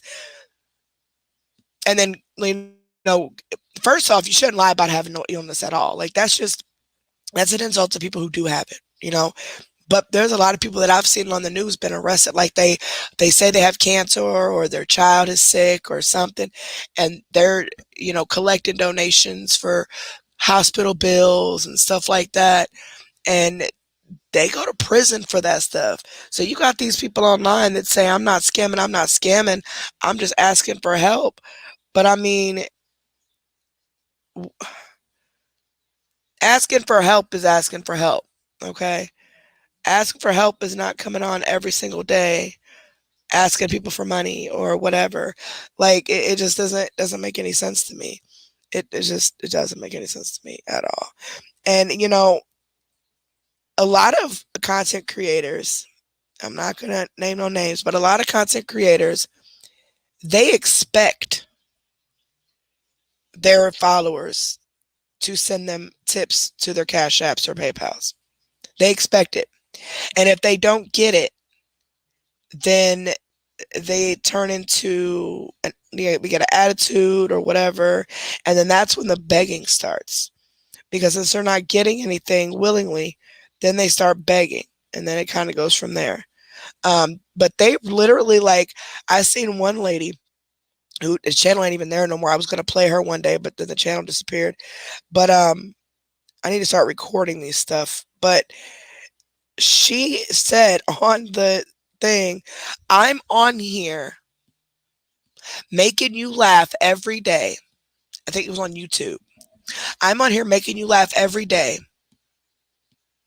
Talking to you, reading your comments, playing games, whatever she was doing. I at least deserve some tips. And that just, I got goosebumps when I heard that. Like, are you serious? No, I mean, I don't know why the ops think that we get like hella tips every day and every time we go live. Because me personally, I don't know about everybody else, but no, we do not. It's actually the opposite. You know, a lot of us don't get them. Like, I mean, we get some sometimes, but usually no, we don't.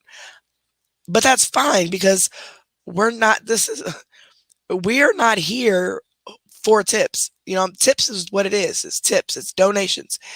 People want to donate, you know, for your content and, you know, whatever. First off, if you're monetized, you're getting paid. Okay. Maybe it might, and it ain't a lot. In order to get paid a lot on YouTube, you got to have, I would say, at least 50,000 followers or so, because even having 50,000 followers, you're only going to get about maybe 20,000 views. You know what I'm saying? Because not everybody that follows you is going to watch you. A lot of people follow and then they never go back on YouTube, or, you know, they're just watching you just because they want, you know, just because, or like, you know, randomly, or they subscribe to you because of one video, but then they never watched you again because they didn't like your other videos. But they never unsubscribed. You have to get a lot of views on YouTube to make a living off of YouTube. I'm talking, you have to have videos every day, at least 20,000 views or more, at least 5 days a week. And that's no tips, no super chats, no nothing, no memberships, no nothing. That's just your views that you get for getting paid for the ads, because we get paid for the ad revenue. We don't get, just because you're watching it, that we're not getting paid for that. Either the ads that play throughout the video or that pop up on the screen or whatever, that's what we get 70% of. And then YouTube gets 30%, because YouTube gets paid from the company who's advertising. And then they put the company's ad on our videos, and then we get 70% of it. Or however that percentage works. But I know we get 70% of the other stuff, but the views, I'm not really sure exactly as far as the views, but so it's not very much. Now, Facebook, yes, the same thing, but Facebook, it is so much easier to get a lot of views because Facebook, for one, is more well known. It's not as complicated as YouTube. Basically, it's just more well known. Like, you know, more people use Facebook than they do YouTube. The algorithm is, in my opinion, is better. You might see somebody on there that you'd be like, this person is so boring, but they get 275,000 views a video, and you're like, what in the hell? Just to talk to people? Like, are you serious? You ain't even doing no content. Like, you're legit just reading comments or talking to people. That's because they're going down people's timeline. People click on it. A couple seconds later, that's a view, regardless if they watch the whole video or not. Plus, Facebook gets all types of incentives. They get stars, which they get 100% of every star they receive. Their their supporters, which would be like, we call it membership over here, but their supporters thing, they get all of that unless they sign up from a cell phone, and then it's $1 off, but they still get at least, $4 a thing, if they have it at the lowest setting that Facebook offers. So at least $4 a person, and they get all of that. Then Facebook always offers these incentives. They'll match your stars, or, you win this, you win that. They get paid so much more. That's why a lot of content creators are on all the different platforms, because TikTok is the worst for payment. Like, if you're trying to get paid on TikTok, good luck with that. They are the worst. They take a lot of what money that you make. Like on your gifts to people, like if you send people gifts on a live on TikTok, that translates into money that they get directly sent to their PayPal or whatever payment thing they have set up. But they only get what was it, 40% of it, 30% of it, or whatever. And then TikTok takes the rest. To me, honestly, I believe it's like a huge scam. I really do. Because for TikTok to be taking that much of a percentage of what you're sending to someone that you're watching, you're not there to watch the TikTok owner. You're there to watch the person who's doing the video. So why are you taking so much money from these people? And then their views, they get paid hardly shit. That's the lowest right there, in my opinion. And if Facebook is the highest paid, well, no, OnlyFans would be the highest paid, but we ain't gonna talk about that. I ain't doing no OF. So it irks me when people think that, oh, you're a content creator, you're on YouTube, you make all this money, and it's like, wait, what? Are you serious? My YouTube check last month was $200. So it's funny. And this month it's only I think it's $260, which is still decent. It's still decent. Don't get me wrong. It is. It's decent. You know what I'm saying? Because it's, it adds to, my household, of course. But I'm not here to make a living, is what I'm trying to get at. There are a lot of content creators that are, and they have that as their job. So they put in more work than I do. They do more videos than I do. Do a lot of edits and a lot of different things, all that cute stuff. And a lot of them deserve it. Okay. No matter what they're talking about or what their content is about, a lot of them deserve it. But don't think just because somebody is getting 5,000 views a video that they're getting paid thousands of dollars, because trust and believe, we're not. I got paid more when I did Mellow than I ever did with CMC, because with Mellow, she was more interesting. She was funnier. We had a better time with her. And CMC is just boring. And just the whole thing surrounding, the whole group surrounding CMC is just all weird. It's like a weird vibe, you know what I mean? But with the Mellow crowd, it's totally different. It's more laid back. It's more relaxed. It's more, you can be yourself. But with the CMC crowd, man, these folks take social media, first off, way too serious. They step on people's toes. They are jealous of other content creators. They overstep boundaries and think they're going to get away with it. It's just, I've never ever seen grown people act the way they do, that the CMC crowd does. I've never, ever in my life would have ever imagined. Now, I can see younger people arguing back and forth on the internet, maybe posting somebody's mugshots or something, or arrest record or something. But to go to the extent that a lot of these people do, even with the people they're exposing, calling CPS on them for literally no reason. I think they need this and that because they're kid. But you don't.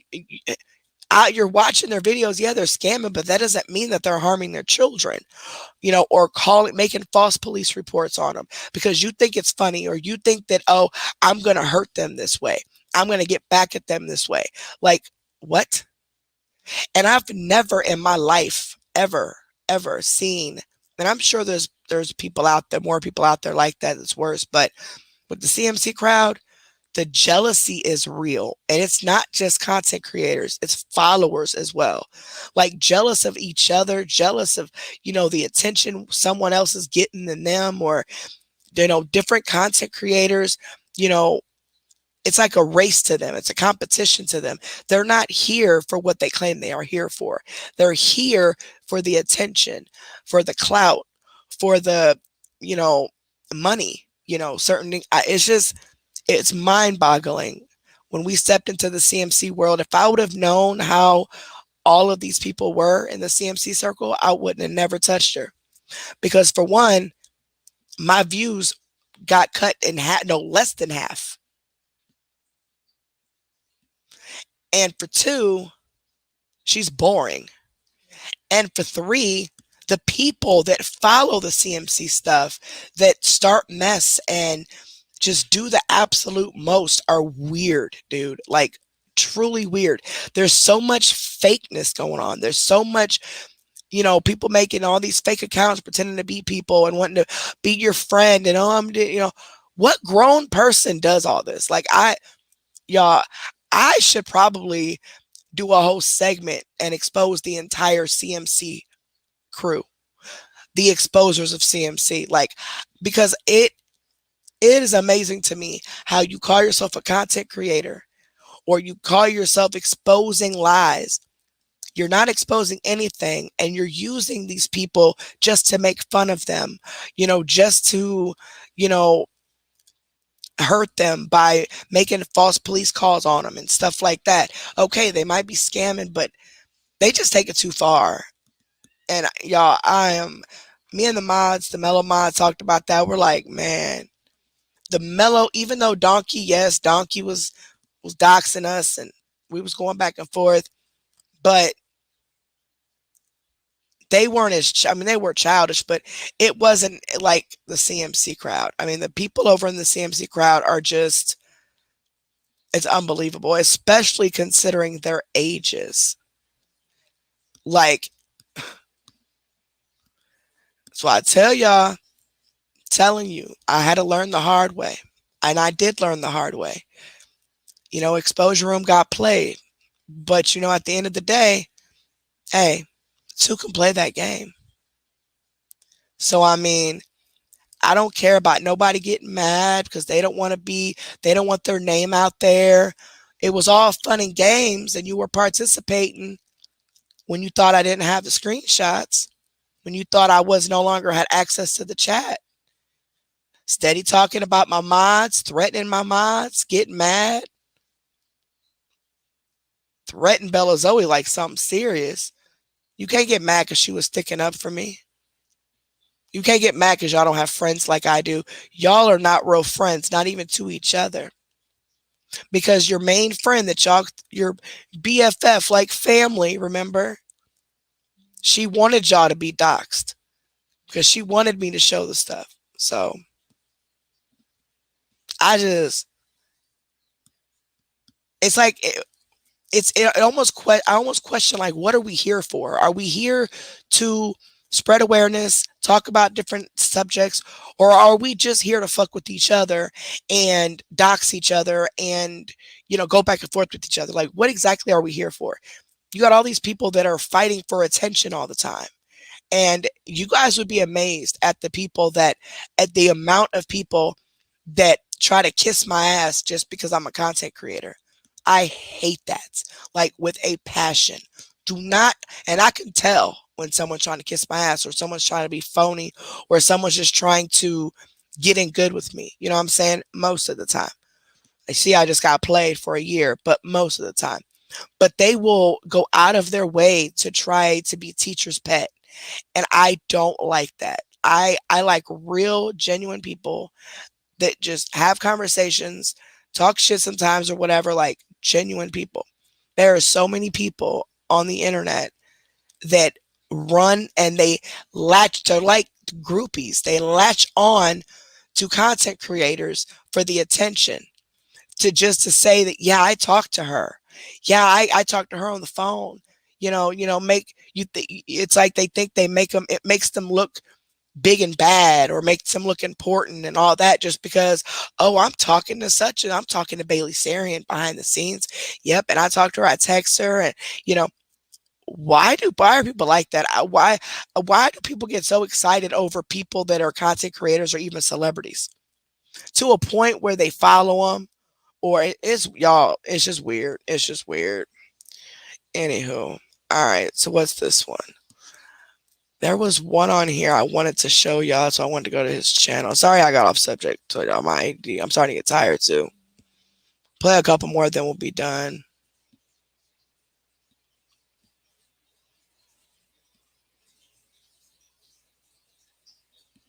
Oh, I think this is the one. This is one when the scammer gets so mad, y'all. Hello? Ma'am, what do you see on your screen? Dude keeps calling him a ma'am, for one. For two, he's trolling the scammer, and the scammer is getting mad, like screaming at him because he's trolling him. He's acting like he can't hear him, and he's acting dumb and naive, and it's making the scammer mad. Computer, that way the transfer wouldn't go through. I don't want $400,000 to be sent into my account. Oh my God! Hello? Mom, why are you yelling at me, young man? I'm trying to help you.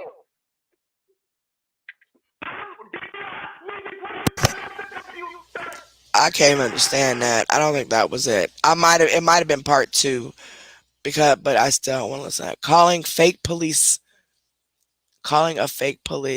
What's this one?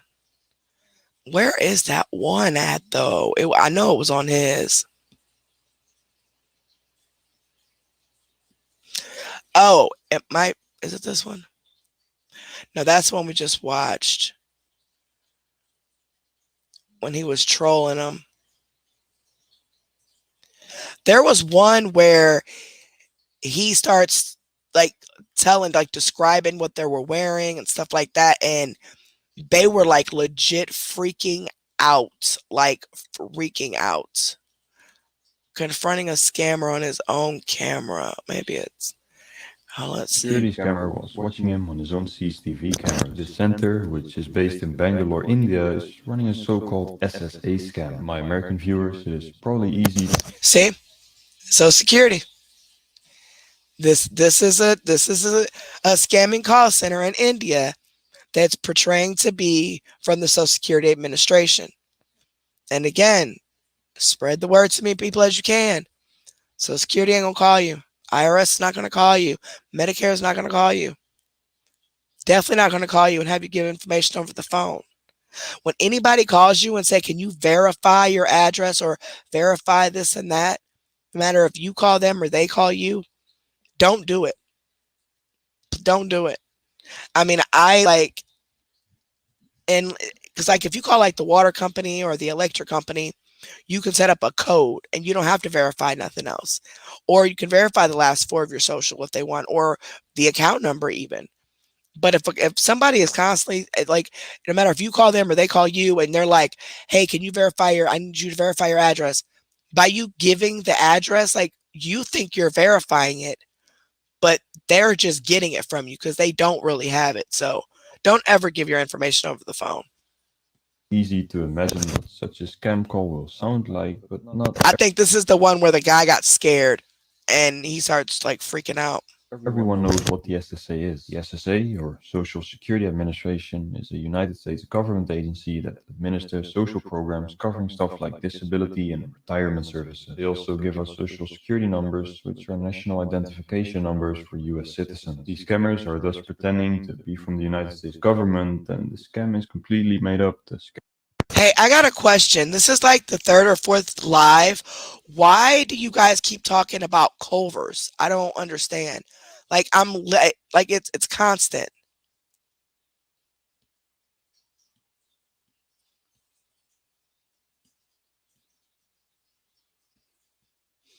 Okay, David said he had Culver's for dinner last night, but like I've seen it on at least 2 or 3 videos of like while we were live, like the constant talk about Culver's. Is there something wrong with it, or did something happen at Culver's, or like what's going on with that? All right, let's play this. To scare people into paying money. Only just listen to this threatening voicemail that they spam thousands of people with every single day. Hi, this is Officer Sarah Schultz calling you from the legal department. The very second you receive this message, you need to leave your work aside so that we can discuss about your case and take necessary action on this matter. In order to connect federal agent, press 1 and you will be connected to the concerned department. If we don't hear from you, then we will be forced to take legal action against you. I think it should be pretty obvious that if you receive a call like this, it's always a scam. The United States government would never send out a voicemail like this asking you to press 1 to talk to a federal agent. If we go back to that voicemail, the robotic voice kindly requested us to stop whatever we were doing and to press 1 to get connected to a United States federal agent. Let's listen in to the start of a call to see what such a federal agent sounds like. Department of Social Security Administration, how may I help you? You need to verify your case ID number so I can pull out your information. It didn't give me the case number. Okay, no problem. In order to get the case number, I need you to verify the last 4 digits of your social. 1 minute, let me check and pull out your records. Am I speaking to Miss Diana Lincoln? Yes. Your mailing address is 21 Gardner Road? Yes. Okay. Now, my name is Officer Gavin with the badge number 28.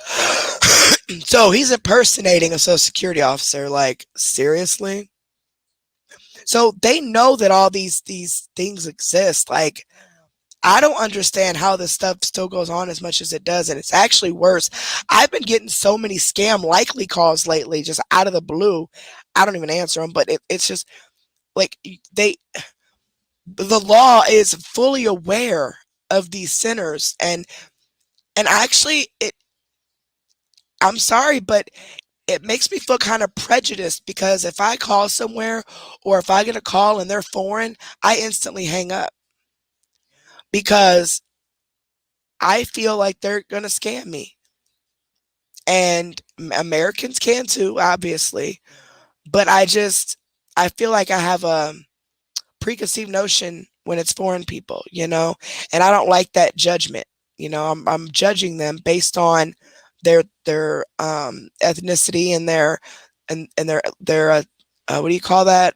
Their accent and stuff like that, because you see it so many times. India, Nigeria, and that's all these scammers. And these people are that smart to be able to scam people like this. Why don't they make a legit business with their brain? Like, that's like people in jail. Like, most of the people in jail is mental illnesses behind it some way, somehow. They either got hooked on something because they were self-medicating, or their mental illness caused them to behave in a violent way or whatever. Untreated mental illness. But like jail, like those inmates in jail be so smart, like to just come up with, it's amazing what they can come up with. I've seen it on TikTok. I've seen it on YouTube. Like, it's amazing what these people come up with. It's like, if they would just take that smartness, that brain that they have, and put it into something legal, like, could you imagine like the difference in the world they would make? It's just crazy. Okay, I'll finish. The reason you have received the call from our department is because we have received the notice from the law enforcement agency to suspend your social security number, because we have found some suspicious files of information under your name and your social security number, man. We found an abandoned car in Texas. The local reported that this car was suspicious, after which the local sheriff investigated on the car, and they found some blood and drug residue inside the car. They found that the car was rented under your information, under your social security number. We also found a mailing address, and the address, which was in Houston, Texas, was raided by the State Ranger Division and U.S. Marshal, and they found some types of synthetic drug section, as well as they recovered some paperwork which is related to the banking institution like Bank of America, Chase Bank, US Bank, USA Bank, and Credit Union. And all this 6 bank account was open under your name and your social security number. I have no idea, and I don't have a bank at any of those. The information is wrong. Someone may have an access for your information, or you might be the victim. Like I said earlier, this scam is purely made to scare people into thinking that somebody else is misusing their social security number for drug trafficking. Scammers hope to terrify people to a point where they have full control over them and will then make their victims send out money. Even during an unsuccessful call, the scammer still wants to make people leave the conversation with stress and uncertainty. This is definitely one of the worst scams out there right now. Especially the guy that we heard in the intro was a big bully compared to the other scammers. It almost seemed like he wasn't trying to steal people's money, but just trying to stress people out for a living. He wasn't so tough, however, when he noticed that somebody had opened up his webcam. No, wait, look on my screen, bro. Wait, he's looking. He Look sees at the that. light, bro. Turn it off. Wait, Look. no, he sees the light. No. Oh, what? I thought that was a no lighter too. How did he know? How did he fucking know? They hacked into his camera. He realized, he was like, what? Will be confronting a social security scammer That's while funny. watching him on his own. All right, let's watch a couple more. Not his though. I'm starting to get bored with it because I don't know why. I'm just starting to get bored. But I do have other ones, different ones. Oh, this is about an Uber driver who, this guy is trying to scam this Uber driver into taking him somewhere else, but he paid for something else. He's like, and you can tell he did it on purpose. Okay, you can get out of my car and call another Uber, and they'll take you there. Now, right from the get-go, I do not like this passenger. Anyone who gets into my car without acknowledging my existence at all is obviously a total jerk, and the fact that he was yakking loudly on his cell phone made everything that much worse. So I actually need to go to the one across town, downtown. You can call another Uber, but this is the address you put in, so this is where I have to let you know. This isn't the one I need to go to. So when I put in the address on Uber, this is the only one that popped up? Yeah, like I said, you're gonna have to call another Uber. I might be your driver, but I have to let you out here. I can't keep driving. If I call another Uber though, it'll cost quite a bit more money, and I actually have $5 I can give you right now. And since I'm already in the car, you can just drive me there for $5. I'm not gonna drive you there for $5. When I go online, I'm insured. If I'm offline, I'm not insured. I don't really understand. So this isn't the place I need to go, and you took me to the wrong place. That's not how this works. So he's offered him $5 to take him all the way across town. Gas is over $5 a gallon. Number one. Number two, dude legit gets mad by trying to make it seem like the Uber driver won't take him to the destination that he put in the system. Like he's trying to make it the Uber driver's fault. No, he took you to where you paid for. But dude did this on purpose. He put the address in for one destination to pay a certain amount and then trying to talk the Uber driver into taking him somewhere totally different, clear across town, which would have cost him more money, but he's trying to get out of paying the money. So he's trying to, you know what I'm saying? Like, how rude is that? And I see you guys' comments about Culver's. I've never tried Culver's before either. I want to, though. Their food looks pretty good. I want to try those, one of those blizzard things or whatever it is. It's probably not a blizzard. I don't know what they're called, but they look like blizzards. I would like to try like a cookie dough one or something, one of those one day. But I very rarely eat at like restaurants like that.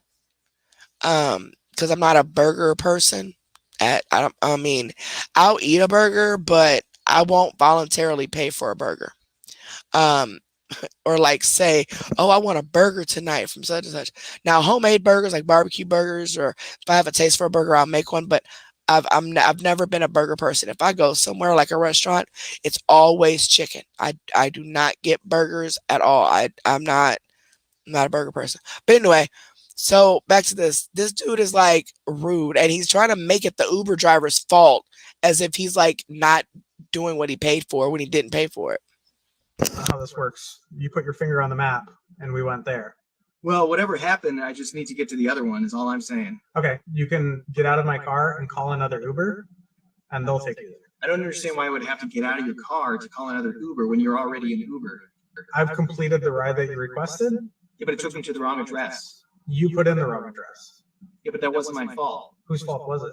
Well, if it was Uber's fault, if it was. So because he's saying that he needed to go somewhere that the address wouldn't pull up on the website for Uber, which I don't really know how that works. I mean, it could be that maybe Uber doesn't go to that side of town at all. But he's lying, obviously. He wants to go clear across town without paying any more money. That was his plan the whole time, was drive me up the street. I'll pay for that. And then I'm going to talk you into taking me somewhere else and blame Uber for not having the correct address in the system that I wanted to go to. So it's Uber's fault. But dude, you would have to just do it again. Call another Uber, put the number back, whatever, pay for your actual ride. So yeah, that's what he's doing. He paid to go like up the street, basically. Now he's saying that it was Uber's fault that the address he really wanted to go to wasn't available. It wasn't on there. So that's Uber's fault. So he expects this guy to drive him across town for free, then offered him $5 in cash, like a bribe. But the guy said he's not insured if he's not in the car, like if he's not online, like actually, driving his route that was paid for. So If it was the only address that came up on the map. You can call Uber, but I have to let you out here. I'm already in the car, so why don't you just drive me and I can give you cash? At this point, I don't really want to drive you anywhere. Well, if I gave you $5 and you could drive me, and then you would make more money than $5. I want you out of my car. I'm not going to get out of your car when I'm already in an Uber. I'm not going to call another Uber and wait around for another 15 minutes just so another Uber can drive me to the athletic club. You put it in the wrong address. It's not my fault. Well, then please drive me to the right address. You need to get out of my car and call another Uber. I'm not getting out. I don't want to drive you. I don't understand. You're making way bigger a deal out of this than it is. This is the ride you requested. I took you there. Now get out of my car. You're losing money right now, and I could give you. I am losing money. You're a driver, so just drive. I don't want your money. So I'll just drive me. I'm not going to drive you. Why? Because I don't want to. I don't want you in my car. You're not going to get out? No, not when you can drive me. I'll give you $5. I don't want $5. I don't want any of your money. You picked me up, so it's your responsibility to drive me to the right place. If you leave me here, this is the right place. I'm not getting out. I will give you $5. I don't want $5. I want you out of my car. It's your last chance. I'm not getting out. It doesn't make. You're not pulling me out.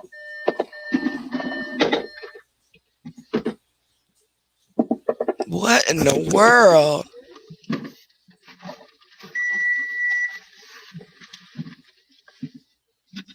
Okay, you can get out of my car and call another Uber. And he ends up stealing the car, yo. That is crazy. People are nuts.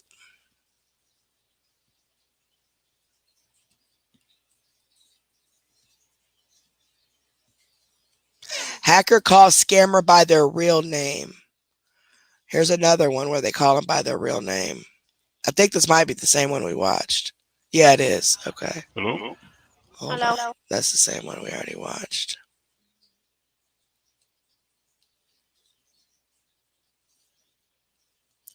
I think we've watched all of these already. Yeah. Scammer challenges an FBI agent. He instantly regrets it. Okay, let's watch this one. So the scammer is trying to scam an FBI agent. Sir, actually, I just have to tell you, my name is James Boiler. I'm a cybercrime officer here. And we know that you guys are scammers. So what I'm going to do is I'm going to hack your entire call center and shut it down. So I'm going to hack your computer, and then I'm going to hack your entire call center. As you can probably tell, the scammer hung up the line pretty quickly as he was scared that I could somehow hack him if he was still connected to me. What he didn't know was that I had already hacked him once before, and I was about to call back a bunch of times so that I could destroy them with a live reaction. Fuck you. Get your supervisor or you're going to be in big trouble. Hold on, I'm transferring the call. You do one thing, if your name is James Baller, go ahead and borrow your mom's pussy. Hey, sir, we are going to hack your entire call center. I'm with sir. Unless I give you the access, you cannot do any shit. I'm the boss. I'm ready, motherfucker. You're ready? You're not ready. I'm ready. Oh, you are? So he's challenging him because he thinks the guy is lying about being an FBI agent and being able to hack into the thing. So he thinks the guy is just bluffing. not. You are not. You are son of a prostitute. Sir, look, the thing is, Wow, he like, called you that think FBI agent a son of a prostitute. this is a joke. Right? You think this is a joke? Obviously, this is a joke. I am running this center from more than 5 years. You can't. Okay. You can't. You are useless. So you're challenging me. You're giving me a challenge. You're giving me a little challenge. Yes. Yes. Hey, give me, can touch sir, hold on. Can you give me like 2 minutes? I want to show you a magic trick, okay? All right. Useless person. What is he about to do? Useless, okay, let's see. Give me 1 minute. Just give me a minute. We'll see what happens. Whoa. Yeah, you're gonna regret this. Yeah, you're still laughing. You're still laughing, but you're gonna see, man. You're gonna see. I'm here. All right, so you ready? You ready? Try to log in. Try to log into your phone system. Just click on. Just try to go back. Just try to go into your phone system now. Just hold on.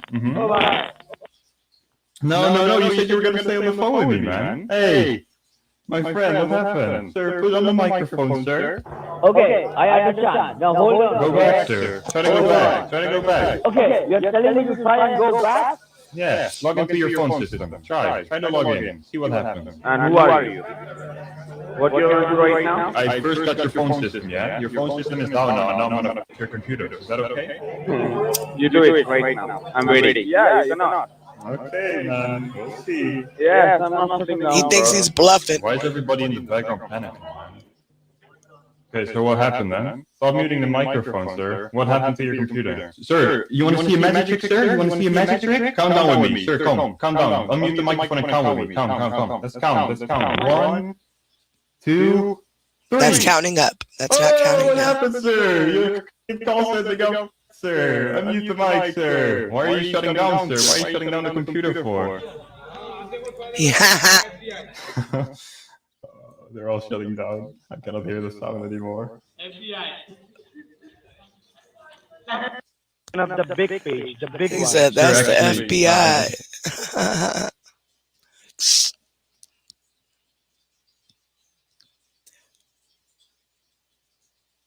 It says showing a scammer his webcam on my computer. Permissions. Yes.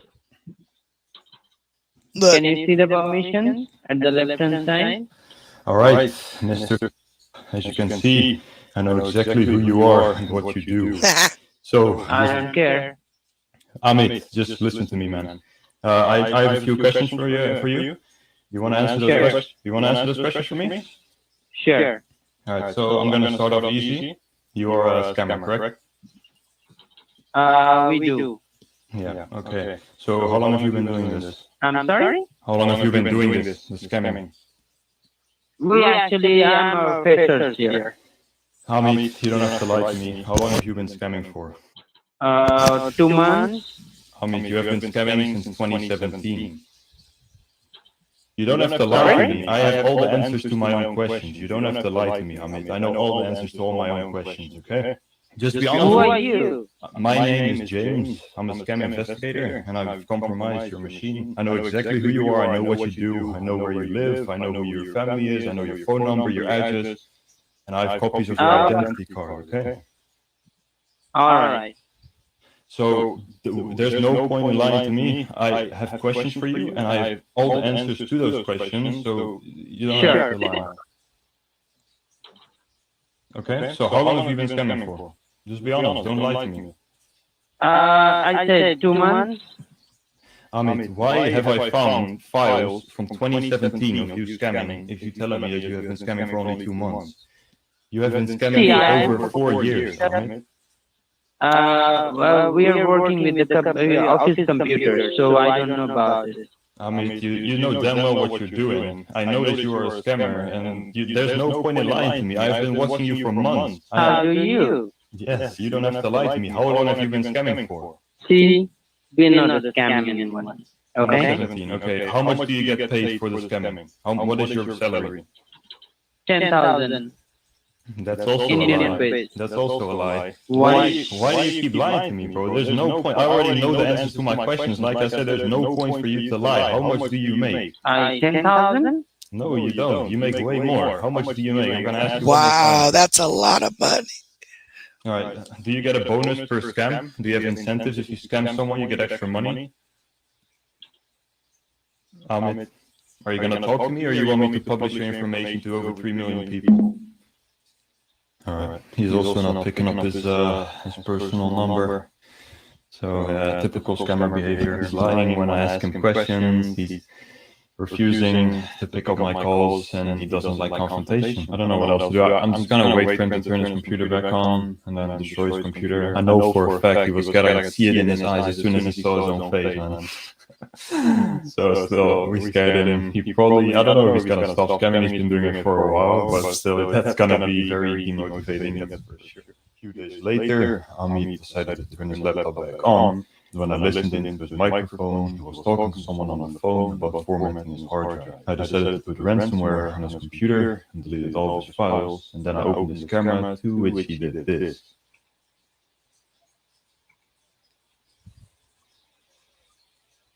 Permissions?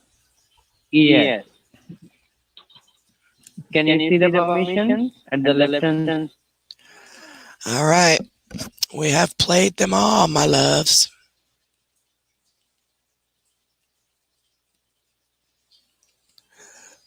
So I hope you guys enjoyed that. I wanted to try to do something a little different.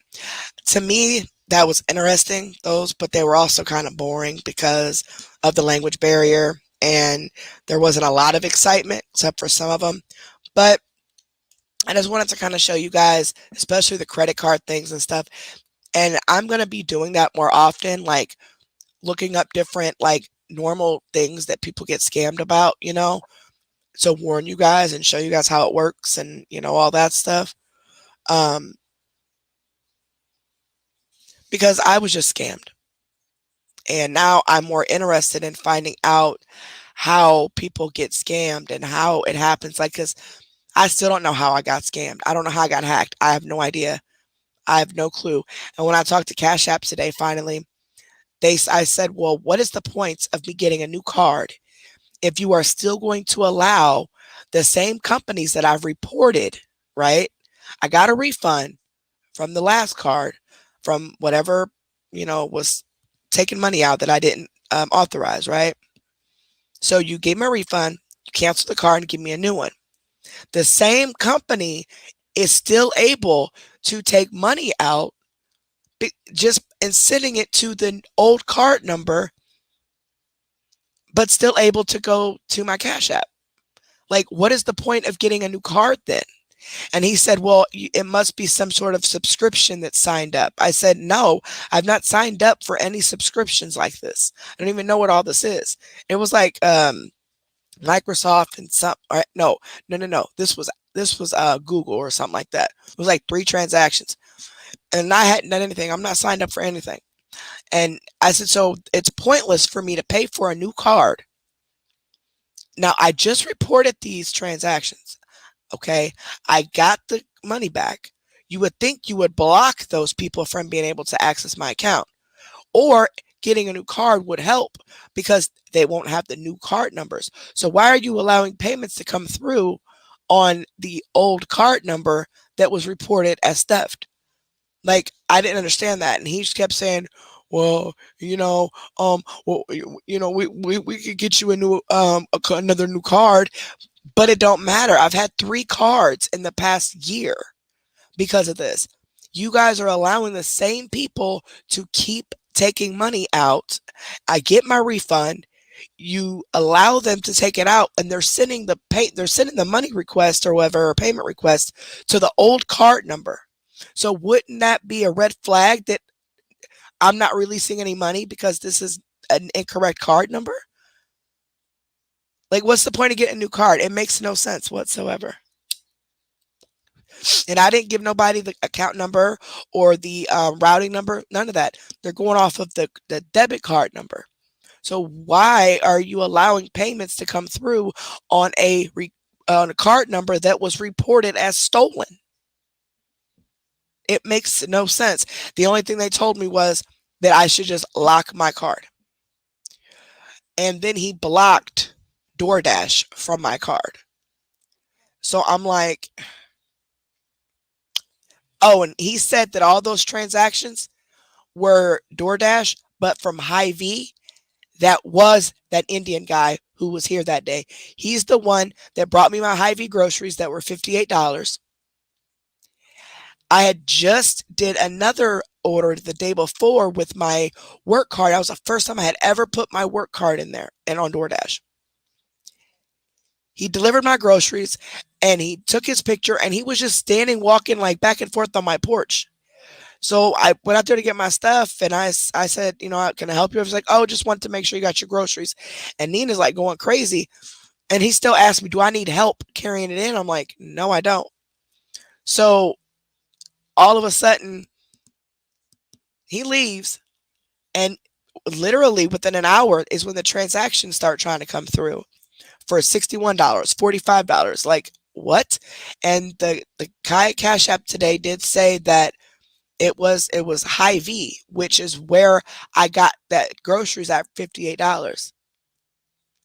So I got an email, which I don't even know if it's even the right email. I'm going to have to dig deeper because I just got tired of trying to do it. Because I tried to contact DoorDash and nobody ever answered the chat bubble. So I'm just like, screw it. So I found an email, emailed it, and asked if this was the correct DoorDash. Probably not. But I'm going to find out how to actually get a hold of DoorDash. It's probably real easy. I just probably am looking over it. But by this point, I had been on the phone. Been on the chat thing with Cash App, and I was just over it. But that guy, he had to have done it. And he was trying to get more money out of my account, even after I paid for my groceries. And then the very next morning, as soon as my check hits at 12 o'clock, at 2 a.m., several transactions start coming through my work bank card. And I don't know, up until about 5:46 in the morning or something. So about 3 hours. Took every dollar I had except for $11. And that was the first and only time I had ever put my work card into DoorDash. And I put it in DoorDash and ordered Hy-Vee that day before. Then the next day I had my Cash App card and did it with the Cash App like I normally do. Because at the time I didn't have anything on the Cash App. So I just used my work debit card to get, I think it was coffee or something. I don't even remember. And then the next day I used my Cash App card for the little groceries. And then the very next day after that, or actually an hour after he left, is when the transaction started trying to come through. And I thought it was just an error or a mistake or something, Didn't pay too much attention to it until we were live last night and I was looking and I seen way more transactions than I had originally saw. They're all being declined because there ain't enough money on there. But that and then my work card being hacked, that was that guy, I'm telling you, and I need to report him. Like somehow, because I'm going to figure it out, because he hacked those cards. I promise you he did. He figured out a way to get my card numbers, which they should be private. I don't even know how he would have access to it unless, of course, hackers, of course, and made purchases online on my work card, like a hardware store and stuff like that, online. And it says it came from Canada. But when I called the Bank of America, they said that they may not be in Canada. They may be using a VPN that says they're in Canada, but they're purchasing the stuff online.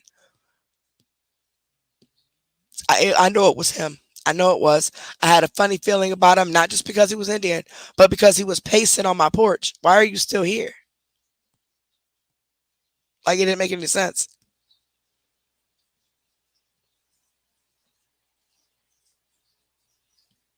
And that's what I said, Constance. After everything, digging through everything and thinking about everything and talking to Cash App and all that, I'm like, it was him. I know it was him. So he managed to get my card numbers and my aunt's, because my aunt's card was on there too. She had 3 transactions out of Canada that she had to report yesterday. So both of my cards and my aunt's card. Crazy, man. But she got her money right back because she goes to an actual bank. My card is just like a debit card. It's through my job because at the time, like I said, I didn't have a bank account. We went from paper checks to that. So I've just always had the card. that card is connected to a bank, but it's not like my actual bank account. You know what I'm saying? It's just a debit card that connects to that bank. So I don't know. I got to call them Monday. I'll probably wait till Tuesday to give it a little more time, but I have to wait for the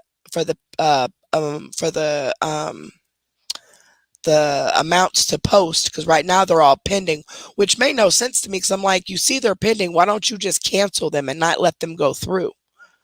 But no, they said it had to post to the account first, then I had to call and make the claim, and then it takes up to 90 days for the claim to go through. Some people are telling me that I should get my money back after I do the claim, but some people are telling me that it's going to be up to 90 days whenever they finish the claim, because it's not my actual bank. It's like a prepaid, like not a prepaid, but it's a debit card through my job, but it's their bank. So I don't have a relationship with that bank in a sense.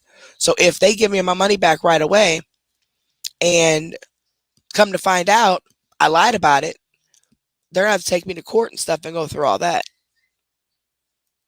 So I don't know. I don't know.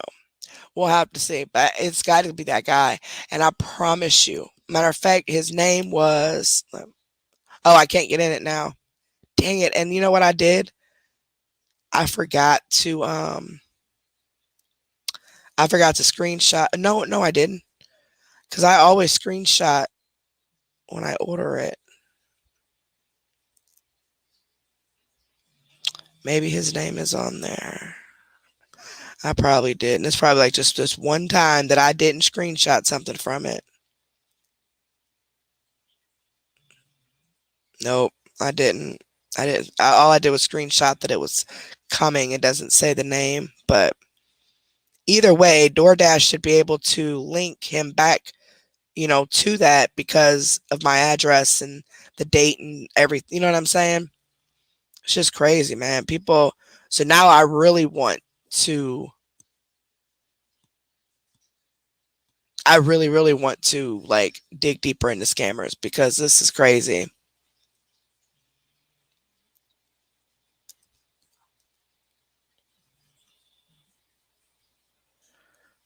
What?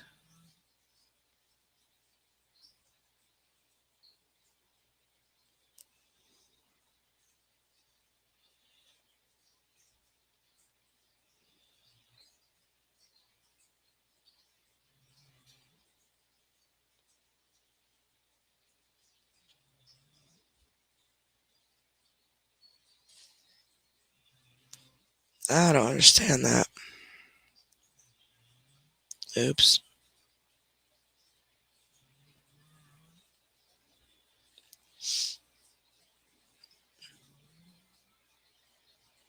Wow, people are starting to send me stuff that they got from scammers. Liv just sent me something. Yeah, scammers is, and it's crazy. It's really crazy now. Like, it's getting worse. It's getting way worse.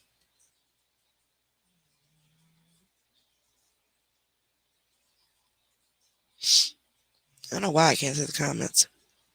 Oh, I'm definitely am. I'm gonna do it Monday, because if he did it to me, who knows how many people he's done it to? Most definitely reporting him. I always feel like, though, that reporting ain't gonna do nothing. They're never gonna catch him or whatever. So it's like worthless to even try. But I got proof of the DoorDash stuff trying to come out multiple times. And then I got proof that purchases were made on my work card. And I mean, they should be able to connect the two at some point.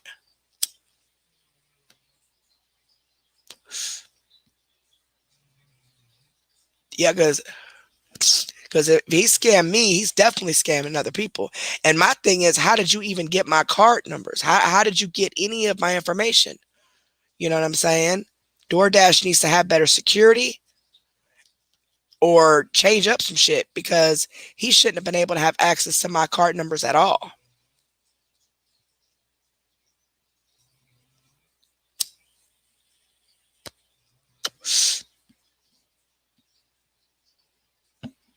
Damn, selling purses at the grocery store.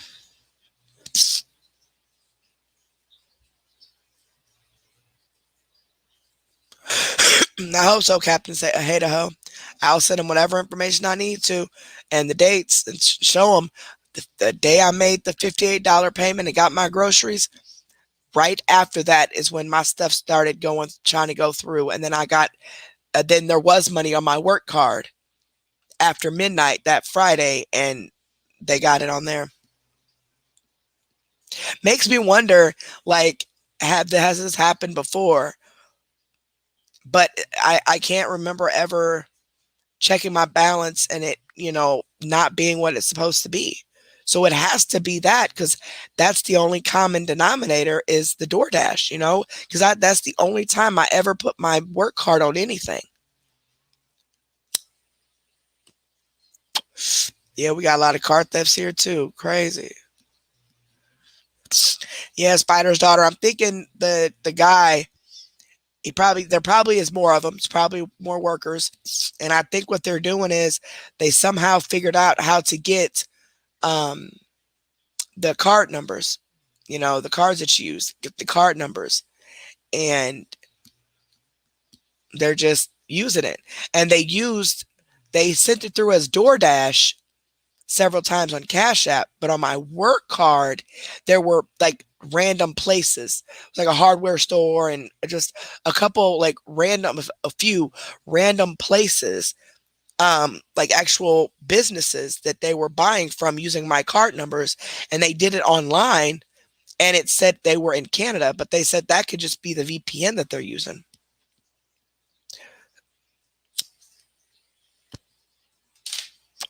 So it may not even be worth it, the money to even try to trace them, that it would cost to try to, go around the VPN and get all, but it'd be worth it in the end because it'll stop them from doing it. Because I have a feeling that this is just starting, because I don't know. I just have this feeling that it's just starting. And eventually it's going to end up on the news and it's going to blow up, and DoorDash is going to have a huge security breach. That's why I started warning y'all. I'll put it on my Facebook and everything. People better believe me. I'm telling you, if you add up all the purchases that I went through that I don't recognize, that it says through DoorDash on my Cash App, it's about $1,000 when you add that to the work card stuff. But I can't necessarily prove. I mean, I don't know. I don't remember if I made certain purchases or not. You know what I'm saying? Like I look, I'm like, I don't look familiar. I don't remember doing it that day or that. I wasn't keeping track, but I do know that like I was being short on money, but I thought maybe I spent it on something, or maybe I miscalculated. There's been a few times. And that might be way off. I might have done some of it, that I'm thinking I didn't. But either way, they got me. They got me.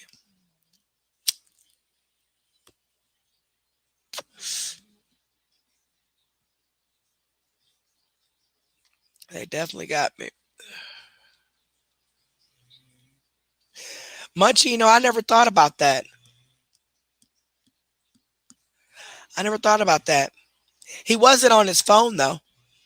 He had his hands in his pockets, and he was just pacing back and forth. It's like he took the picture of I seen him through the window right here. He took the picture of the groceries. He sent it. He put his phone in his pocket. He put his hand in his pocket, and he just started kind of walking in place back and forth and like in circles and stuff. So I go out there and I start to get my groceries. Said, "Is there something wrong?" And he's like, "Oh, no, just want to make sure you didn't need help with your groceries." I was like, "No, I got it. Thank you." And then he left.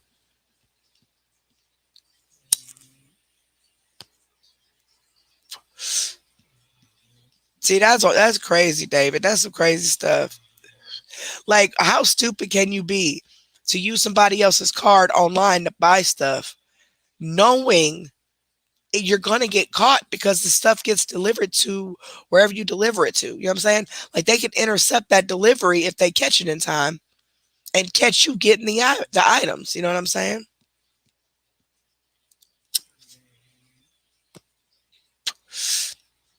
Crazy.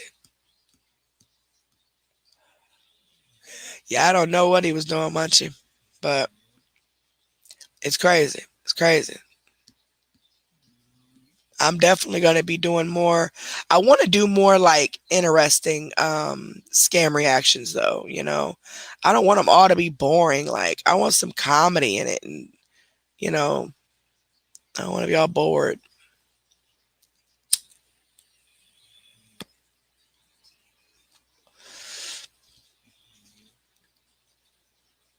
No, Munchie, not that I've seen.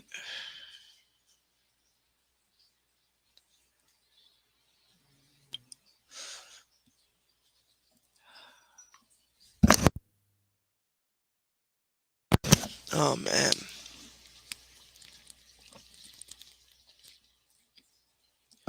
I am so thirsty, y'all. I don't know why I've been so thirsty. I'm gonna take some of these cold tablets. My dang on my voice tend to got better though once I took that Benadryl earlier. But now my nose is starting to run. I hope I ain't caught the Rona, man.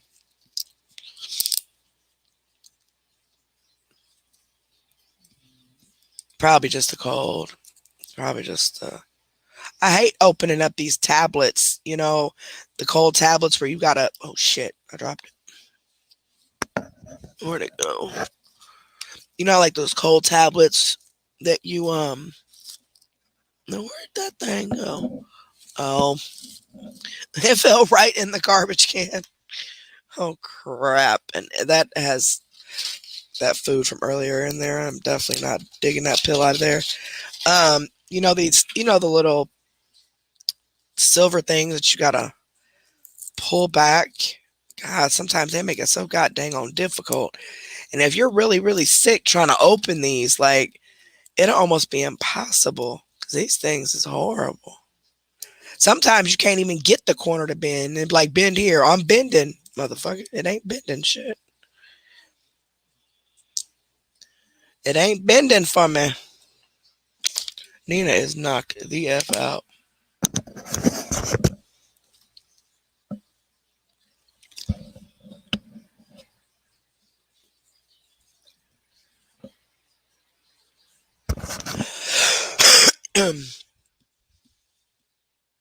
It's like for days I had been so freaking thirsty. And then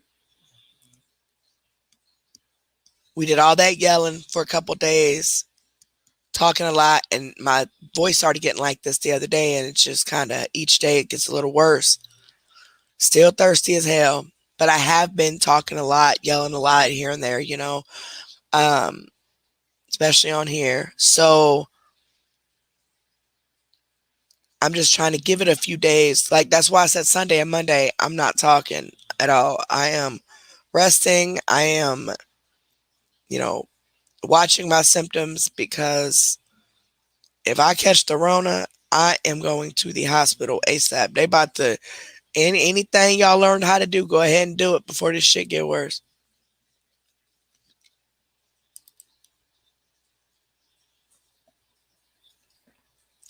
It's like, god damn, so fucking thirsty. Losing my voice. My throat and stuff don't hurt though. Like my throat doesn't hurt. My chest don't really hurt. I have been smoking a lot of cigarettes too, though. I can't tell that. And it's like I'm not really coughing nothing up, but I feel like I have to. My throat is itchy, I guess is how you would describe it.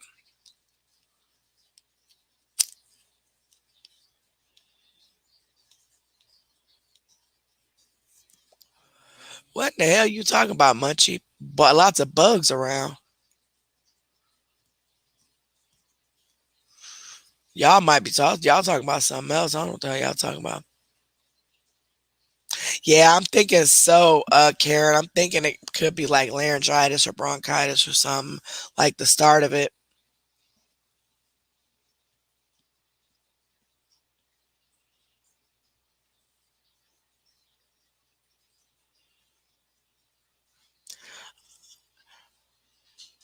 Ah, dang, Constance Chaos. That is crazy. Well, I'm glad you're doing better, sweetheart. You better be resting.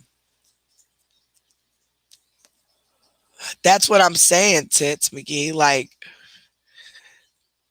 if it's not like, that's how they get away with it, because they do it in small amounts. You know what I'm saying?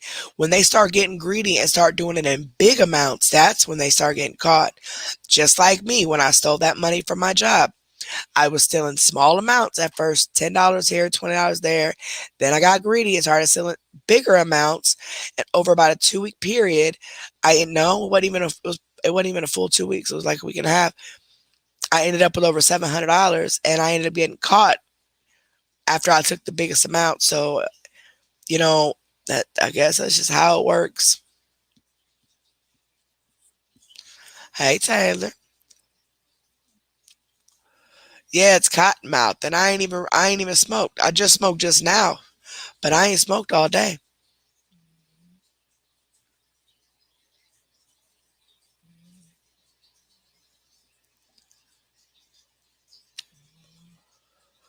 Oh, Munchie, I don't know.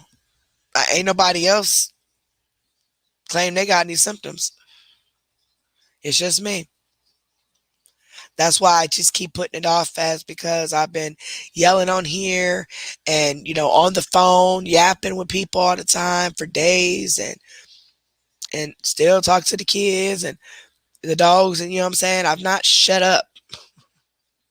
So I'm going to give my voice a rest for 2 days. I bet it was Constance Chaos. I can't even imagine. It's definitely scary.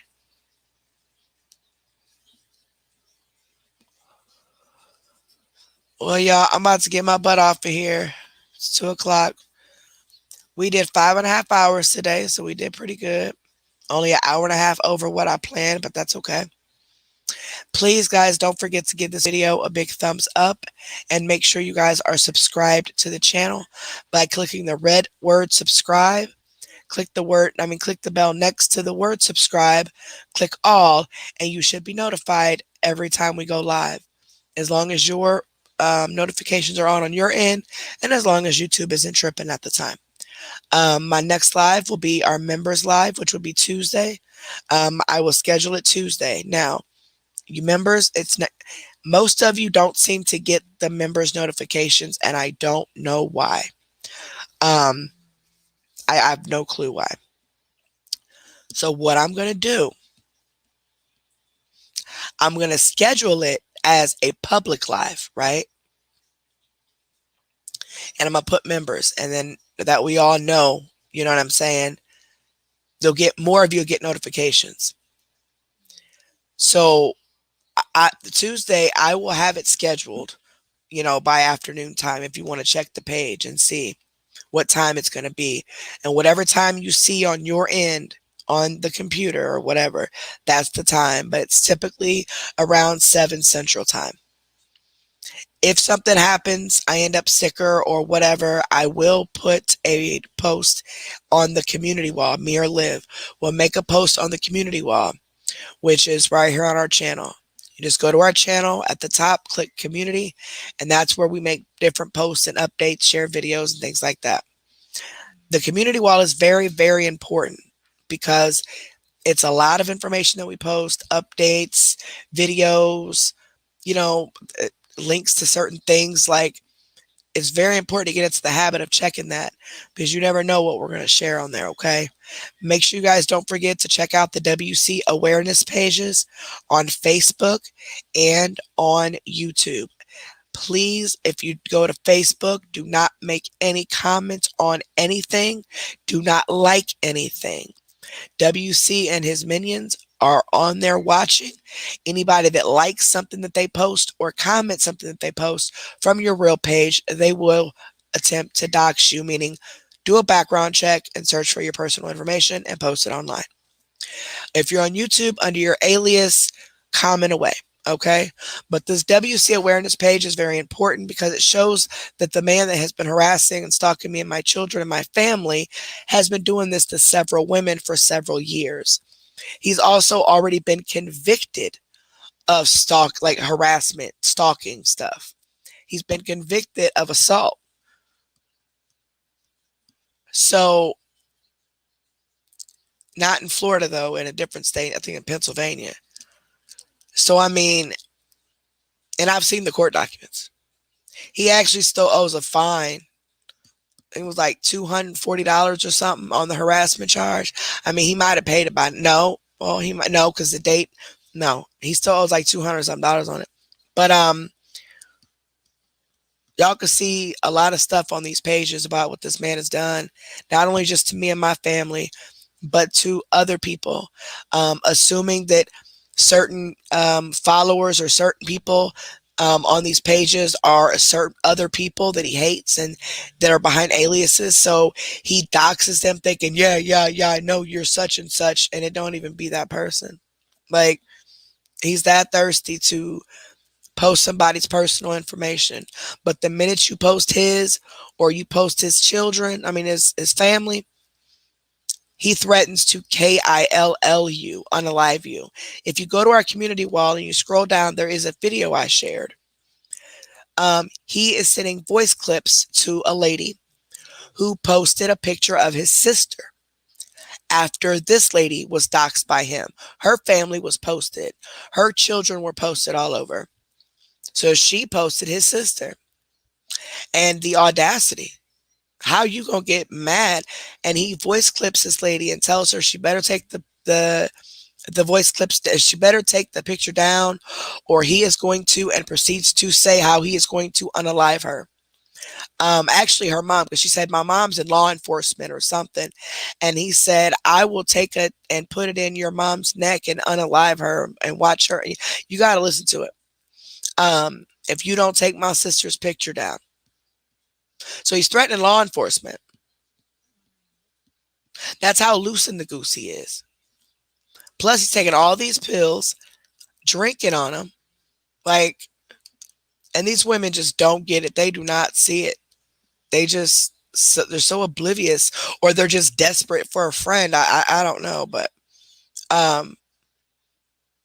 it's just wild. It's wild. It's really wild. But he's been convicted of this stuff. The police know that. I've told the police. Then everybody else around the U.S. and in the U.K. and stuff, if they made police reports, they've told them. They just look at it as just internet stuff. But if you look at the bigger picture and look at everything all at once, then you'll see how serious it is.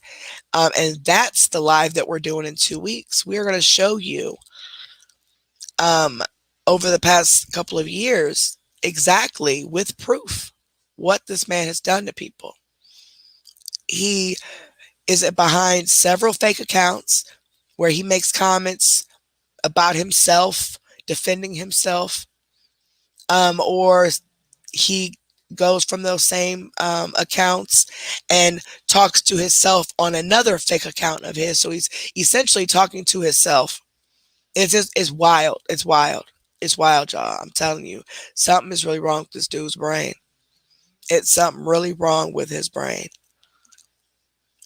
But anywho, and don't forget, Madam Freak also has her new page, or her second page, because her first page has been taken permanently. So unfortunately, she has to start over. But if you go to Facebook and just type in Madam Freak 2.0, go to the page, like the page, you'll find her again. We got to get all of her peoples back. Because I think she had almost like 8,000 followers, and she just started that page a few months ago. She started way after we did with CMC, and she didn't just gain her followers off of CMC or stalking and harassing people or bullying people and like that. Like, she gained her following because of her personality and who she is, and she, talking to people and posting funny little videos and stuff like that. Yes, she does do funny things with the scammers, but nothing I've ever seen of hers has been disrespectful. And, she essentially built that page on her personality. So we got to get all our people back. I don't know if any of the other pages are going to announce her or not because she supports us. I don't know. But it is what it is. So make sure you guys follow that. You guys have a wonderful night. Thank you so much. We had fun these past 2 days. I will be back on Tuesday for you members. And because before I start the live, I'm going to make it private. So whoever is a member, you're the only ones that are going to be able to remain seen, and everybody else will be kicked off. But at least that way, more people get the notification, because when I make a private live, it seems like most of you don't get the notification. But if that ever happens, always go to the community wall, because we automatically share the private lives to the community wall. So if I tell you a certain time, check that community wall a couple hours before that, and you'll see that it's scheduled. That way you know exactly what time. But right now I'm saying Tuesday, 7 p.m. Central Time. And hopefully I'll figure out something we can do. I just don't know what mood I'm going to be in. I was thinking about playing some games, but I don't know. We'll see. We'll see what's going on. So thank you guys so much. And the next public live will probably be Thursday. It won't be on this channel. I will be showing, well, no, might not be Thursday because I can't do Thursday. I don't know. It'll be sometime next week. I just don't, might even be the week after. I don't know. It depends. I forgot I got some stuff going on, but I will be showing the screenshots of exactly why Grim started what she started. And why all three of them, Prison Tattoos and Ed's a side chick, all got mad at me. Had nothing to do with me lying or anything like, they're trying to say. I read some of it last night, so some of you already heard it and know exactly what I'm talking about. Literally, it was because I was sick and I was not messaging in the chat as much as they would like me to. They felt like I was ignoring them. So all of that because I was sick. Okay. And I'm suffering from anxiety already. That's my main issue. That's why I can't check Messenger like that, because I don't want to see anything that's going to raise my heart rate. So you instead start causing more problems. And then when I do go read the chat and it's something but BS about you being mad about this, mad about that, I don't want to hear all that, because you're tripping. Wasn't even nothing like that. But now it's like that. Because she gave a screenshot to William of a message from about me to the CMC mods about my daughter's attempt. Okay, they posted that. He thought it was funny to post that. Then Tuesday night, they made a false police report call against me for a welfare check. Said I was attempting to harm myself and my children, and I threatened harm to him.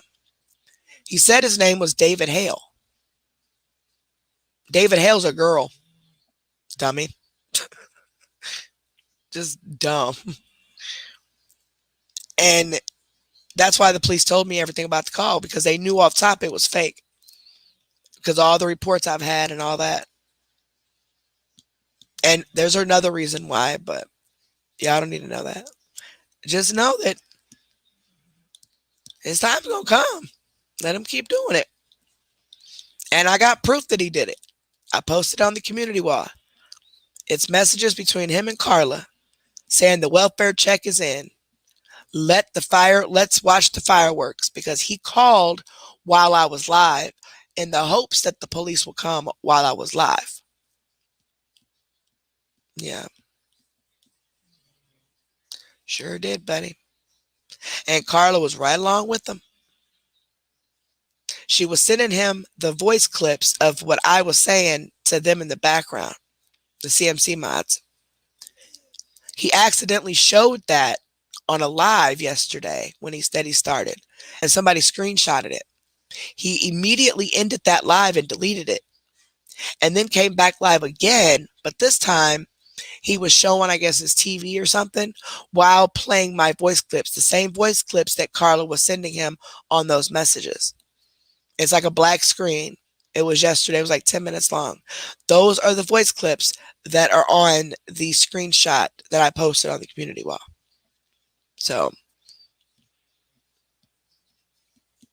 there's a lot of stuff. I got a lot of stuff. They didn't think I could get back into the group chat. They thought once they booted me, since the group chat disappeared from my view, they thought I couldn't access it anymore. oh no, I definitely could. So I found it, I got in it, and seen all this BS that they had said while I was live and I wasn't reading the chat. They said a bunch of BS. And while I was, like I said, I was live, I wasn't reading the chat. Before the live was over with, they booted me from the group. So when I got off the live, I couldn't find the group. I couldn't see the group anymore. But when I found it, realized all the stuff they were talking that I never even read because I was booted. That was very interesting. All three of them were definitely involved. Some more than others. But hey, you agreed with it. You went with it. It was hee hee ha ha. Nobody cared about my daughter when you sent those, when your best friend had those posted. So why should I care about anybody else's kids? Just saying. You mad if your kid gets doxxed? You know, you are playing with fire. If they dox your kids, they dox your kids. They're going to do with me. You weren't worried about that when you was hee and ha-haing it up with this bitch while she was sending my information to William and making it a point to only show my messages instead of all of yours. Oh, Dirty Deeds is going to love the ones I have on that. Because how would I know as much as I did on Dirty Deeds if it wasn't for at least two of you? You guys are nothing but some overgrown ass kids. Always got to be in some drama on the internet. It's just crazy and think you're tough. That's the funny part. So like I said before, if you get this message, depending on what you and William do, will depend on what I do. But I will be showing why you left. Because you're not going to lie on me. But we can show a lot more. The game is up to you. And you will tell Dirty Deeds exactly what you gave me and let them know that you were talking just as much smack as I was. And of course I was talking smack. They were doxing me and harassing me. Why wouldn't I talk mess? Duh. Look what they did. I didn't dox them. Still ain't. One of them tried to be my friend and thought I was stupid. That was hilarious. But, you know, it's crazy. But let's see what you guys do. It took me 5 hours to screenshot every single message since August of last year. 5 hours. I took breaks in between, but 5 hours to screenshot every single message, besides the one that you guys have already went back through and deleted, because it says message unsent on several of your names. So that was kind of cute, but still got information on there though. And I didn't delete shit. Nothing. So you take the lead, darling. You mad because I didn't text you enough? You poor thing. You poor thing. And I'm going to prove that's why you were mad. Why you want to lie. I hope William feels stupid for believing you. And I hope you feel stupid for believing him.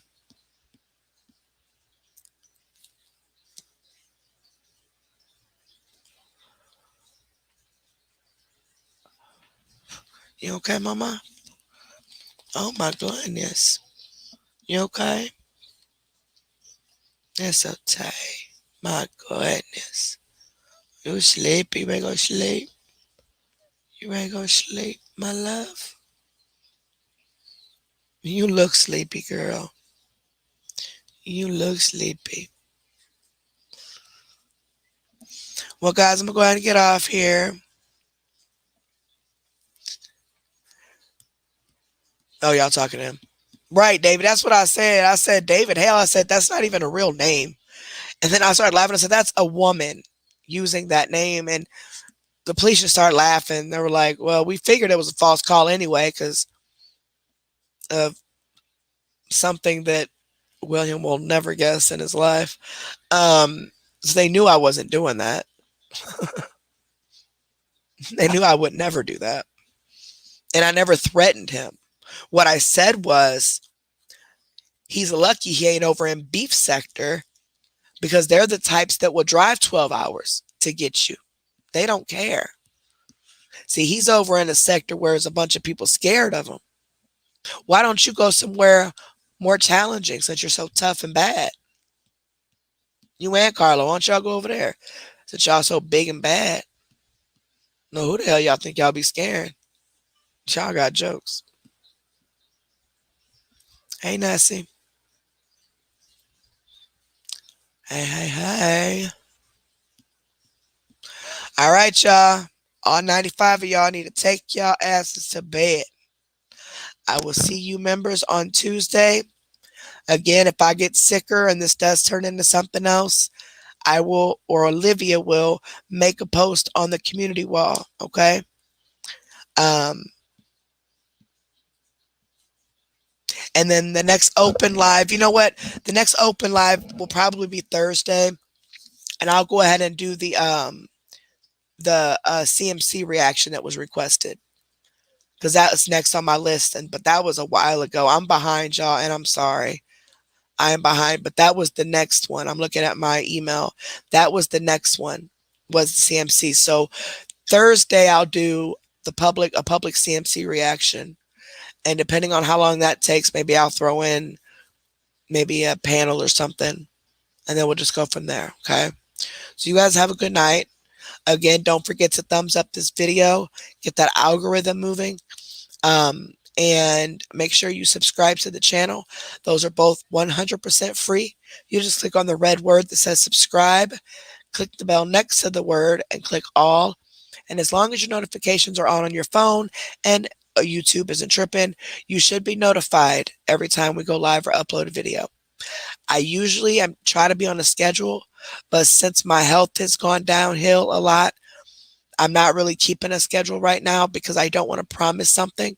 So that's why I said Tuesday, members. However, if something happens, there will be a post made. You guys, my members are understanding. They know. I actually, while I was sick, like actively sick, I did a couple members only lives just because I had to give them something, even though I was sick as hell. I had to, because they pay every month. You know what I'm saying? $2 is a lot of money. Even though I only get to 70% of it, that's still, you know what I'm saying? And not giving y'all your lives for weeks, it's like, no, I promised this, So, but you guys have a wonderful night. I will talk to you guys, you members, on Tuesday. I will talk to you publicly, guys, on Thursday, unless I just randomly find a case that I need to cover right away, or, I'm magically feeling great. I'll do a random live. But as of right now, Tuesday and Thursday. So I love you guys. You guys have a great night.